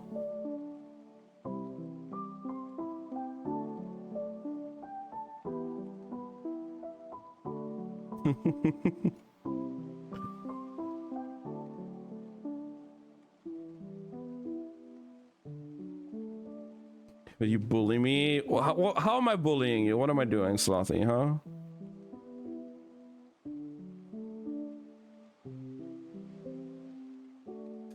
Oh my god, Slothy, that is not true. Holy shit, do not say that. It's crazy already that you give him 69, like...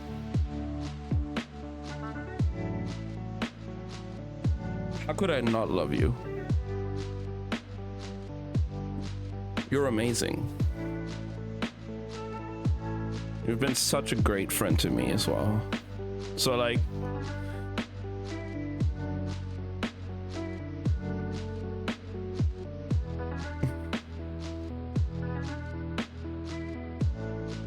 Over almost a year, yeah.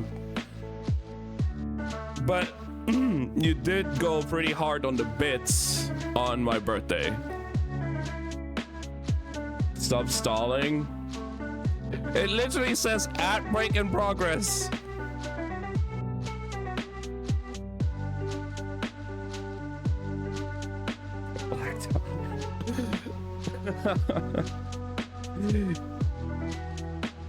You were drinking, I blacked out.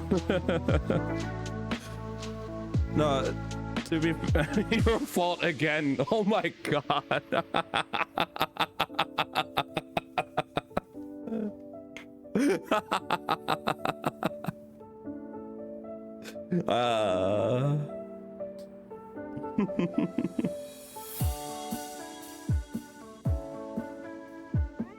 You know, I appreciate all the support, Slothy. You have done so much for it already.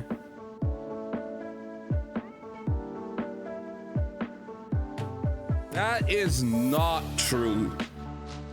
Holy shit. You have more than earned your love already. You didn't even have to give any subs at all or any kind of money. Do not say that. Please. That is absolutely not true here. You have more than enough earned the love here. And like, I'm not the only one here. The people love you in this chat. You don't know, like, during your vacation, I've had a bunch of people ask for where you are.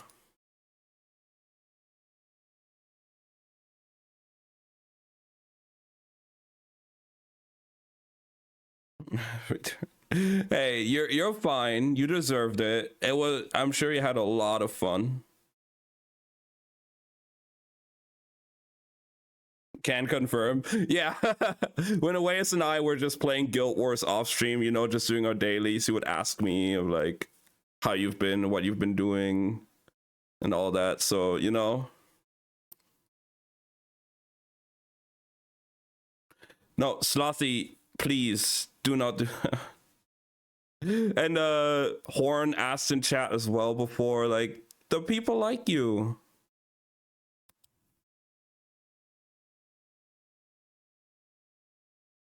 People love having you around and talk to you. You're a delight to be around, Slothy. Always. I'm a what? Don't you dare. I will bring out the sign if I have to.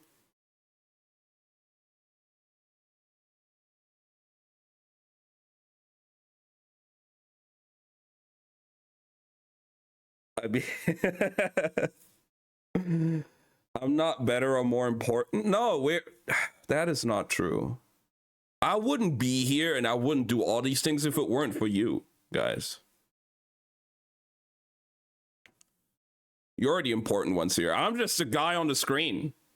I'm just here doing the yapping and being a guy on the screen and embarrassing myself online by singing horribly to songs and reading a book and playing games in weird ways.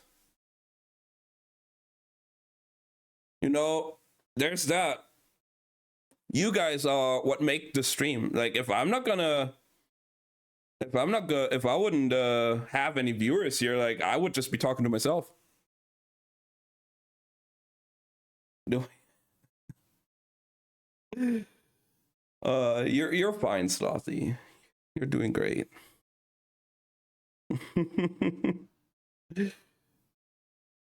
Yeah, like, I'm just the dude on the screen that you guys talk to. If it weren't for you guys, I wouldn't be here.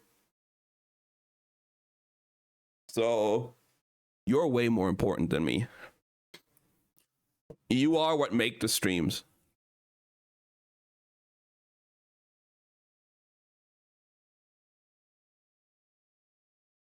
So, there's that.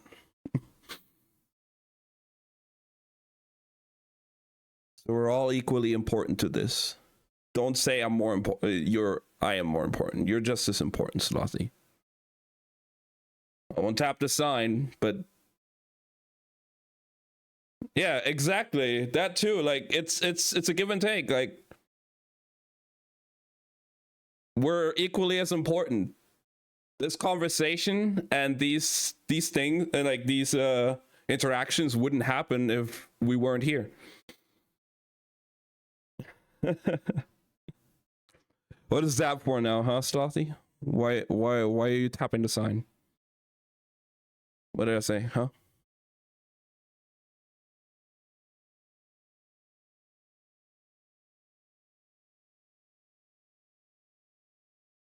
I am.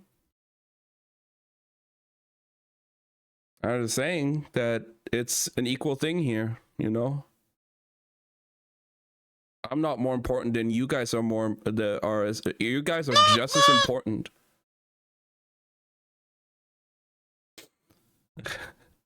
You love your singing as much as we do. Start now. Okay, to be fair, about the singing, I don't like it. I don't like it as much. I don't like my own singing as much as you guys seem to enjoy it, but I'm still gonna do it because you guys like it. And I do enjoy the music, and I mean, let's be real. Off stream, if I just listen to music, I sing along to anything. I sing along even to the Japanese songs with butchered lyrics. I sing along to all of the Alec Benjamin songs on my own and my like offline. Even if I go outside, I sing along.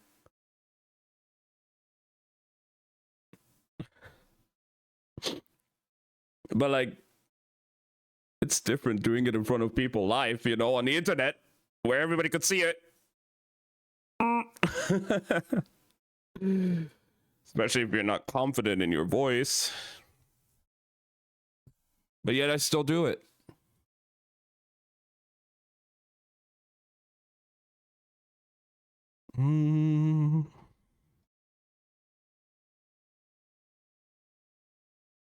We don't deserve to hear it. No, that's not what I mean. Oh my god. Stop it.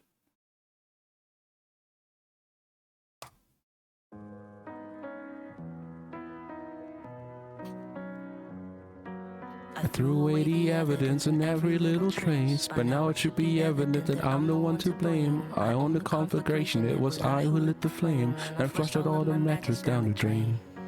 Oh, there's no excuse for what I did.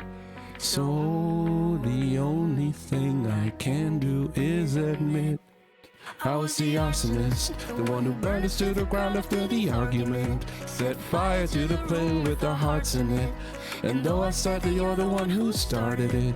I started it, I was the arsonist, the one who waking up through you for all the darkness. For everything I put you through, let me start with this. I started it, now I build back that room with our hearts in it. I was the arsonist. You guys. I'm sifting through the rubble and the ashes all around, lifting with my shovel as it crushes through the ground. I'm reminded that the trouble that surrounds, it's my fault and nothing's fix it now. Oh, I know there's no excuse for what I did. So the only thing I can do is admit I was the arsonist, the one who burned us to the ground after the argument, set fire to the blue with our hearts in it. And though I said that you're the one who started it, I started it, I was the arsonist, the one who waked up through you for all the darkness. For everything I put you through, let me start with this. I started it, now I built back that room with our hearts in it. I was the arsonist. Oh, Slothy, stop it.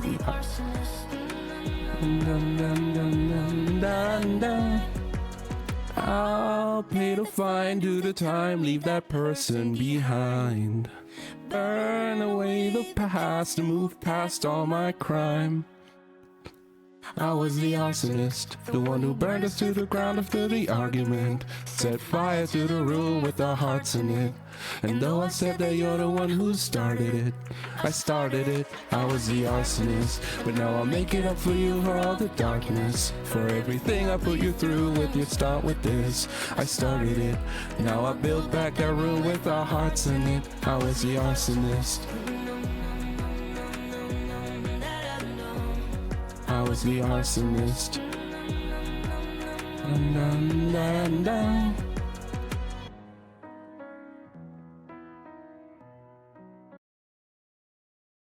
God.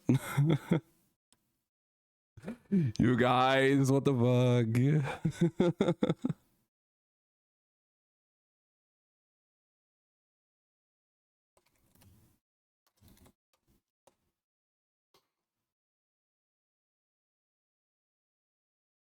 Nobody save me. Oh my god. You know what? We're gonna do another one. We're actually gonna do another one.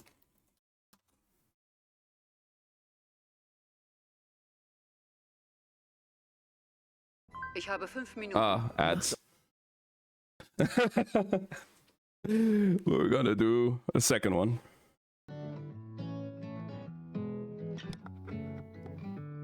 I'm a bit more confident in the lyrics for this one. Is it lying if I add a couple inches to my height? Saying I'm 5'11" when I'm really just 5'9". Am I trying too hard? Tell me with these tired pickup lines. Baby, when you fell from heaven, did it hurt or are you fine? We can see that we met at a party or at the park or through our friend Charlie. Something we'll probably forget and then have to make up again. We can say that we met doing yoga or at the coffee shop over mocha. Something we'll probably forget and then have to make up again. Pick me if you need a guy within 100 miles who likes tea, is a Gemini, has family in Ohio, is free this Friday night and just might make you smile. I know there's other fish in the sea, but pick me. Is it lying if I tell you that I went to USC, even though I didn't graduate and had a 2.3? Am I trying too hard? Tell me if I say you've got to be the most flawless specimen. You're better than I've ever seen. We can say that we met at a party or at the park or through our friend Charlie. Something we'll probably forget and then have to make up again. We can say that we met doing yoga or at the coffee shop over mocha. Something we'll probably forget and then have to make up again. Pick me if you need a guy within 100 miles who likes tea, is a Gemini, has family in Ohio, is free this Friday night and just might make you smile. I know there's other fish in the sea, but pick me, but pick me.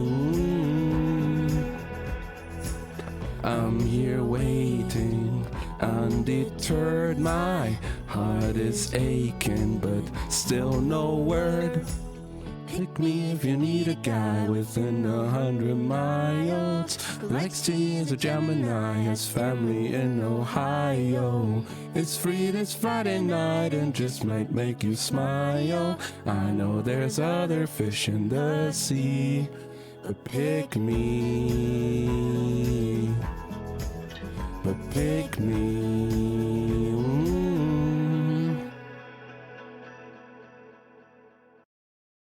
Oh my god. You guys are going crazy. What the fuck? What is wrong with you guys? Holy shit. That was so good. It was awful. What the fuck?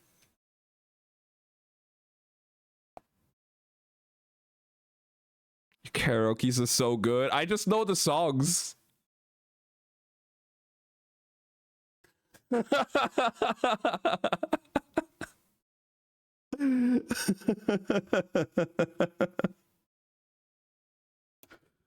Holy shit. You guys are crazy.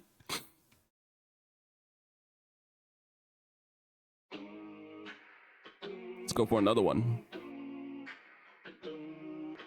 I've been on my own for the longest time, searching for my own through uncertainty.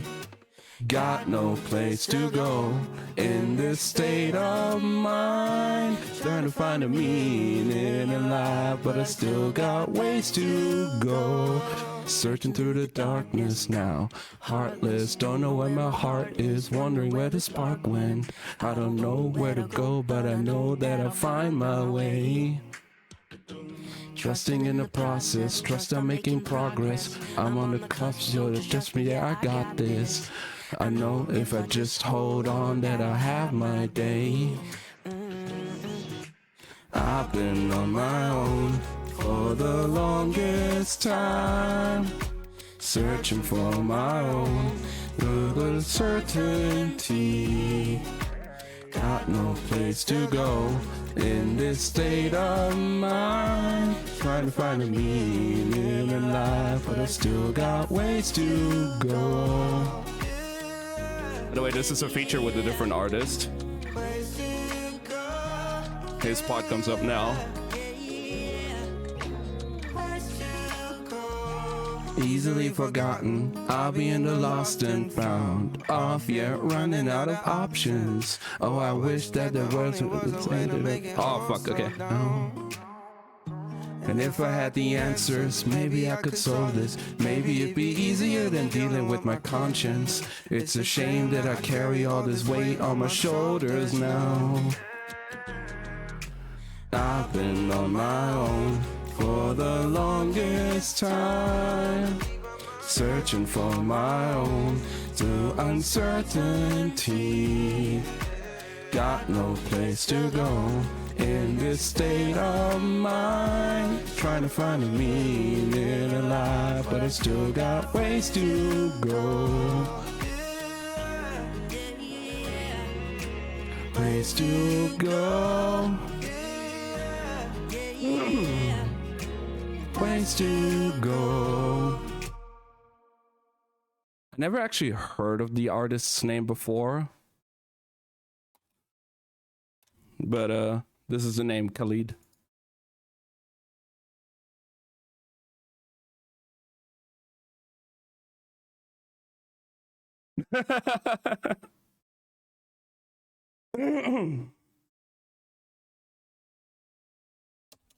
Oh, okay.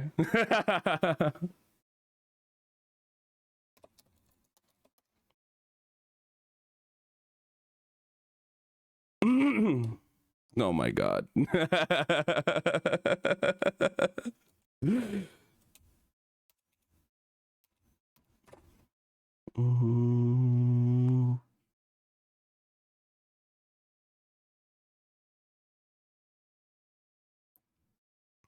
There was one more I just had in mind, which is a song he released.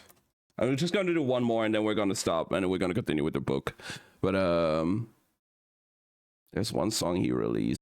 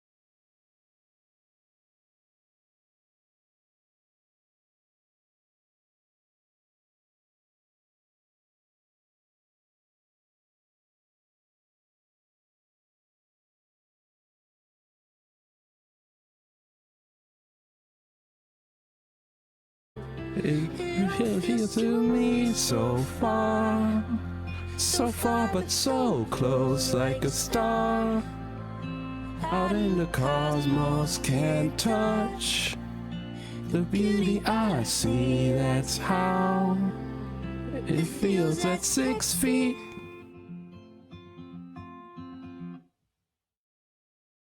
Oh, It was 6 foot.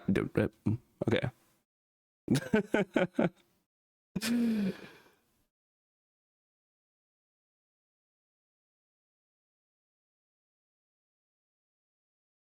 Apparently it's binoculars. Oh, okay, that's cool. Interesting, Ben. Beautiful, amazing. Guys, stop it. That's enough. Aw. It's a lovely song though. And it's crazy. Like, he released that when the pandemic was like a few months in, and that song hits. That song really hit during the pandemic.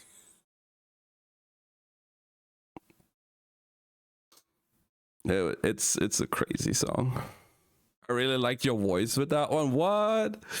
No, oh my god. You need to stop. Oh my god.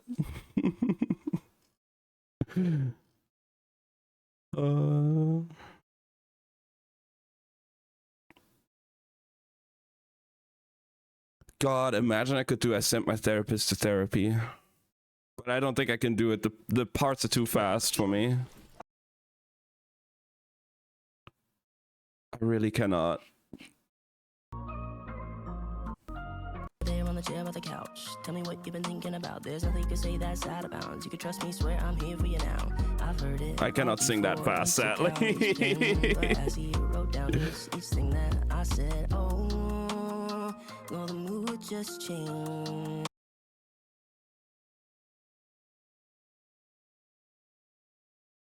Try and practice? Maybe. I mean, I did practice older and I was somewhat nailing it.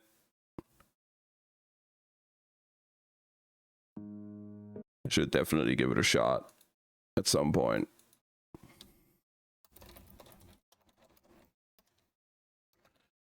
God, now that I started, I don't want to stop actually, because like I'm in such an Alec Benjamin kind of mood because of the concert. I just, you know, want to continue. Some point is now. I'm not gonna do it now.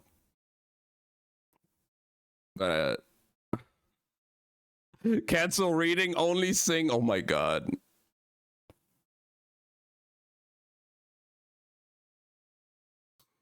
I think this one, Inesh is fine. Who cares? I mean, they already have Inesh back, you know. They're plotting like the whole thing of ruining the sabotaging the silos and stuff.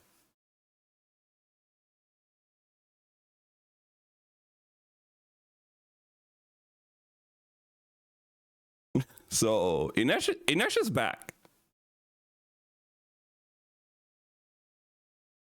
I'm not a farmer. I'm a musician. I would say this is one of my most favorite songs of his. I don't know if I sang that before or not, but it's from his first album, which is actually where is it?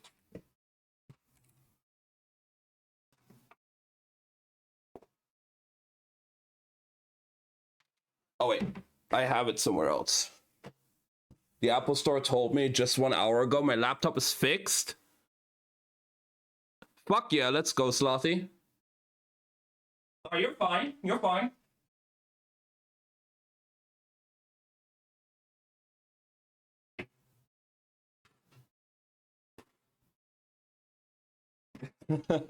This song is it's called Mind is a Prison, but the lyrics in it are the namesake of his first album. There's a lyric in the there's a line in the lyrics which is basically the namesake of his first album. These two windows. You should karaoke every Sunday. Oh my god. I don't know if I could do that.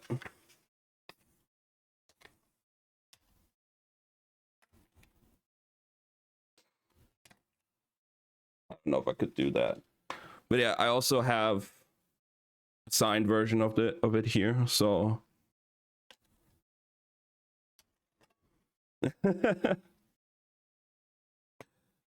his first album, I to this day still very much enjoy a lot.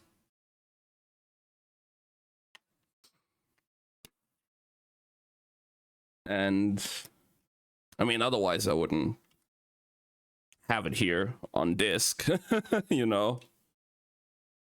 So there's that. These two windows, it's a line in the song, and I really, really like it.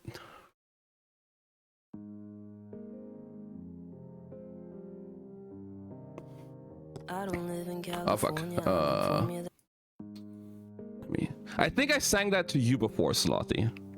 I don't live in California, I'll inform you that's not where I reside. I'm just a tenant paying rent inside this body, and I got two windows, and those windows, well, I call them my eyes. Just go where the wind blows, I don't get to decide. Sometimes I think too much, yeah, I get so caught up. I'm always stuck in my head. I wish I could escape, I tried to yesterday. Took all the sheets of my bed, then I tied up my linen with 5 strips of ribbon I found. Scaled the side of the building, I ran to the hills till they found me. And they put me back in my cell, all by myself, alone with my thoughts again. Guess my mind is a prison and I'm never gonna get out. Then they tranquilized me, analyzed me, threw me back in my cage. Then they tied me to an ivy and that was insane. I'm a prisoner, a visitor inside of my brain. And no matter what I do, they try to keep me in chains. Sometimes I think too much, yeah, I get so caught up. I'm always stuck in my head. I wish I could escape, I tried to yesterday. Took all the sheets of my bed, then I tied up my linen with 5 strips of ribbon I found. Scaled the side of the building, I ran to the hills till they found me. And they put me back in my cell, all by myself, alone with my thoughts again. Guess my mind is a prison and I'm never gonna get out. Said even if it's true, no matter what I do, I'm never gonna escape. So I should go up on hope, secure another rope, and try for another day. Said even if it's true, no matter what I do, I'm never gonna escape. I won't give up on hope, secure another rope, and try for another day. And I tied up my linen with 5 strips of ribbon I found. Scaled the side of the building, I ran to the hills till they found me. Then they put me back in my cell, all by myself, alone with my thoughts again. Guess my mind is a prison and I'm never gonna get out.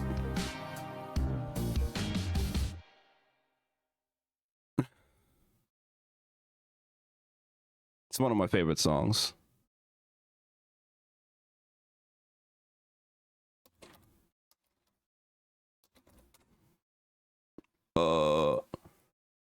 Datenströme sind schnell. Ads. I cannot stop. Why am I like this right now? Why do I just want to continue singing? Yo, what's that supposed to mean, huh?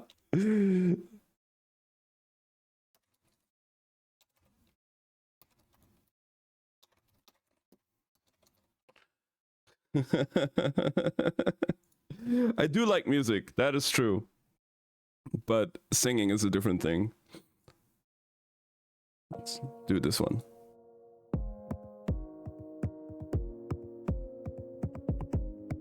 Seems you've been changing lately, I can feel the distance in your touch. There's 2 people in this hallway, but there's only one of us.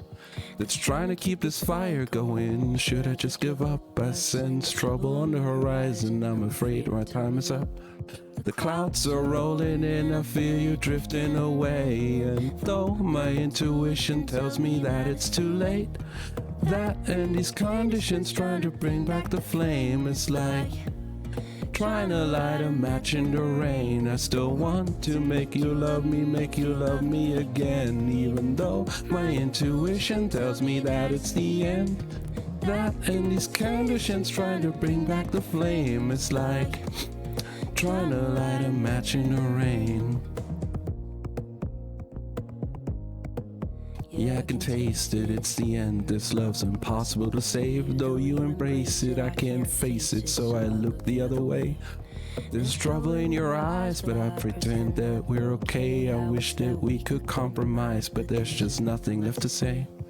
The clouds are rolling in, I feel you drifting away. And though my intuition tells me that it's too late, that and these conditions trying to bring back the flame. It's like trying to light a match in the rain. I still want to make you love me again. Even though my intuition tells me that it's the end, that and these conditions trying to bring back the flame. It's like trying to light a match in the rain. Trying to light a match in the rain, like flying a kite in a hurricane, like riding a bike with no air chain on a broken road. It's a losing game. Trying to light a match in the rain, like trying to kite in a hurricane, like riding a bike with no air chain on a broken road. It's a losing game. So rolling in after you're drifting away. And though my intuition tells me that it's too late, that and these conditions trying to bring back the flame. It's like trying to light a match in the rain. I still want to make you love me again. Even though my intuition tells me that it's the end, and these conditions trying to bring back the flame. It's like trying to light a match in the rain.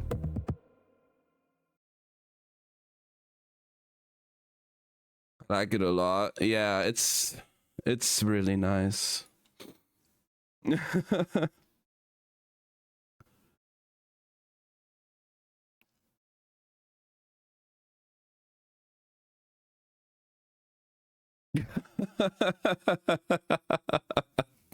Goddamn Slothy. Already?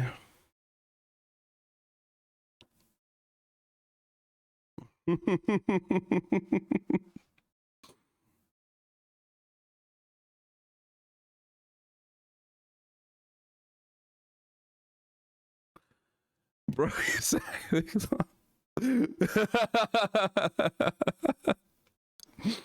I guess it depends on when it started, you know, and how long it's been going.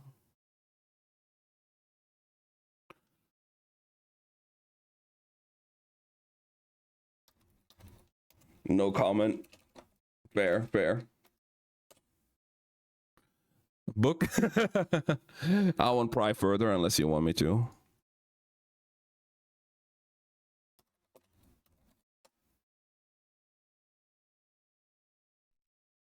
Looking at Pry those pages open, baby.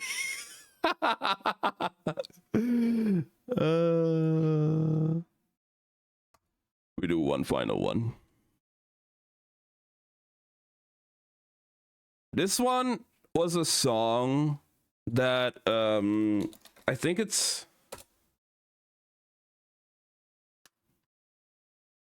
was on his first album, because it's Alec Benjamin and I'm literally going to a concert next week. But yeah, this is a song that was on his first album that initially I had mixed feelings on, but the more I listened to it, the more it grew on me.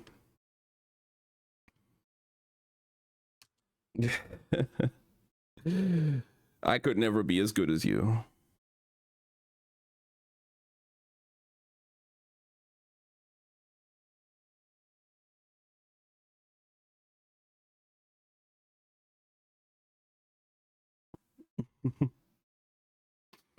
But yeah, this next one I had mixed feelings on in the beginning, but the more I listened to it, the more it grew on me. So Looking at the pictures I keep on my shelf, 'cause it's been so long since I've looked like myself. Burn another candle down, burn another candle down. Running low on patience, running low on fumes. I'm never gonna make it halfway to the moon. And it's too late to turn around, but it's too late to turn around.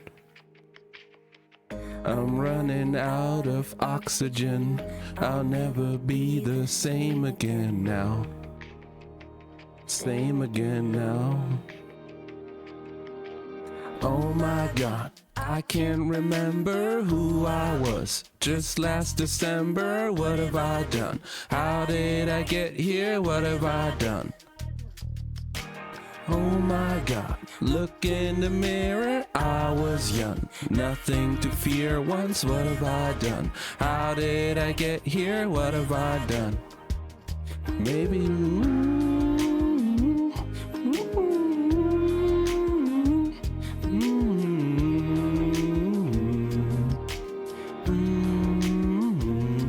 maybe I was foolish, I guess I was naive. I didn't know that I had, that I thought I had to leave. I wish that I was homeward bound. I wish that I was homeward bound. I'm searching for a signal, holding out my phone. Have I gone too far? Am I on my own? No one here to hold me now. No one here to hold me now. I'm running out of oxygen. Can't help but wish I'd stayed. I'm lost just like Will Robinson, a rocket man in space. Oh my God, I can't remember who I was. Just last December, what have I done? How did I get here? What have I done? Oh my God, look in the mirror, I was young. Nothing to fear once, what have I done? How did I get here? What have I done?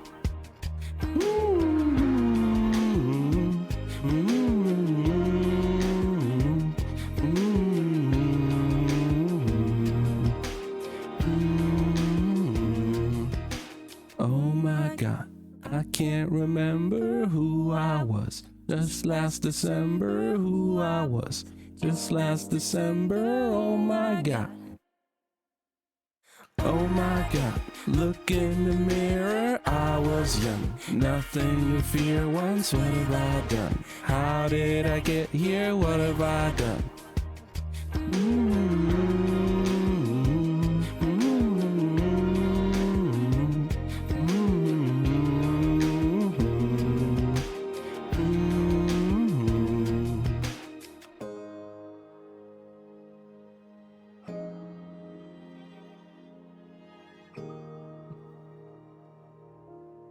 All right.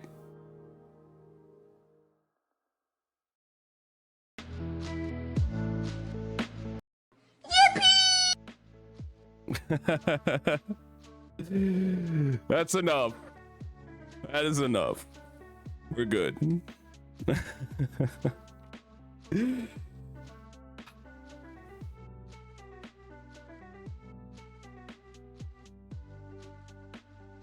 You guys are crazy.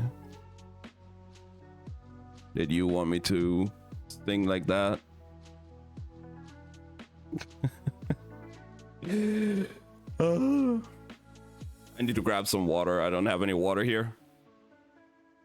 Smash. All Smash. right. Smash. Smash. You just have to ask, Smash. Slothy.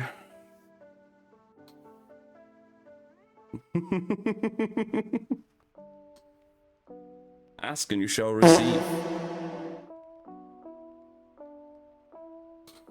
Here and always. Then he waddled away, waddle, waddle.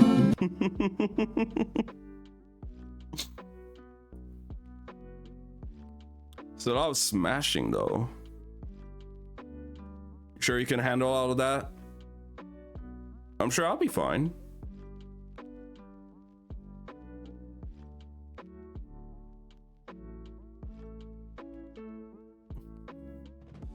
All right, I'm gonna grab some water real quick.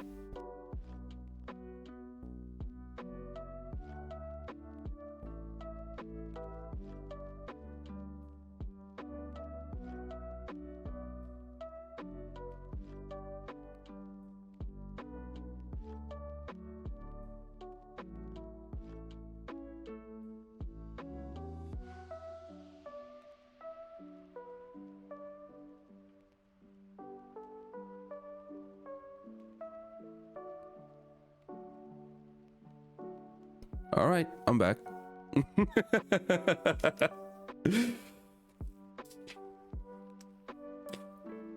Got my water.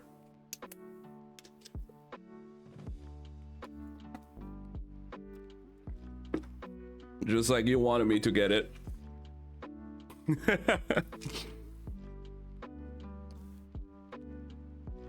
All right, all right.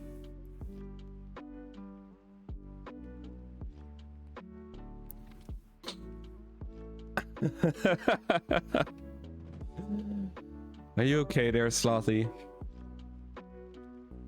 Or you need some support?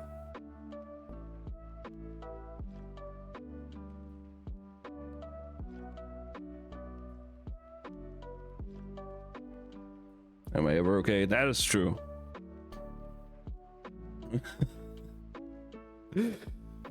No. But again, you never should change. We love you the way you are.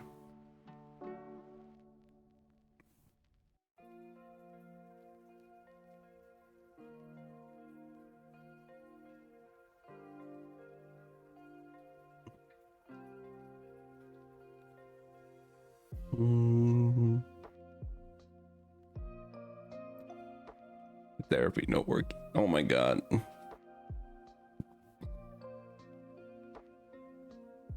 That's not what I mean though.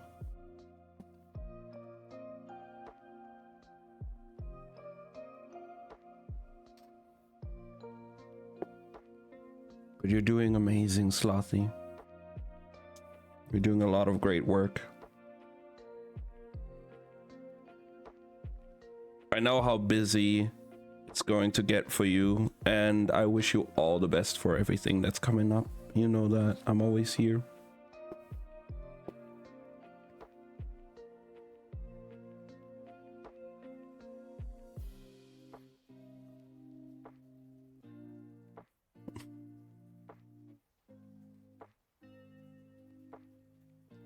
Oh.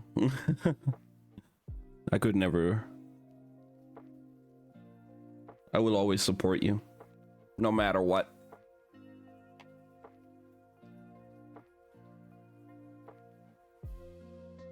What are you working on right now?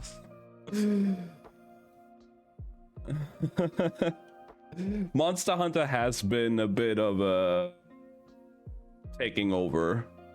That is true. You're not wrong. But I'm still gonna work on other stuff. I'm not gonna neglect my other work. I think I'm starting to feel like really, really good enough now again that I'll be going swimming again this week. And then obviously the concert on Sunday. I need to this week as well get the YouTube channel for the reading stuff running so I can upload all of the reading shit up there so we can still have an archive of all the reading streams. Like, I have a lot of things that I have to do this week.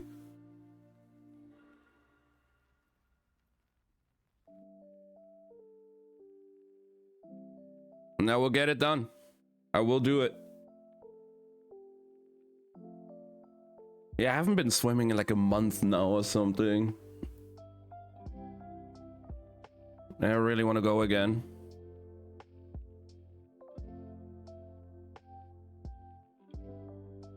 So we got the YouTube channel, we got reading. There's probably some other things I need to take care of as well that I can't think of at the top of my head. The concert on the weekends.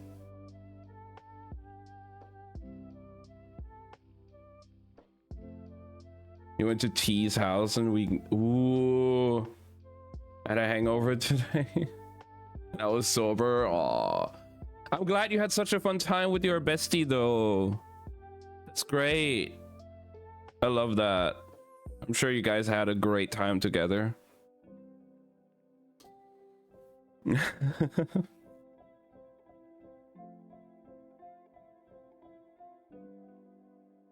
was amazing. Fuck yeah. I'm glad you did have such a good time with them. I love hanging out in their streams as well and just chatting shit and vibing. So yeah, they're really fun to be around. Absolutely. I love it.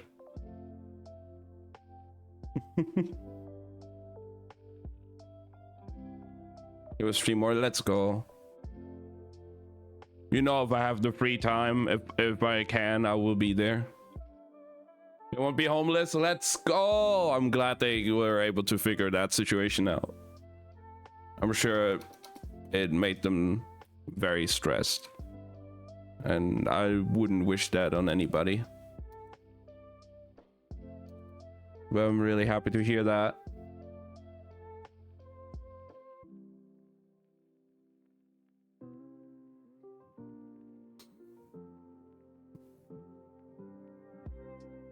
Truly, yeah. No, I can only imagine.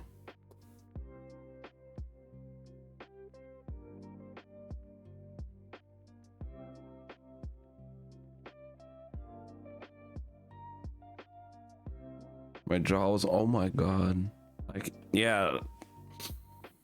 Damn. I'm glad though they were able to sort some things out and they're not having to worry about that too much now. And I'm glad you were there for them to listen to them and hear them out and help them out where you can.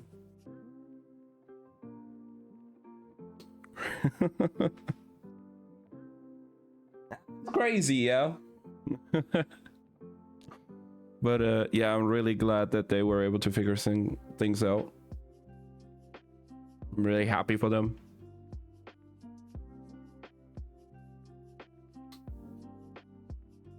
Me no homeless either. Let's go. And you know for a fact, if I have the time, my lease got renewed March 1st. Fuck yeah. I was doing shit. Let's go. I am glad that you're also not homeless. Fuck yeah. We all not homeless. That's good.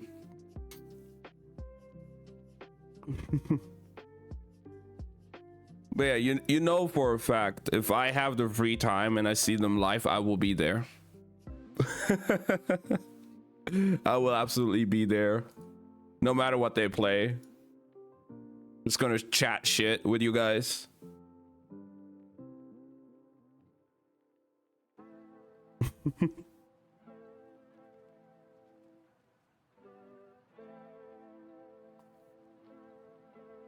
I'll be in all of y'all streams. I will be lurking in the shadows and you'll never know.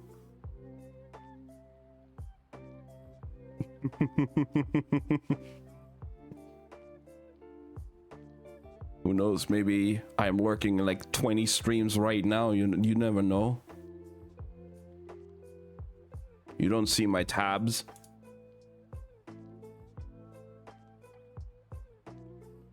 I love it though. It's amazing.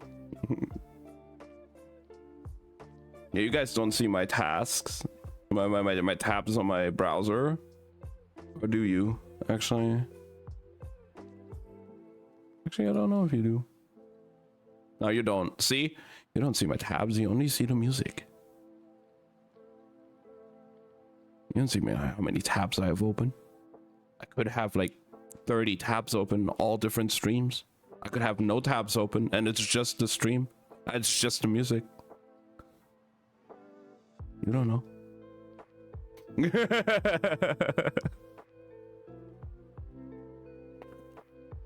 Show us, coward. To be fair, actually right now it is just the music. I don't have a stream open.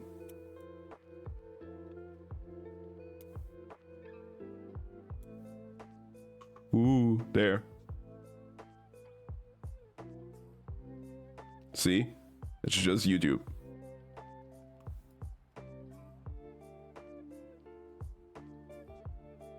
Nothing else. I don't even know who's live right now. Oh shit, you guys can still... We just... Yeah,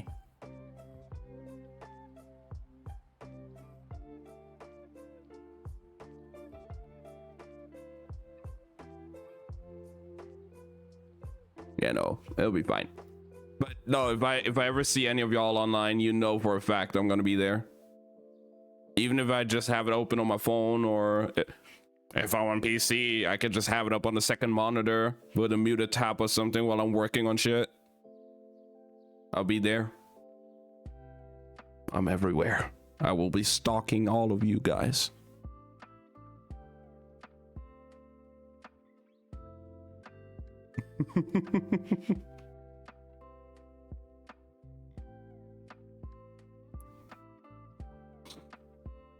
All right. Let's continue with the book, though. For real.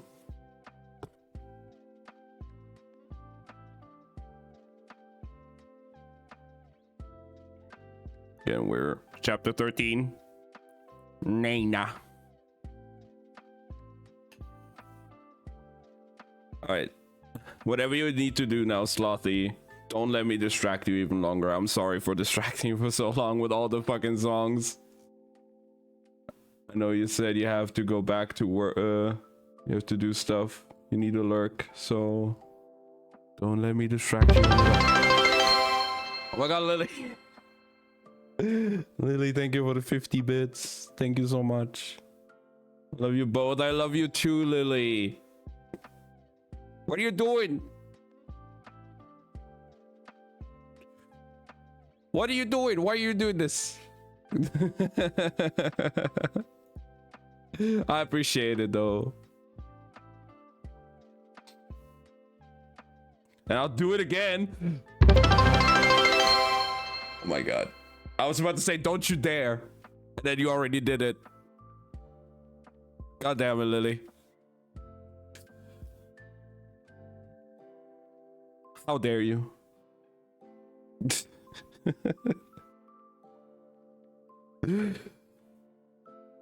How dare you, Lily? I can't believe it. You actually did it.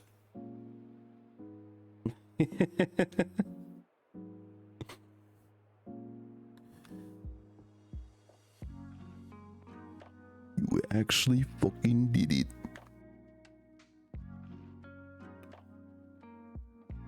Damn, look at that. 9,269. Nice.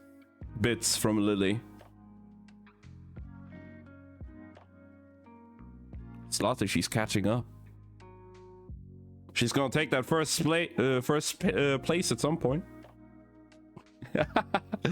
I'm kidding. I'm kidding. Don't feel forced to spend money now, please. I'm just kidding. I always want to be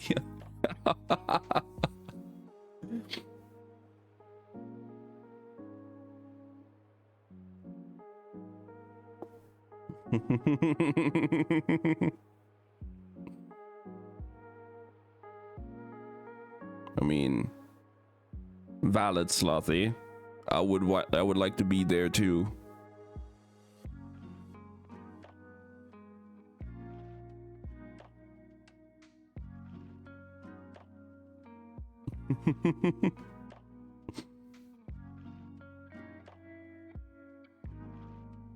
Damn, look at that. Do we all just gonna go in there now? Okay. Group meeting at Lily's place with all of us. Sounds fine by me.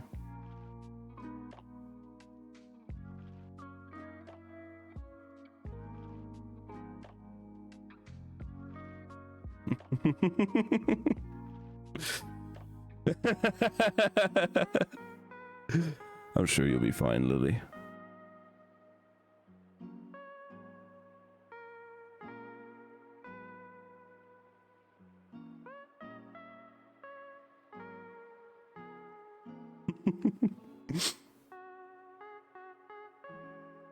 Right, Slothy, let's go. It's only us four. Nobody else. What do you plan to do, Lily, huh? Do you have any ideas?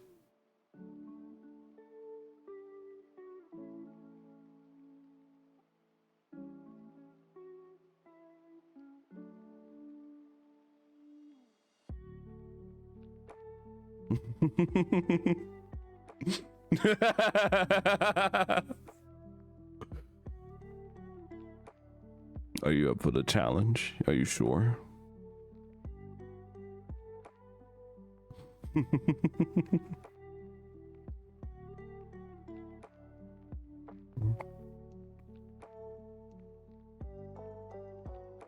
I just want to make sure you'll be fine afterwards.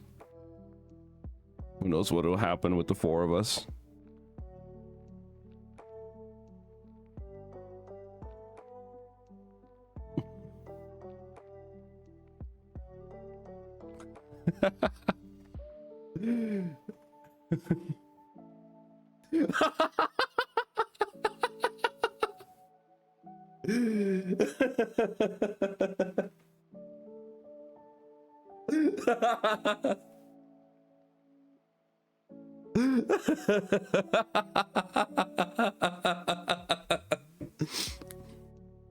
I mean, Slothy, you know my approach.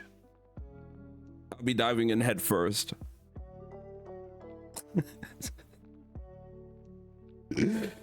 Just like with my swimming.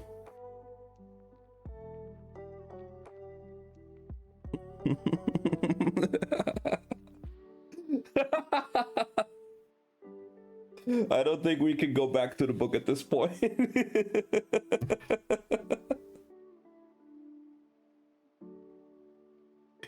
Oh my god!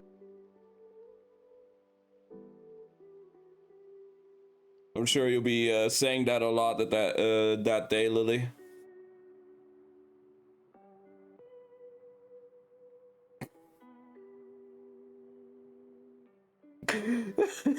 Oh my god! Oh my god! Damn, it's Oh already, my god! it's already starting. Smash. God damn. Smash. Lily, we're still on Smash. stream. Smash. Smash. Oh my god. Smash. Smash. Smash. Smash. Smash.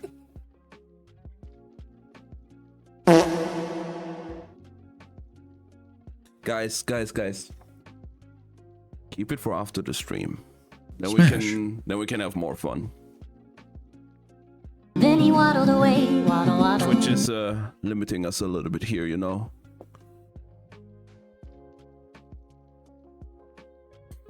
But you know, after the stream, a lot of things can happen. I'm sure.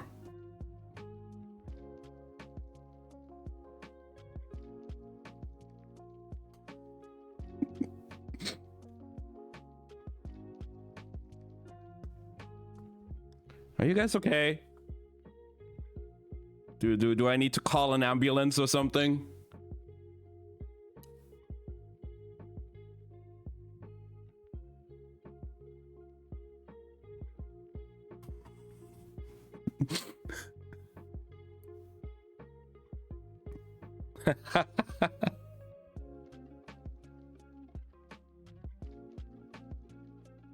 Can you call ambulance long distance? I could try. I don't know. You know, I just would need a location as to where to send that ambulance.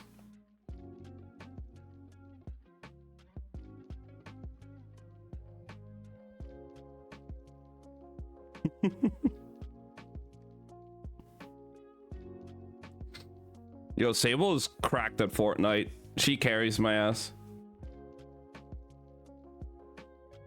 She carried my ass when we were playing. Location is your puppy pad. Yeah, but where is it so I know where to send things to, you know? Where to send that ambulance. The puppy pad could be anywhere.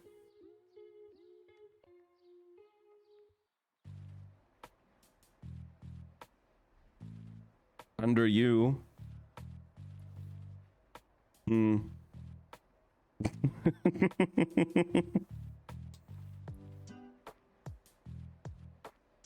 Damn.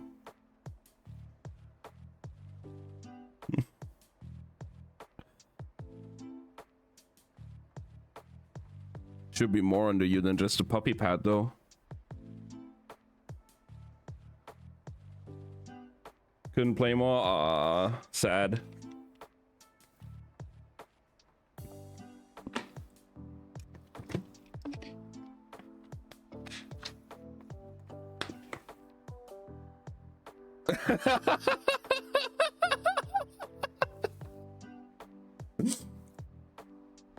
Alright, Slothy. Take care of what you gotta take care of. We shall continue with the book. I'm sorry, Slothy. I just had to.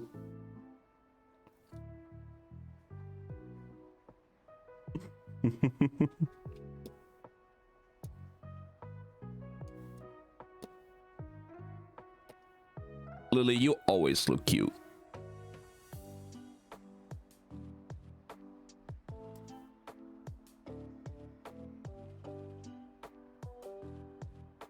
You're always a cutie.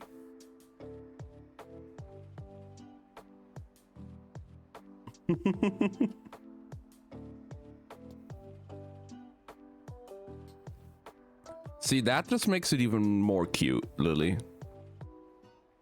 You blushing because of that? It's just even more adorable.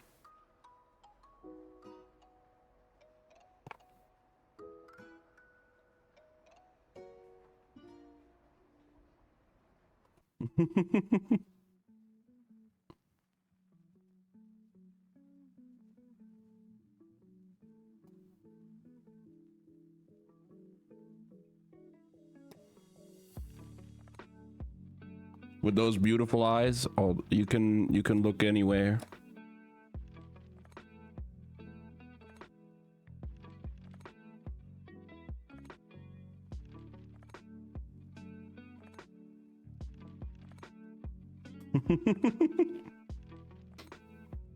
All right.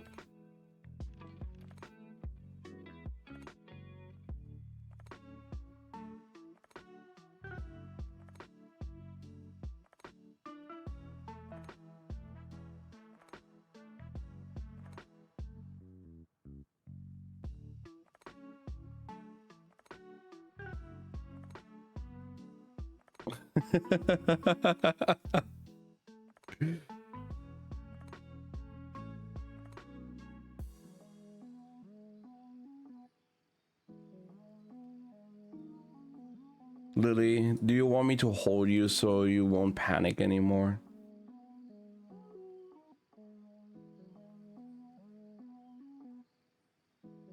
Just give you a hug. Just hold you close.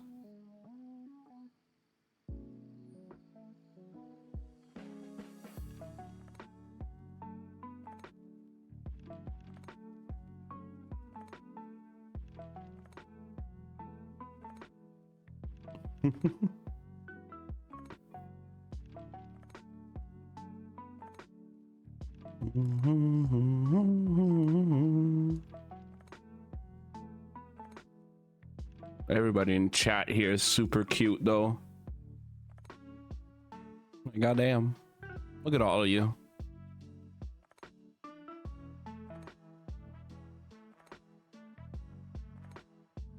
And then there's me.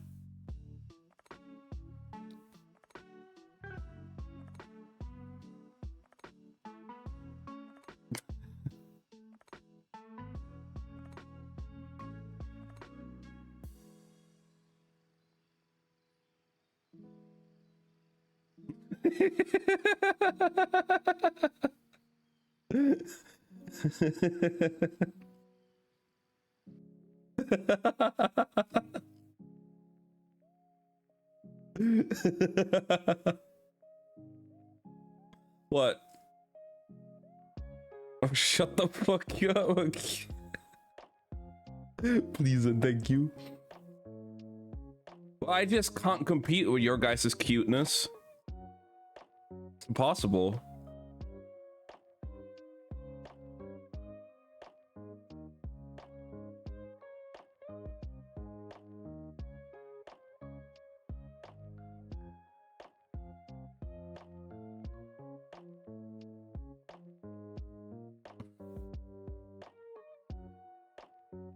Hotties confirmed. Yeah, but you're way hotter than me.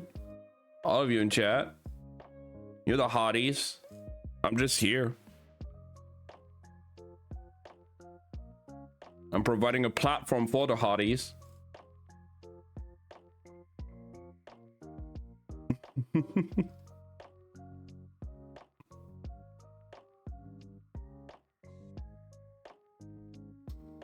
Nah, it's just the voice that's hot, not the face.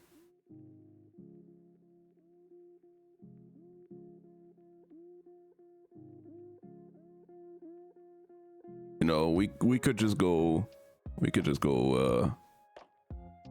still like the face though. Well, I mean, we could always just go back to reading streams like this, so it's just the voice, you know, nothing else, just the voice. You guys won't see.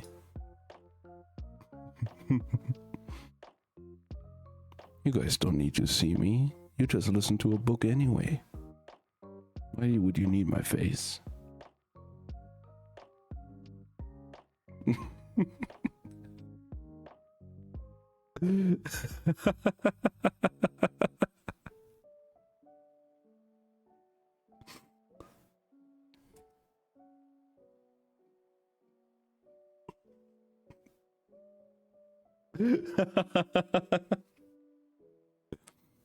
What are you going to do about it, Slothy, huh?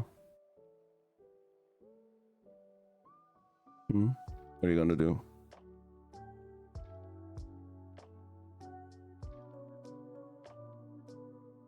You can't get me from there.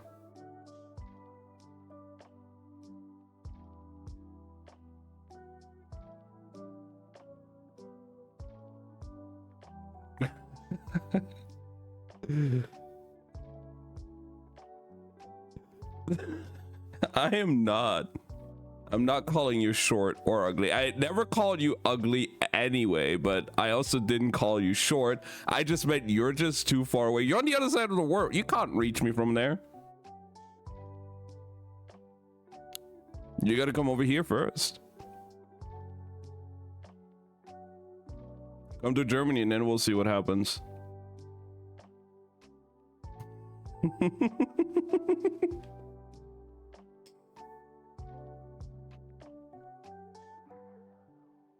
I'll be waiting for you here.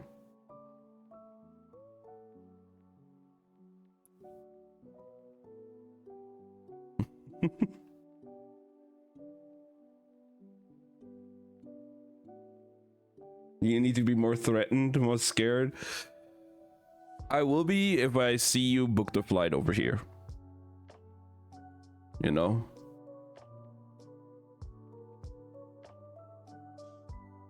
If the threat ever actually comes, that there's because like right now those are empty threats. I don't see you coming over here right now. I don't see you booking a flight. You got other things to do. You got to spend your money more responsibly.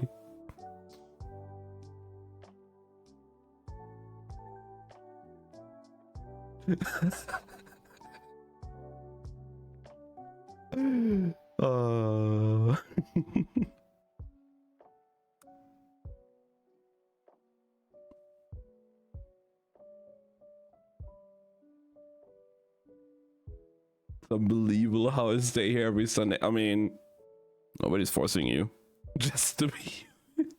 That is not true. You're doing this to yourself right now, Slothy. You're doing this by yourself right now.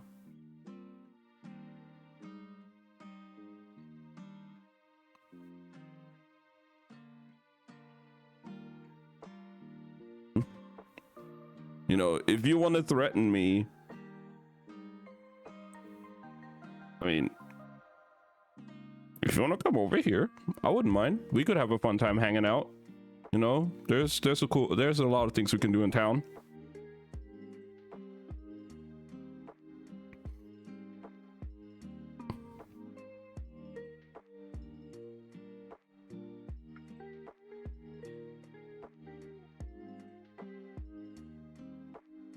I mean, if you want to do it in town, that's up to you.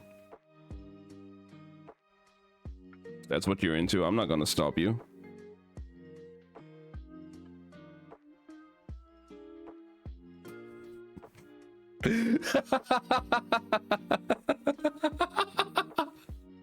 Hey, you said it. You asked. You asked. I'm just saying.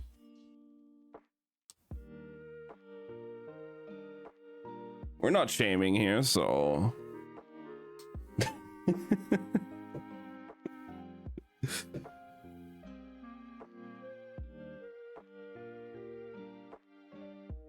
But you know what happens when you just continuously run away from your problems? They're still there. You can't run away from it forever.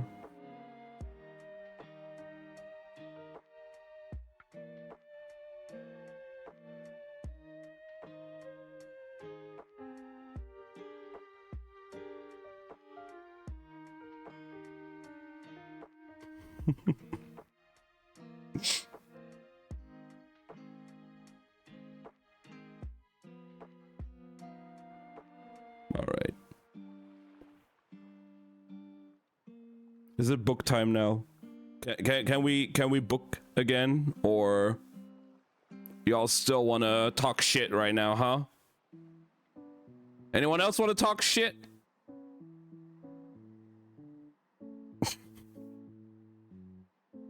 Oh, can we do book time now, huh?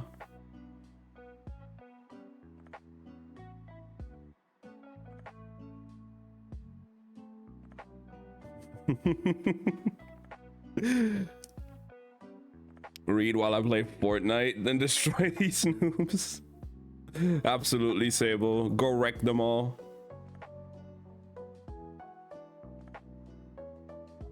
Of course, Slothy just wants to book now. She doesn't want to get put on the spot again.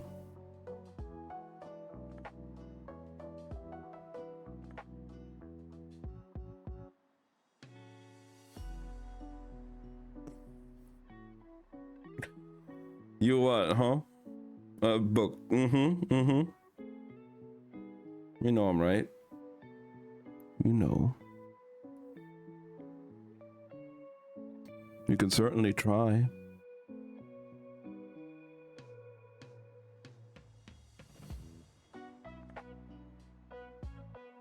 Has it ever succeeded, Slothy, or how's it going for that? What's the rate? What's the rate there, huh?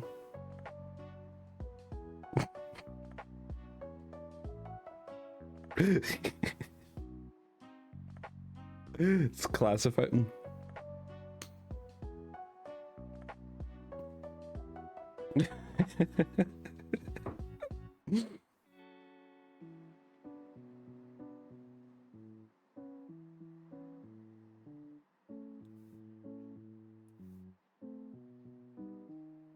I mean, Lily can always take the spot. I don't mind.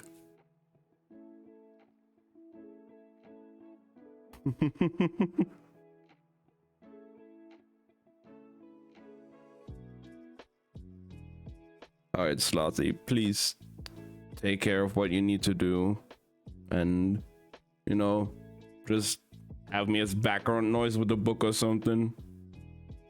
But please take care of yourself.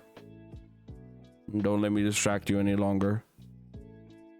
I know I've done enough already now.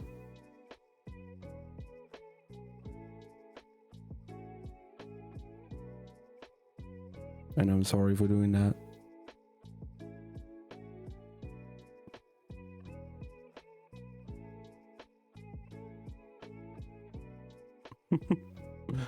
You're fine, Lily.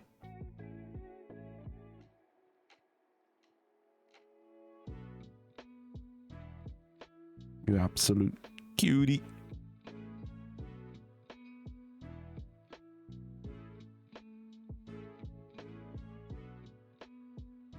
All right. Time for book.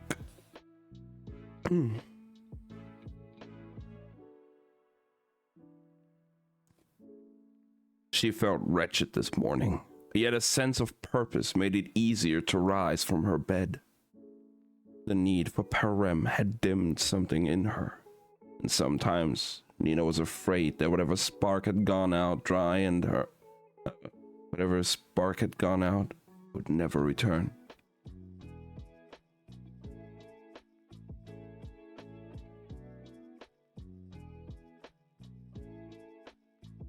Pouts.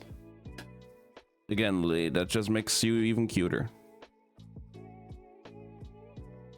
I would immediately head pat.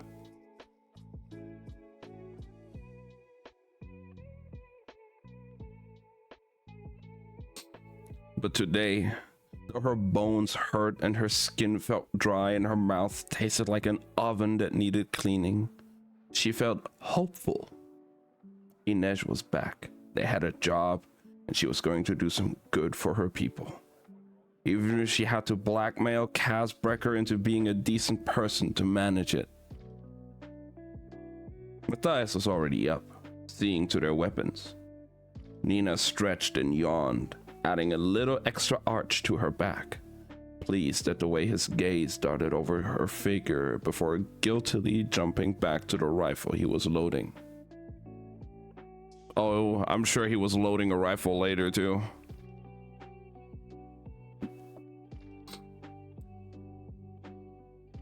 Gratifying. She'd practically thrown herself at him the other day. If Matthias didn't want to take advantage of the offer, she could make sure he regretted it. The others were awake and moving around the tomb as well. Everyone except Jesper, who was still snoring contentedly, his long legs sticking out from beneath a blanket. Inej was making tea. Kaz was sitting at the table trading sketches back and forth with Wylan as Kuwei looked on occasionally, offering a suggestion. Nina let her eyes study these two shoe faces next to each other. Wylan's manner and posture were utterly different, but when both boys were at rest, it was nearly impossible to tell them apart. I did that, Nina thought. She remembered the sway of the ship's lanterns in the little cabin.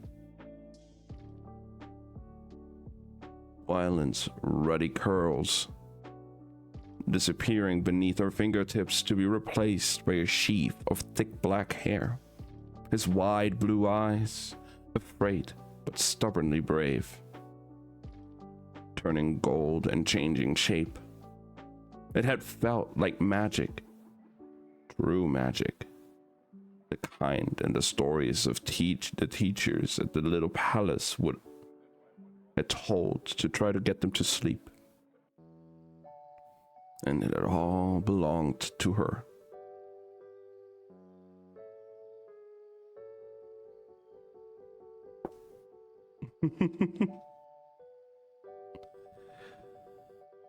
Damn. Everybody get put in jail.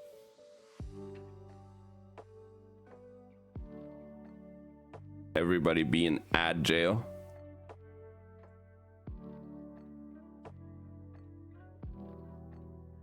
Damn.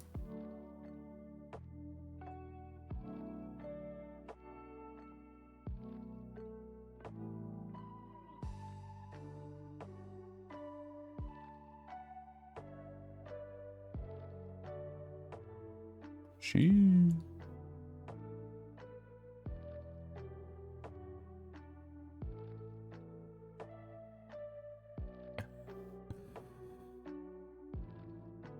You know, guys, there's a solution to get out of jail.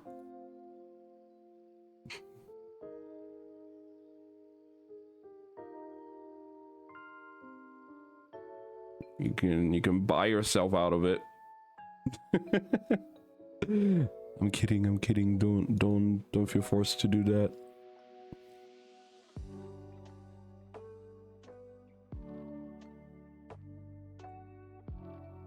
I am joking. Very much joking.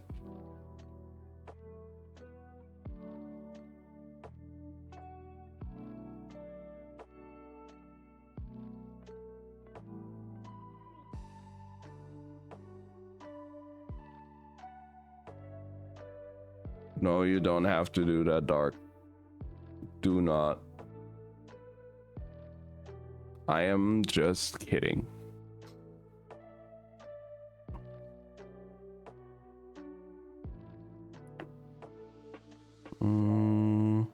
Okay. Inej came to sit beside her with 2 cups of hot tea in hand. You sound tired as fuck. You okay? No, I'm fine. How are you this morning? She asked. Can you eat? I don't think so. Nina forced herself to take a sip of tea and then said, Thank you for what you did last night. For standing by me. It was the right thing to do. I don't want to see anyone else made a slave. Even so. You're welcome, Nina Zenik. You're very welcome, Nina Zenik. You may repay me in the customary way. Think I need the bunk sound right now? I could help out with that too.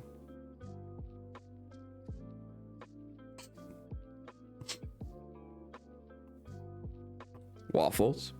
Lots of them. You need them. Vanek didn't feed you, did he? I wasn't particularly obliging, but he tried for a while. I blame Lily. I mean, I don't blame you for that though, Sable. Lily can do that. Not just to you. She is. 100%.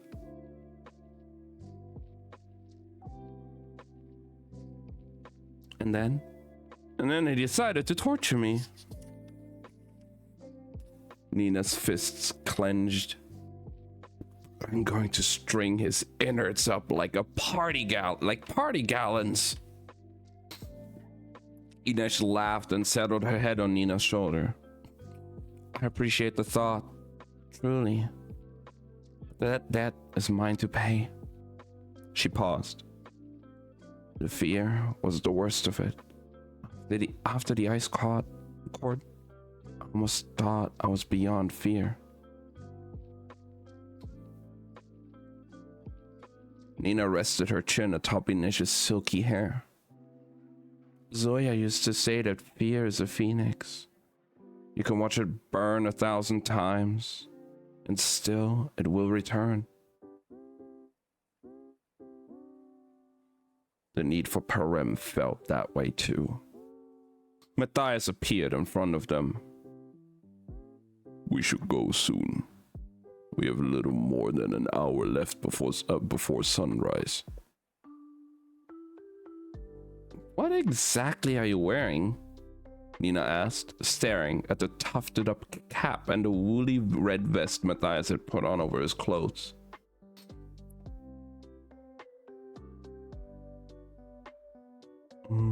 Kaz procured papers for us in case we've stopped in the Rafkin quarter.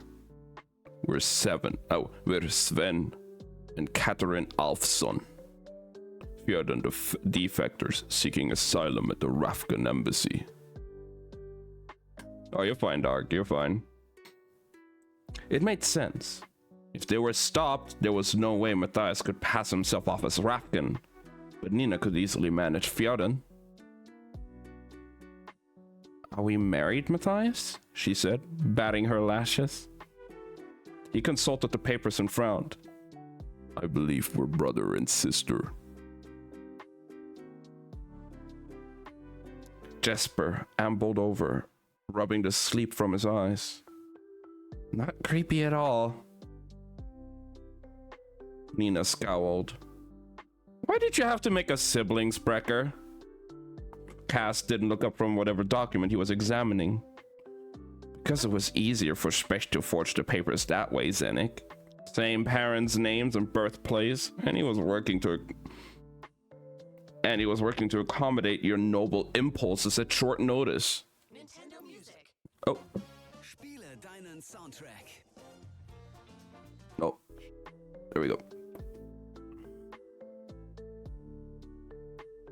We don't look anything alike. You're both tall, Nina offered. And neither of us have gills, said Nina. Doesn't mean we look related. Then tailor him, Cass said coldly. The challenge in Cass's eyes was clear, so he knew she'd been struggling. Of course he did. Dirty hands never missed a trick. I don't want to be tailored, said Matthias. She had no doubt it was true, but he suspected he was also trying to salve her pride.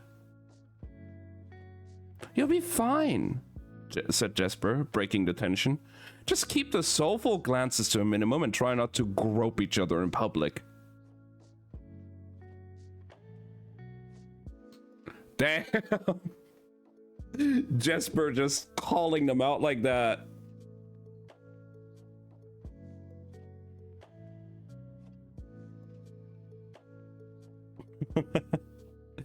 Dog, I appreciate it. Stop. You've already done enough today. During my fucking 6 songs of karaoke. It's okay now. You guys can stop. Or I'm gonna like sink under my desk again. Just slowly disappear.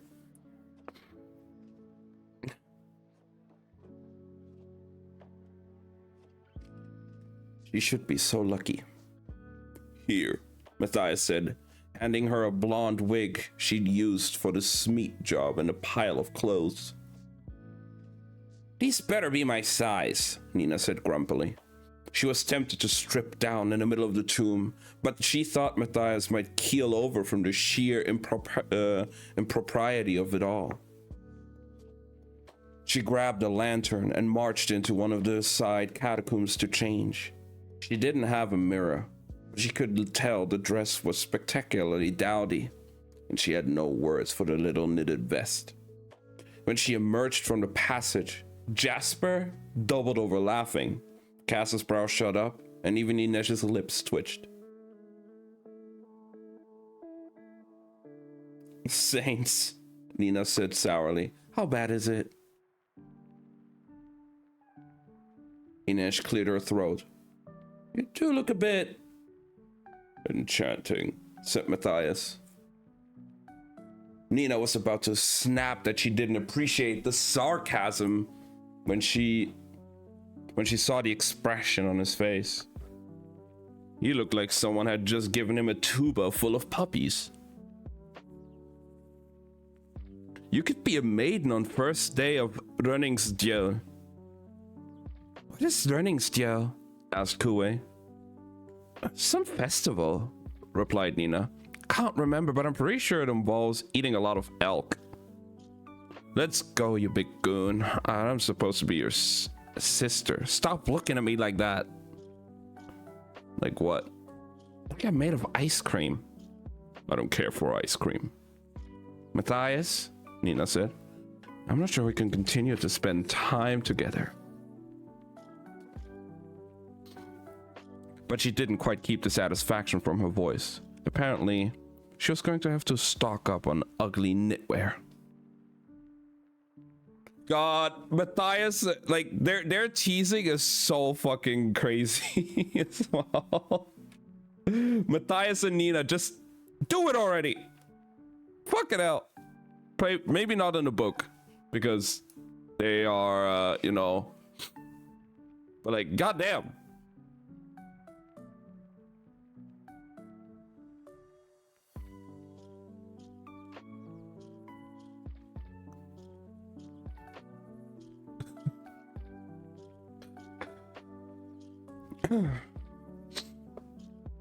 Once they were clear of Black Veil, they followed the canal's northwest, slipping in with the boats, heading to the morning markets near the Stadthal. The Rafgan embassy was at the edge of the government sector, tucked into a wide bend in the canal that backed on a broad thoroughfare.